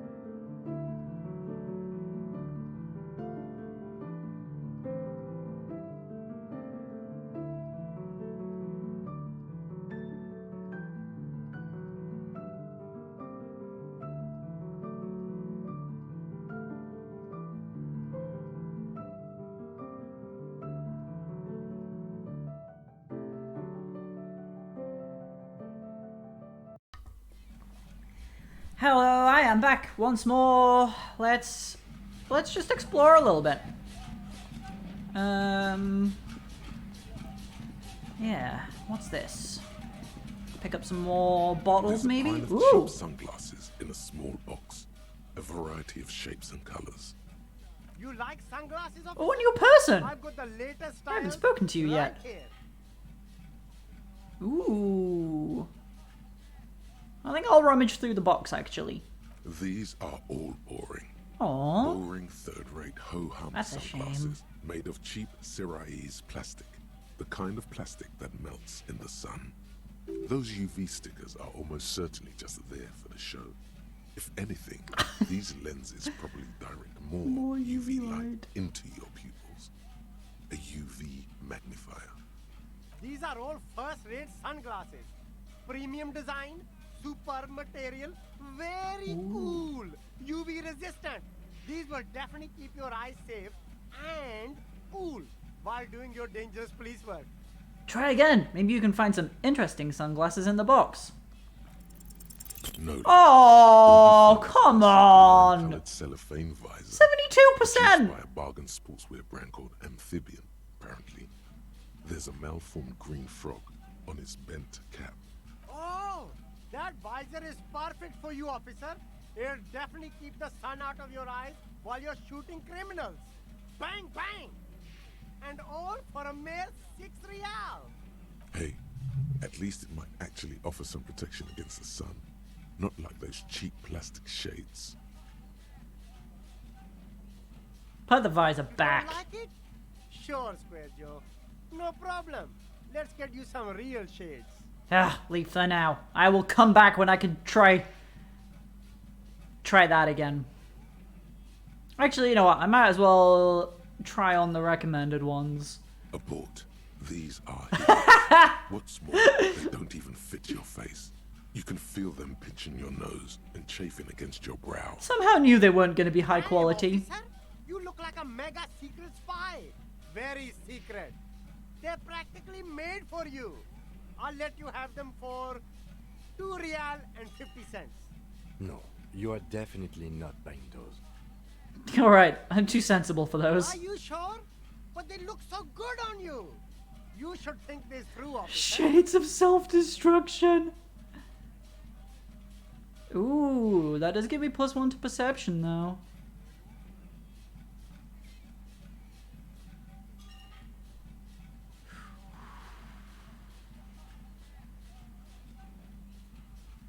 No, I'll leave for now.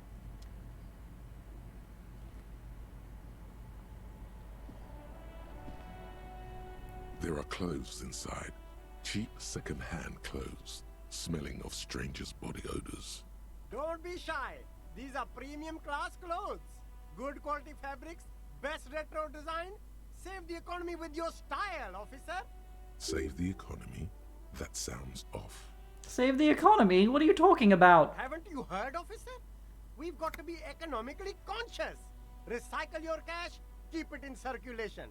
Don't buy new things. Buy eco.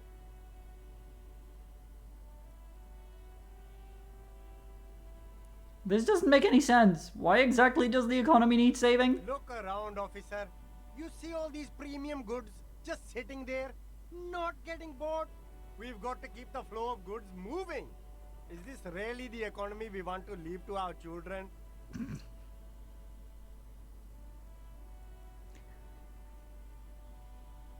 Look, man, I just want to buy some clothes. That's good, officer. That's exactly what the economy wants you to do. Just browse through the Find box. your hands deep in tattered and faded garments made from weird polyester blends that make your body itch and sweat in all the wrong places. The box smells like cat piss or like an old person with no money. Great, wonderful. Economical, but also trendy. Look firsthand, buy secondhand. Keep the economy moving. Let's go for it. Find something worth salvaging from that pile of rags. No good. All you can come up with are some treated wool pants. You can tell they're too tight around your thighs and too loose around the waist. Well, we might as well touch them. They itch like hell. Like an itch pit in hell. All natural materials, see? Real wool, 100% skin friendly. 2 real. They cannot be good pants. Oh my god. My composure and my savoir-faire. I will never buy those itchy pants. I said I needed new pants as well, and then the first pants I find are terrible. You see 2 lowly, defeated speakers, thralls, slaves basically, perched atop them like conquerors surveying the land. A pair of found, durable wear sneakers, ultra serious. I can see you with taste for luxury, officer. Can't keep your eyes off those sneakers? Inspect the sneakers. A pair of found ultras. The design is impossibly sleek and simple. A futuristic silhouette with a sleek monochrome colorway, a jet black upper, and a silver-lined midsole. I never knew how to pronounce savoir-faire, if that's how one spells it. I think that's how you pronounce it. It seems French, so, you know, it just looks Frenchish, so I went for a French-inspired pronunciation. But, like, I'm not 100% that that's right. This is just what seems right in the moment. These found sneakers are a must-have for a track and field legend. Those sneakers, mister. Those sneakers are the latest found sneakers. Oui, indeed. Super rare, super fine, super cool. 50 real? 50 real. Only? That's madness. That is madness. Found ultra. Wear the future. You remember the slogan from some magazine. Can't afford those.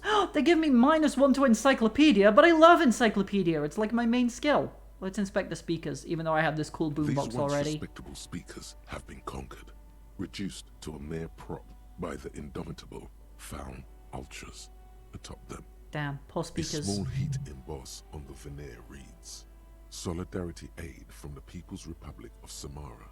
The speakers themselves don't seem to display any magical qualities. No, don't look at the speakers, officer. Look at the sneakers.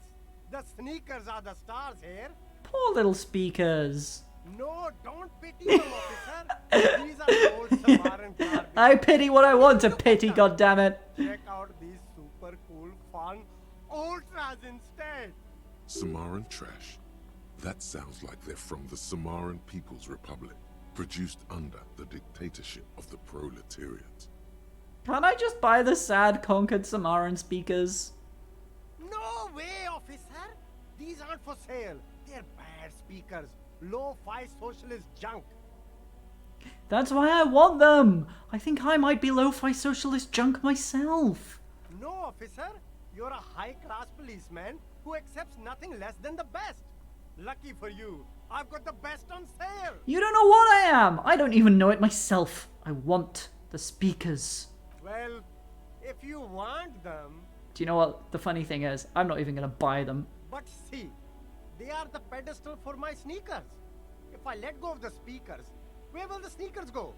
I can't leave premium lifestyle sneakers on the ground.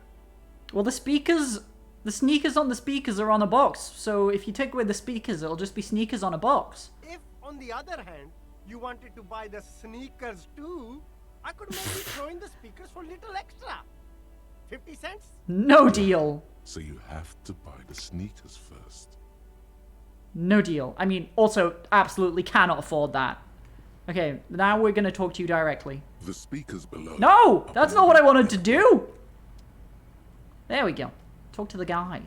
Hi. You see a Samaran street vendor surrounded by a motley assemblage of goods. When he realizes you're looking at him, his face breaks into a wide, welcoming grin. The name Sileng is embroidered over his breast pocket. Happy shopping, officer! Everything's cool here. He gives you a thumbs up. What's so cool? Everything's cool. The goods are cool, the customers are cool, the place is cool. And one more thing, officer, you're very cool. I am not bang, cool. Bang, bang, bang. I'm not cool. What? Oh, I can't believe you said that. You got personal style. You know what you like. You like premium menswear. Look around and browse. Everything looks cool on a guy like you. Take your time. Oh my god, persuade him to give me some money with a 72% success rate. I am so going to try to persuade him to give me some money. That's hilarious. No need to dress this up. Fuck. Just tell him what you want. I failed 2 72% chance checks in a row. That's not fair. You want your money now. Oh, okay. But why, officer? I don't know. It was just the only thing I could come up with in my head to ask you. I need to get money somehow. Ah, yes. Money is very important. Are you trying to ask for a bribe? If so, you're not doing a very good job. Sorry, detective. Damn it. What kind of stuff are you selling here? Only the coolest goods in Revachol. I've got sneakers, speakers, extremely comfy pants too. Try them on right here. No shame, only freedom. No shame, only freedom. Where'd you get those comfy pants? I'm an entrepreneur, officer. I've got sources, buyers, suppliers, distributors, manufacturers, wholesalers, all extremely cool and above board. Sure, Ceiling, sure. Do you have a permit to sell all that? Good joke, officer. Here we don't have permits, just economic freedom. Take a look around. You glance around the decrepit buildings, the miserable weather, the sidewalks strewn with sunflower seeds and a dust-choked air. It's beautiful. Beautiful freedom. Sweet. No permits means less work for me. Let's move on. That's right. Not gonna bother Revachol is the Kim best about place this for an nonsense. Independent self-employer like myself. That's why it's so cool with all the models coming here and cool celebrities. Models and celebrities? I haven't seen any of those around. Is there a discount for cool officers like me? No need for discounts at ceilings, officer. Everything's already on sale. Anything you want, 50% off. But did he first mark them up 100%, just so that he could put them on sale? Are those things really on sale, or did you just jack up the price first? My man, you know how the game You and me, we should work together. What do you think? Shake things up? That's all then. Let me ask you something else. Anything for you. The food packages you're selling have humanitarian aid written on them. How come? You mean these delicious pre-packaged shelf-stable meal kits? Really easy to cook, no hassle, really cheap too. The question? Try them out. Silang, you gonna answer the question? No hassle. There's a little of a hassle here, it appears. A moral hassle. Yeah. Doesn't that beat the idea of humanitarian aid? It's supposed to be free. That's what makes it humanitarian. It is. Practically free. Yours for 5 cents a piece. Rock that tuna. Why not some macaroni too? I think one said not for resale on the packaging. No problem here, officer. I get all this from one of my suppliers. An extremely reputable guy. Wait. Humanex. Humanitarian aid. Does your supplier drive that Humanox lorry over there? What? The street vendor looks over his left shoulder and stares at the lorry, as though he's never seen a lorry in his entire life. A convincing performance. Bravo. Look, officer. I'm just a retailer. You'd have to talk to my supplier if you got questions about the supply chain. That's how the game works. Interesting. Ooh. Ooh. Persuade him to give you some money now has an 83% chance because of the humanitarian aid macaronis. Let's go for it again. Persuade him to give you some money. Yeah. Give me money, Sealang. This is about business, remember. Hey, you seem like a really successful entrepreneur. Would you like to support a member of the local police force? Oh, okay. But why, officer? Think of it as an investment. An investment? What kind of investment?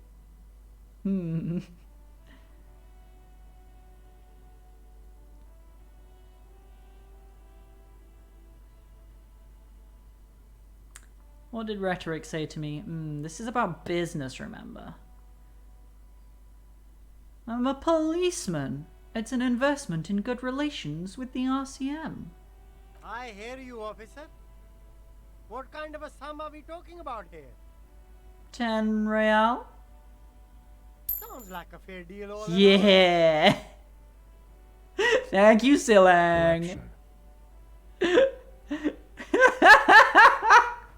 Amazing response. Corruption. Where are you from, Silang? It's a boring story, officer.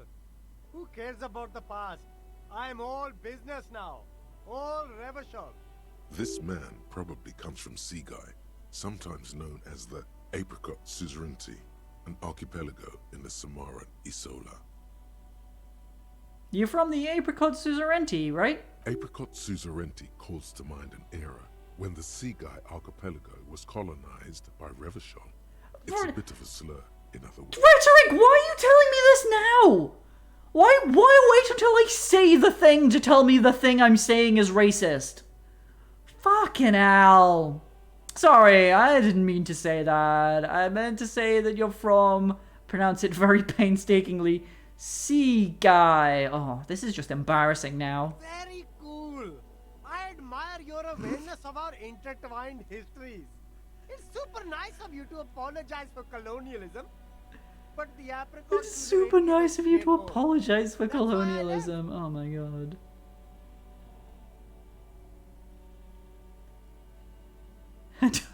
Some kind of mind reaction.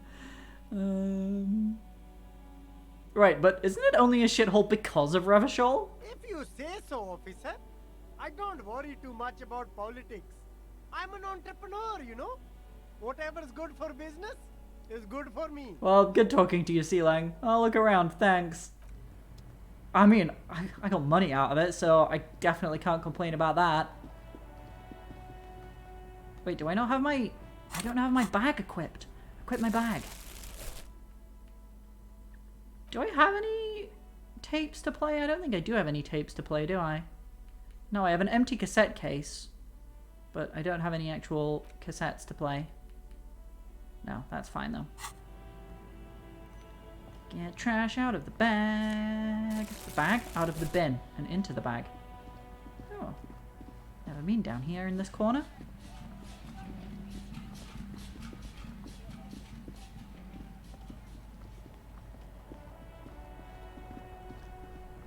Right, we might want to talk to this truck driver about the humanitarian aid which is just being sold down the street. Can I get through here? I don't appear to be able to. Sorry, Kim, I led us down a little dead end. It's okay though. We're free now. We go where we please. Well, here's the Humanox truck, but there doesn't appear to be... Are you the driver of the Humanox truck, or is there someone around here? Doesn't appear to be anyone around here. We'll talk to this guy again. We spoke to him before.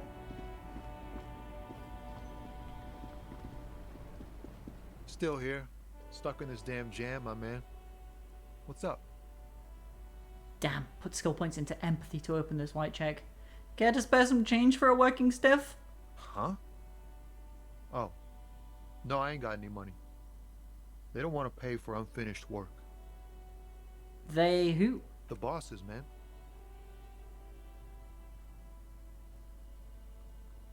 I don't know who these bosses think they are, but that sounds like a good arrangement for them. Yeah, it sure ain't good for me. Or you. I'd spare a coin or two for a city cop down in his luck. If I had saved 4 myself. That's all for now, bye. Okay, obviously he's not involved in that.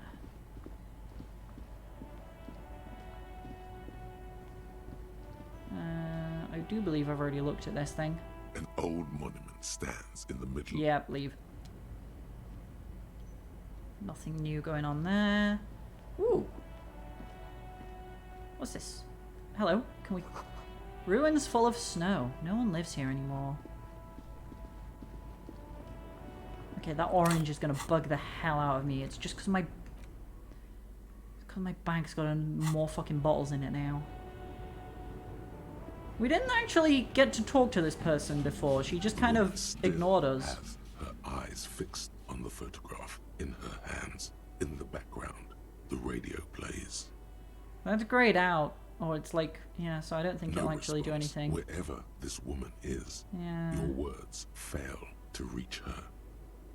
Nothing to do here. I wonder if maybe if I get a tape for the boombox that I can snap her out of that somehow. Oh. A Stars Ryko, one of the finest Zhimsk-made motor carriages ever. An oldie, but a goldie. Who drives these? Not many people outside of Grad, and Revachol West too, it appears. Hey Kim, check this out! A Stash Ryko KK2. That's a classic model. Never thought I'd see another one repainted after what happened last time.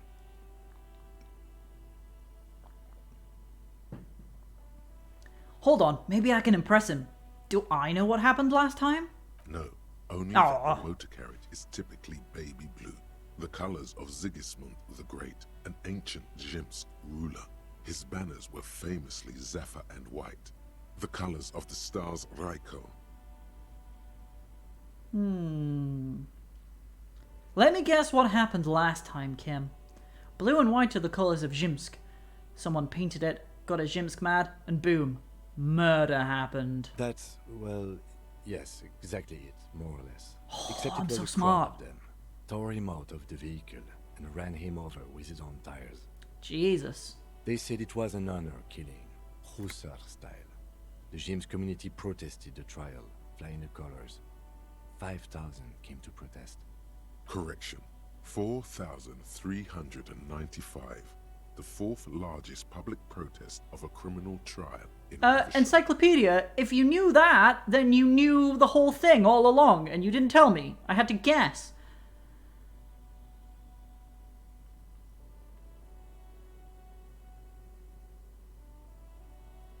Okay, I'm just gonna be pedantic as hell here. Hate to correct you, Kim, but only 4,395 people were on that protest. Is that so, officer?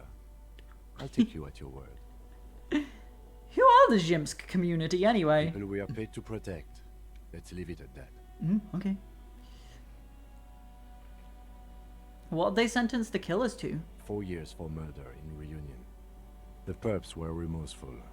Their sorry knocked 8 years off the sentence. That's the system. The prisons in the greater Revachol Industrial Harbor are already full. Prisoners are expensive to maintain. The longer the sentence, the larger the cost. So true. This is nonsense. Kim, could our hanged man have been the driver of this car? Could it be another Stash Ryko murder? Honestly, that just doesn't seem like the type of vehicle our dead guy would drive. So my initial guess is the two are not related. Fair. I don't have an opinion. Got it. That was an interesting little thought there. Hello, can we talk? No? A lorry stuck in the traffic jam. This big Oh, heavy nothing new there. I've already been through this.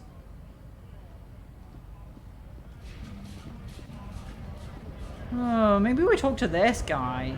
The fucking scab. Should we talk to the fucking scab? Right to work! Right to work!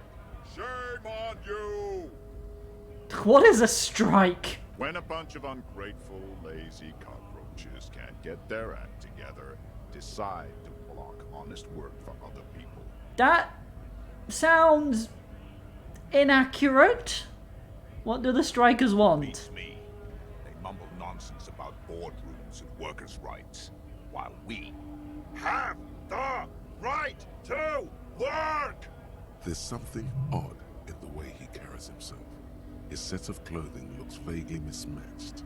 The different pieces of the attire seem ill-fitting.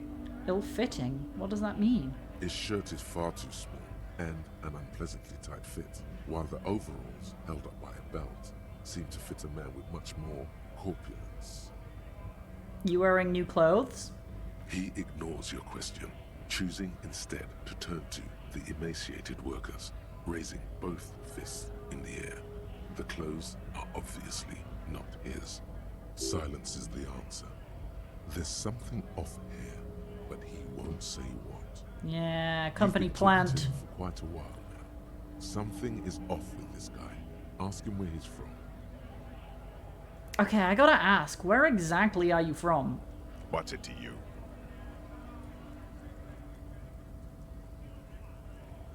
Routine. Part of the investigation. Am I a suspect? Done no crimes. I only fight for the rights of people. Already got that. I'm interested in your We're background. all workers, right? Workers stick together. He is From the eminent domain. determined not to tell us Backgrounds, anything odd about jobs, himself. Heavy lifting, cargo hauling, bouncer work. I know the drill.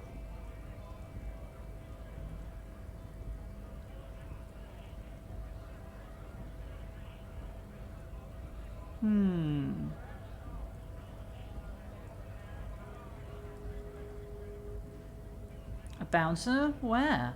I frequent a lot of bars. Maybe it's one I know. Worked at Territorial. Ring a bell? Never heard of it. Are you lying? We're done here. I have a strike to break. Whoa, he's mad at me. Can I try and talk to him again? Right to work! Right to work! Shame on you! Excuse me, I had further inquiries. Things are busy enough. You're going to waste less of my time? We'll see. Hulking man oozes stark skepticism. What exactly is your goal here? We were promised work. We'd be in there, working, if the bastards hadn't shut the gates. And you are unable to breach the Main entrance? gate's locked. Would take heavy ordnance to bust it open, and try to get in through the secretary's office. Door's locked. The guard's blocking the way to the access panel. And I don't mean the scrawny mess punk either. I mean head measurer. Or whatever he is. Wait, head measurer? I already know head measurer. Why don't you just talk to them? Like civilized folk, you mean? These native fucks don't understand civilized. Odd out-of-place colonial reference there, Mr. Scabley. Oh, rhetoric, you're so right. It would be better for the neighborhood if you went home, at least for now, if you can't get in anyway. No! They will give up eventually. Or get drunk. Leave the button unguarded. Then we charge. Can I ask where he's What's from it to again? you? Curiosity. Going to figure out this strike mess. Big mess. Caused by union greed. But I only fight for the rights of Damn it. people. We're all workers, right? Workers stick together. Came from the eminent domain in Jamrock. What about if I've been Backgrounds, thrown odd out from jobs, several? heavy Maybe that's why you lifting. seem Worked at familiar. Territorial. Ring a bell? Not right now, but I might have been there. I don't really remember things well. Uh-huh. It was a long time ago. I'm just gonna leave now. I'm not getting anything out of him. Get a quick save though. Have a great day! Oh, shit, when did you say that? I hope you haven't already left. But you too, if you haven't already left.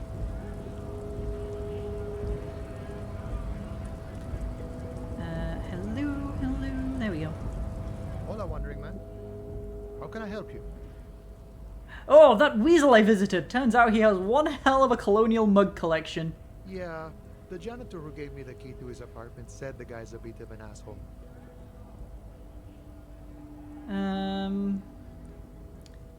Yes, his mug collection certainly represented antiquated social values. Like I said before, I don't know much about this weasel, but the bossman said he's a real piece of work. Thanks for helping out, friend. Anything for you, Manana. Good talking to you. Gotta run. I do like Manana a lot. Right, okay.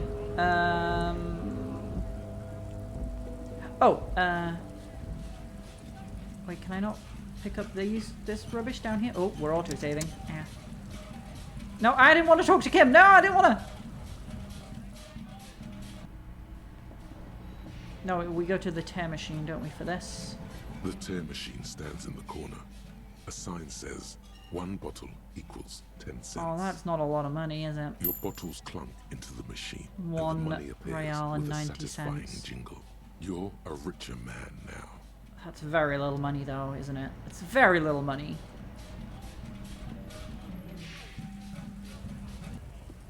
I really don't want to talk to that guy again. Fucking racist guy. Right, do I have any open checks anywhere that I can try? I guess I can try the cargo container door again with my ridiculous impossible check. I think that's what I'll do now. I'll just run around doing all these checks. And then if nothing interesting comes up from them, then I will buy a book to kill time for the rest of the day. And then sleep till morning. And then we should be able to cross the canal and go to new places. I'm unequipping this boombox. It is annoying the hell out of me already.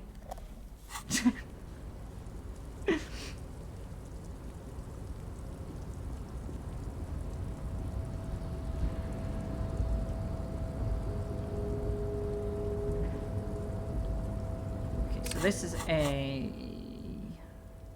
rhetoric challenge. Anything for that in here?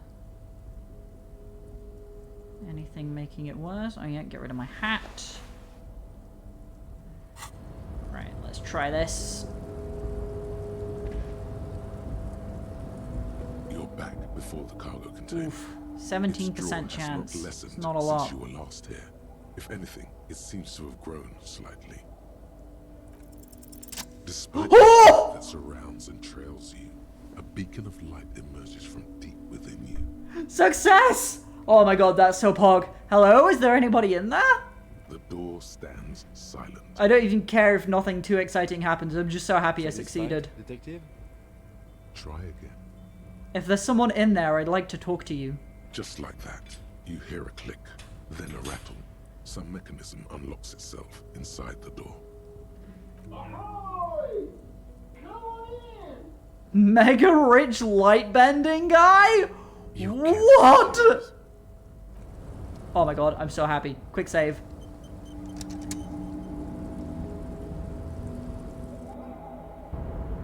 Whoa! What the fuck is happening in here? Oh! Whoa! Hello? Oh, it's somebody there in the middle. I see you now. The man stands at the far end of the shipping. What the fuck is Hard to say happening? anything more about him. You cannot make out any of his details, but you do feel the overwhelming presence of capital. The feeling causes all the hairs on your body to stand at attention, like soldiers preparing for review. Cover your eyes. No. Squint. Squint. Something's amiss. The light beams bend around his face and scatter in 1,000 directions. It seems the laws of physics do not apply I here. knew there was something weird They about this are shipping suspended, container. distorted, and echo. Trying to visualize the physics at play is liable to give you an aneurysm. Don't think about it too hard. Damn, visual calculus, you let me down. Alright, I haven't put any points in you, so I guess that's fam. In the general stillness, only your tongue moves, flickering as you utter. Hello? Welcome. Come in. Make yourself at home. Sorry, I'm not better able to receive you. I wasn't expecting visitors today. You can't hear him exactly, yet you're able to understand every word he says. It is very strange. An overwhelming hum covers everything. Voice doesn't escape from him. Now, what can I do for you, gentlemen? What you can see of his body appears composed in a sharp summer suit and your shoes. Who are you? Who am I? Oh, I haven't been asked that question for such a long time. I don't meet a lot of people outside my circle these days. Anyhow, my name is Rustam Theodore, investor, license holder, an extremely high net worth individual. And you are? Mr. Diodor, I am Lieutenant Kim Kitsuragi of the RCM, and this is my partner. I'm an alcoholic detective. Pleasure to meet you. Though I'm sorry to hear that a good public servant like yourself is enthralled to the drink. A man can't serve two masters, in my experience. What are you doing in this container? Traveling. This is a great way to get around. It's fun, it's safe, and it gives me lots of time to think. By the way, let me now ask you a question. Where are we exactly? In the very, very early days of colonizing this archipelago, the kingdom of Sirens, a precursor of a modern Sur-le-Clay, used to own the city of Revachol, an obscure detail in the bigger picture, but still worth dropping. I mean, if you say so, Encyclopedia.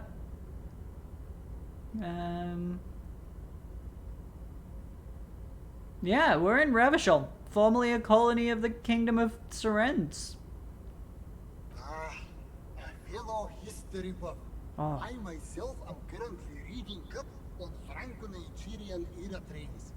Very interesting stuff. It's a shame I can't get out and explore myself. One of the downsides of being an extremely high net worth individual is that mobs of low net worth individuals are constantly banding together to ask for money. Wait, why don't you help them? You've got so much money it can't make a difference to you.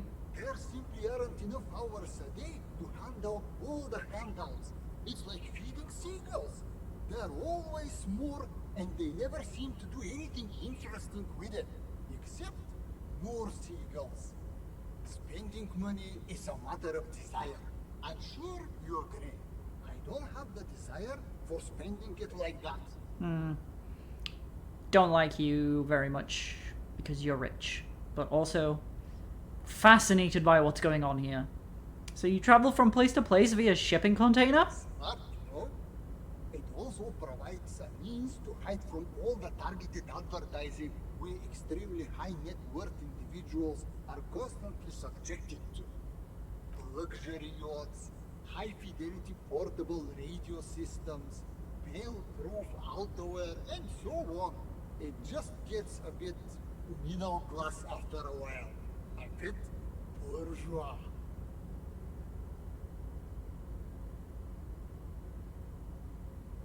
Yeah, that does sound pretty tiresome. Don't get me wrong.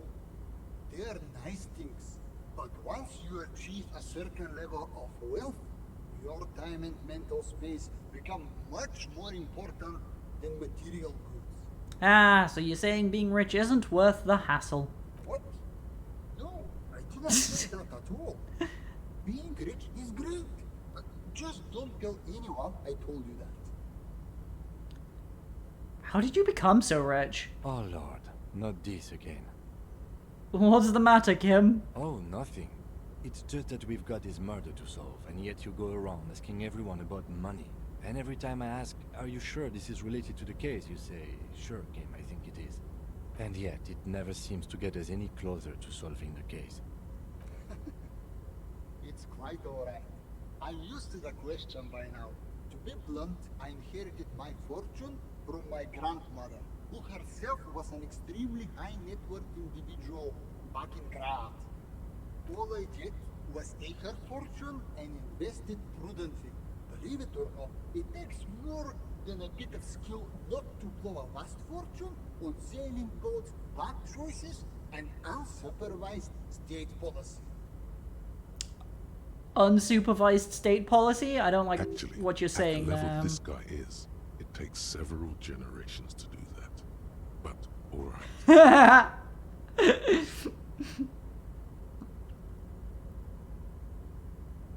What's it like being an extremely high net worth individual?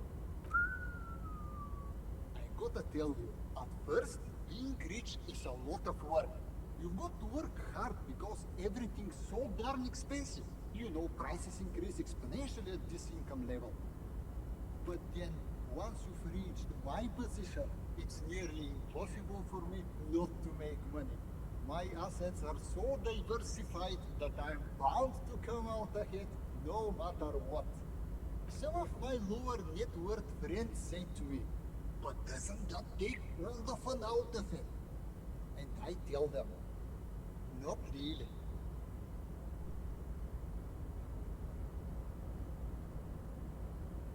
You're a thief! People out there are working their asses off while you chill here. And that's what? Unjust?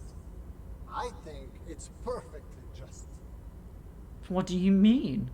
Listen, I used to be an idealist just like you, but the truth is that we have no objective system by which to measure someone's value other than the market. We should just embrace that rather than resist. Oh yeah, sure. I'm rich, so obviously the only way to measure if someone's worthwhile or not is how rich they are. The hand that allocates resources among men is invisible and cruel, but it is steady, measured, indeed, it is just. Man, being a high net worth individual sounds great. It is truly. It's almost entirely carefree. It really leaves you time to better yourself spiritually. Oh yeah, you sound really spiritually bettered, don't you? Hey, all this talk about money has made you lose the thread. What is going on with the light in this place? That's what you need to ask him. Thank you, Perception! That wasn't an option earlier, and it was all I wanted to ask about. I'm so glad you finally decided to speak up. There's something strange about you. What do you mean? Well, I don't know how to put it. You look somehow a little different. Are you talking about my chin? No, I mean, I can't even see you. It's as if something is happening to the light. Oh, that's what you mean. Yes, I've heard of this effect, though I've never witnessed it myself, of course. It has something to do with our Weiss-Wiesemann coefficient. The Weiss-Wiesemann coefficient is a ratio designed to reflect the difference in net worth between individuals. When the coefficient is close to 1, or 100%, it means one person possesses all the net worth. Among that group of individuals, it's been observed that when the Weiss-Wiesemann coefficient reaches about 0.96 or so, the laws of physics begin to bend around the high net worth individual.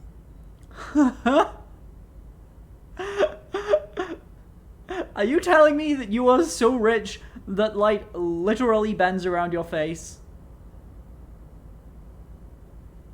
Among other things. But calm down. I'm but a lowly single-digit billionaire. Really? No, not really. There are actually quite many digits. Kim, are you seeing this weird stuff? I see nothing of the sort. To be frank, all I see is a gentleman who's unusually well dressed for Martinez, in a cargo container, which I admit is odd. Yes, I imagine that does look strange to you. My container. You're a rich investor, right? Can I have some money? I mean, obviously he's gonna say no. Could you please stop asking people for money? It does Ow. not reflect well on the RCM. My leg. To be perfectly frank, we can't afford to look worse than we already do. Kim, I fucking need money! But Kim, I also can't afford to look any better than I do now. That's why I need the money. It's perfectly alright. Based on your appearance, I can tell I'm dealing with a smart man. As you may know, us high net worth individuals do not have a lot of cash on hand. Investments and liquidity are enemies of one another. I think I only have coins for coffee machines. Here is 3 real. How much can you get for this? It gets me almost nothing. That's the idea, my friend. You've got to work Oh, for the rest. fuck you. Maybe you can make that money grow. Come up with an investment plan. How's that sound? Oh, I need to try that at some point. I wonder if I can do anything to help my conceptualization. Thanks for stopping by. If you ever have an idea you want to pitch me, I'm all ears. I need money. That was a very weird and strange conversation. Alright, can I do anything to boost my conceptualization? I've already put some skills into it.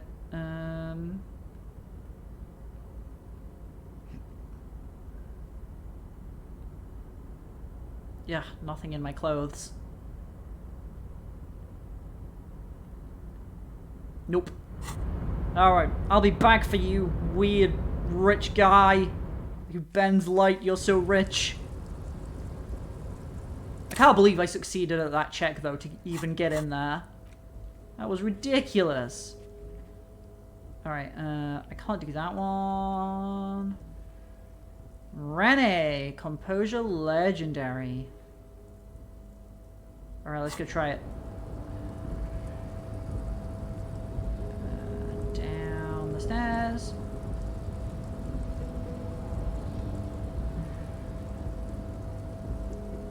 I hate rich guys, but if I can get to a point where I don't have to worry about earning enough money to pay for my night's accommodation, that would make me happy. I'm in a... Oh my god, go through the door. I'm in a decent spot at the moment, money-wise. Like, I've paid for the night's accommodation, and I have enough money for the next night's accommodation. So that's something at least. Oh, first try down the stairs. Let's go.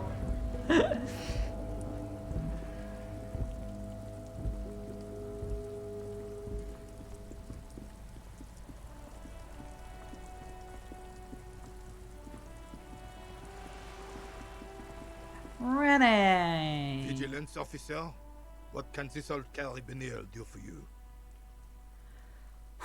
Composure. Oh wait, I didn't...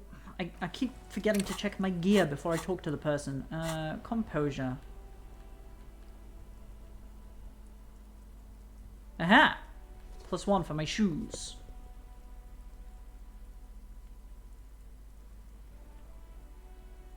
Okay. Now we can talk to him. Now I've got my good shoes on. Vigilance officer, what can this old carabinier do for you? Ooh, that was quite a big boost actually, just by putting those shoes on. What is it about this old soldier that makes him stand so proud?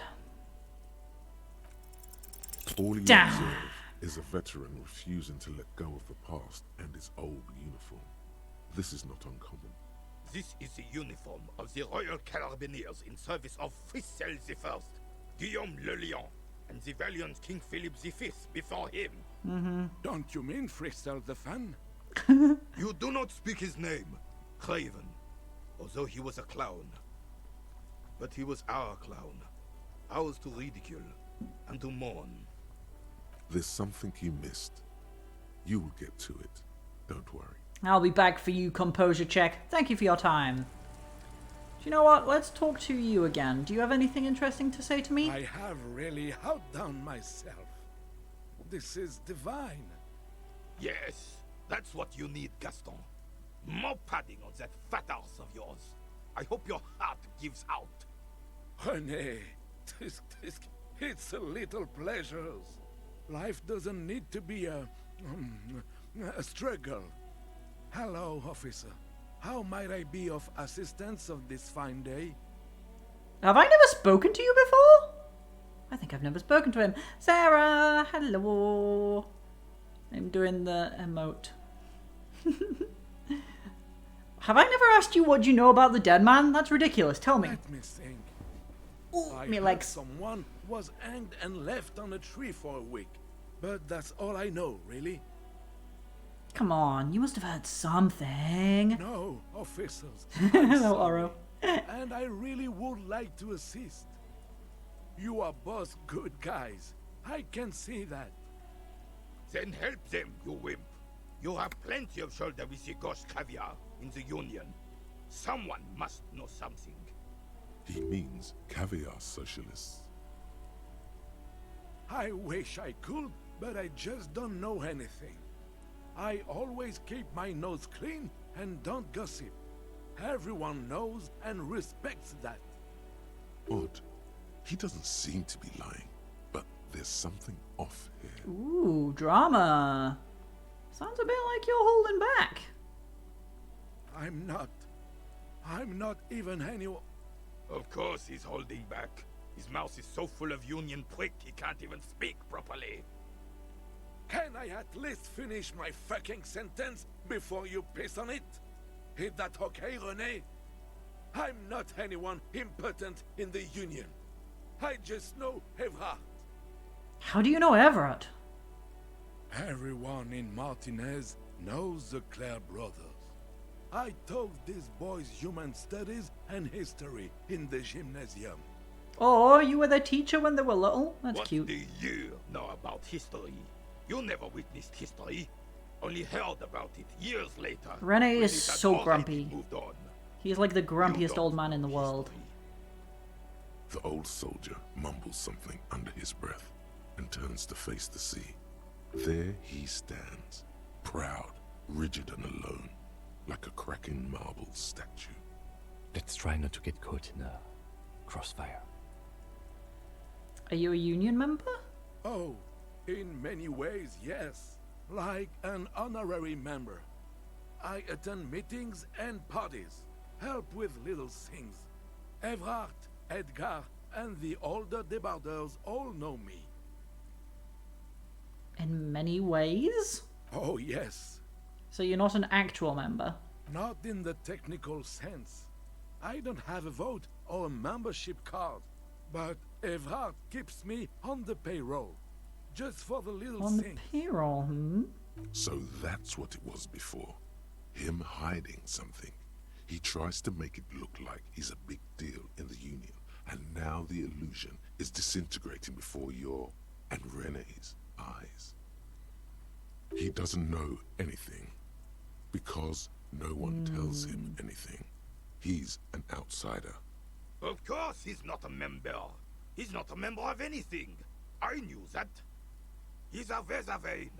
Turns the way the wind blows and tries to look important. I hate the socialist rabble, but even siding with them is better than living your entire life on the fence. Never committing to anything. Pick a damn side already. What are the little things you do for Everett? Writing work mostly. Occasionally, he needs something written, and I happen to have a way with words, people say. And what kind of things do you write for him? Oh, nothing official, I assure you. Just essays for the newspapers. About Martinez and how things are and how they could be. Evrard and I have these long talks where... Alright, propaganda, I get it. Well, he tells his little pen man exactly what to say. It's commie propaganda, plain and simple. You should be ashamed of yourself. Nothing wrong with a little propaganda properly applied, you know? It's not an inherently bad thing. I do little things for Everett myself. Nothing wrong with that. That's just the way things work around here. No reason to feel bad about it. Are you a caviar socialist?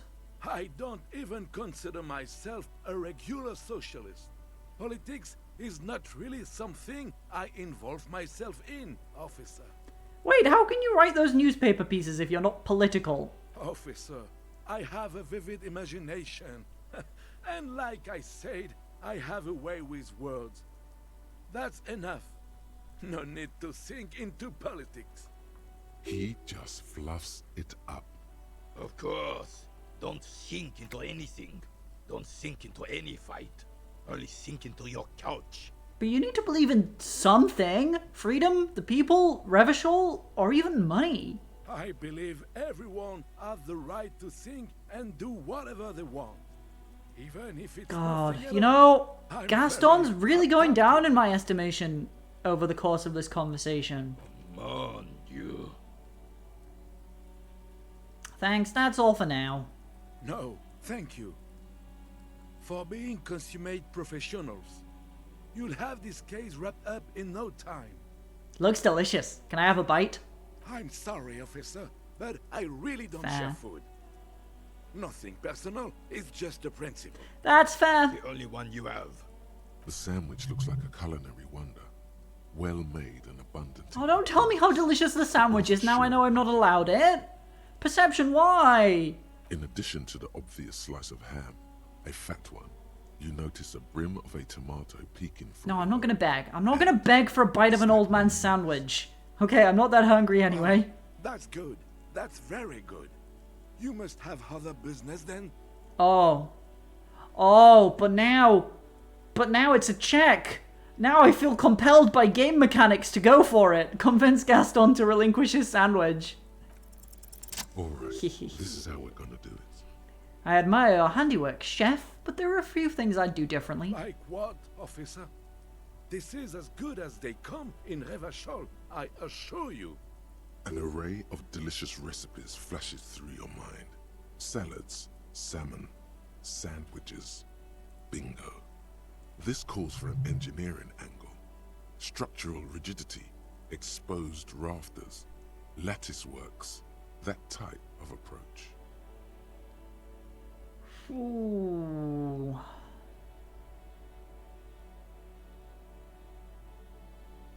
Had you put a large slice of Alduvean cheese crosswise from the ham, it would minimize the component loss via crumbling. Mon Dieu, that is an excellent idea. That would virtually negate the component loss. I'll do you one better. The air pocket between cheese and ham could house pre-roasted paprika. Ce serait délicieux. Can you make that sandwich, officer? Sure, but I'm going to need yours as a prototype first. I hope you are not just picking out of the little he has left.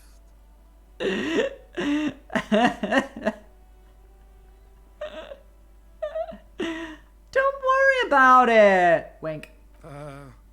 Okay. Sure. I'm not worried.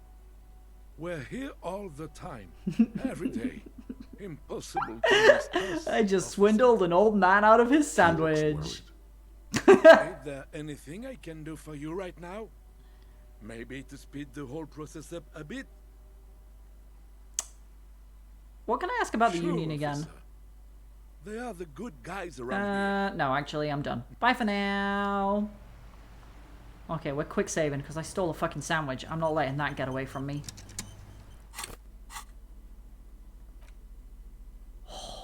This might be the biggest sandwich you have ever seen. The size is almost intimidating, invoking feelings of inadequacy, abundant in components, rich in both smell and taste, probably. This truly is the work of a master craftsman. And that is where I'm gonna have to leave it for today. Yeah. I've made a little progress in my investigation, actually. I feel like I've made progress today. And then next time, hopefully we will manage to pass enough time that we can sleep until the morning, and then the bridge will get fixed and we can go to the other part of town where I can continue figuring whatever the hell is going on in Revachol. I don't know what's going on here. But until next time, thanks for watching, enjoy the rest of your day, and stay safe. Bye!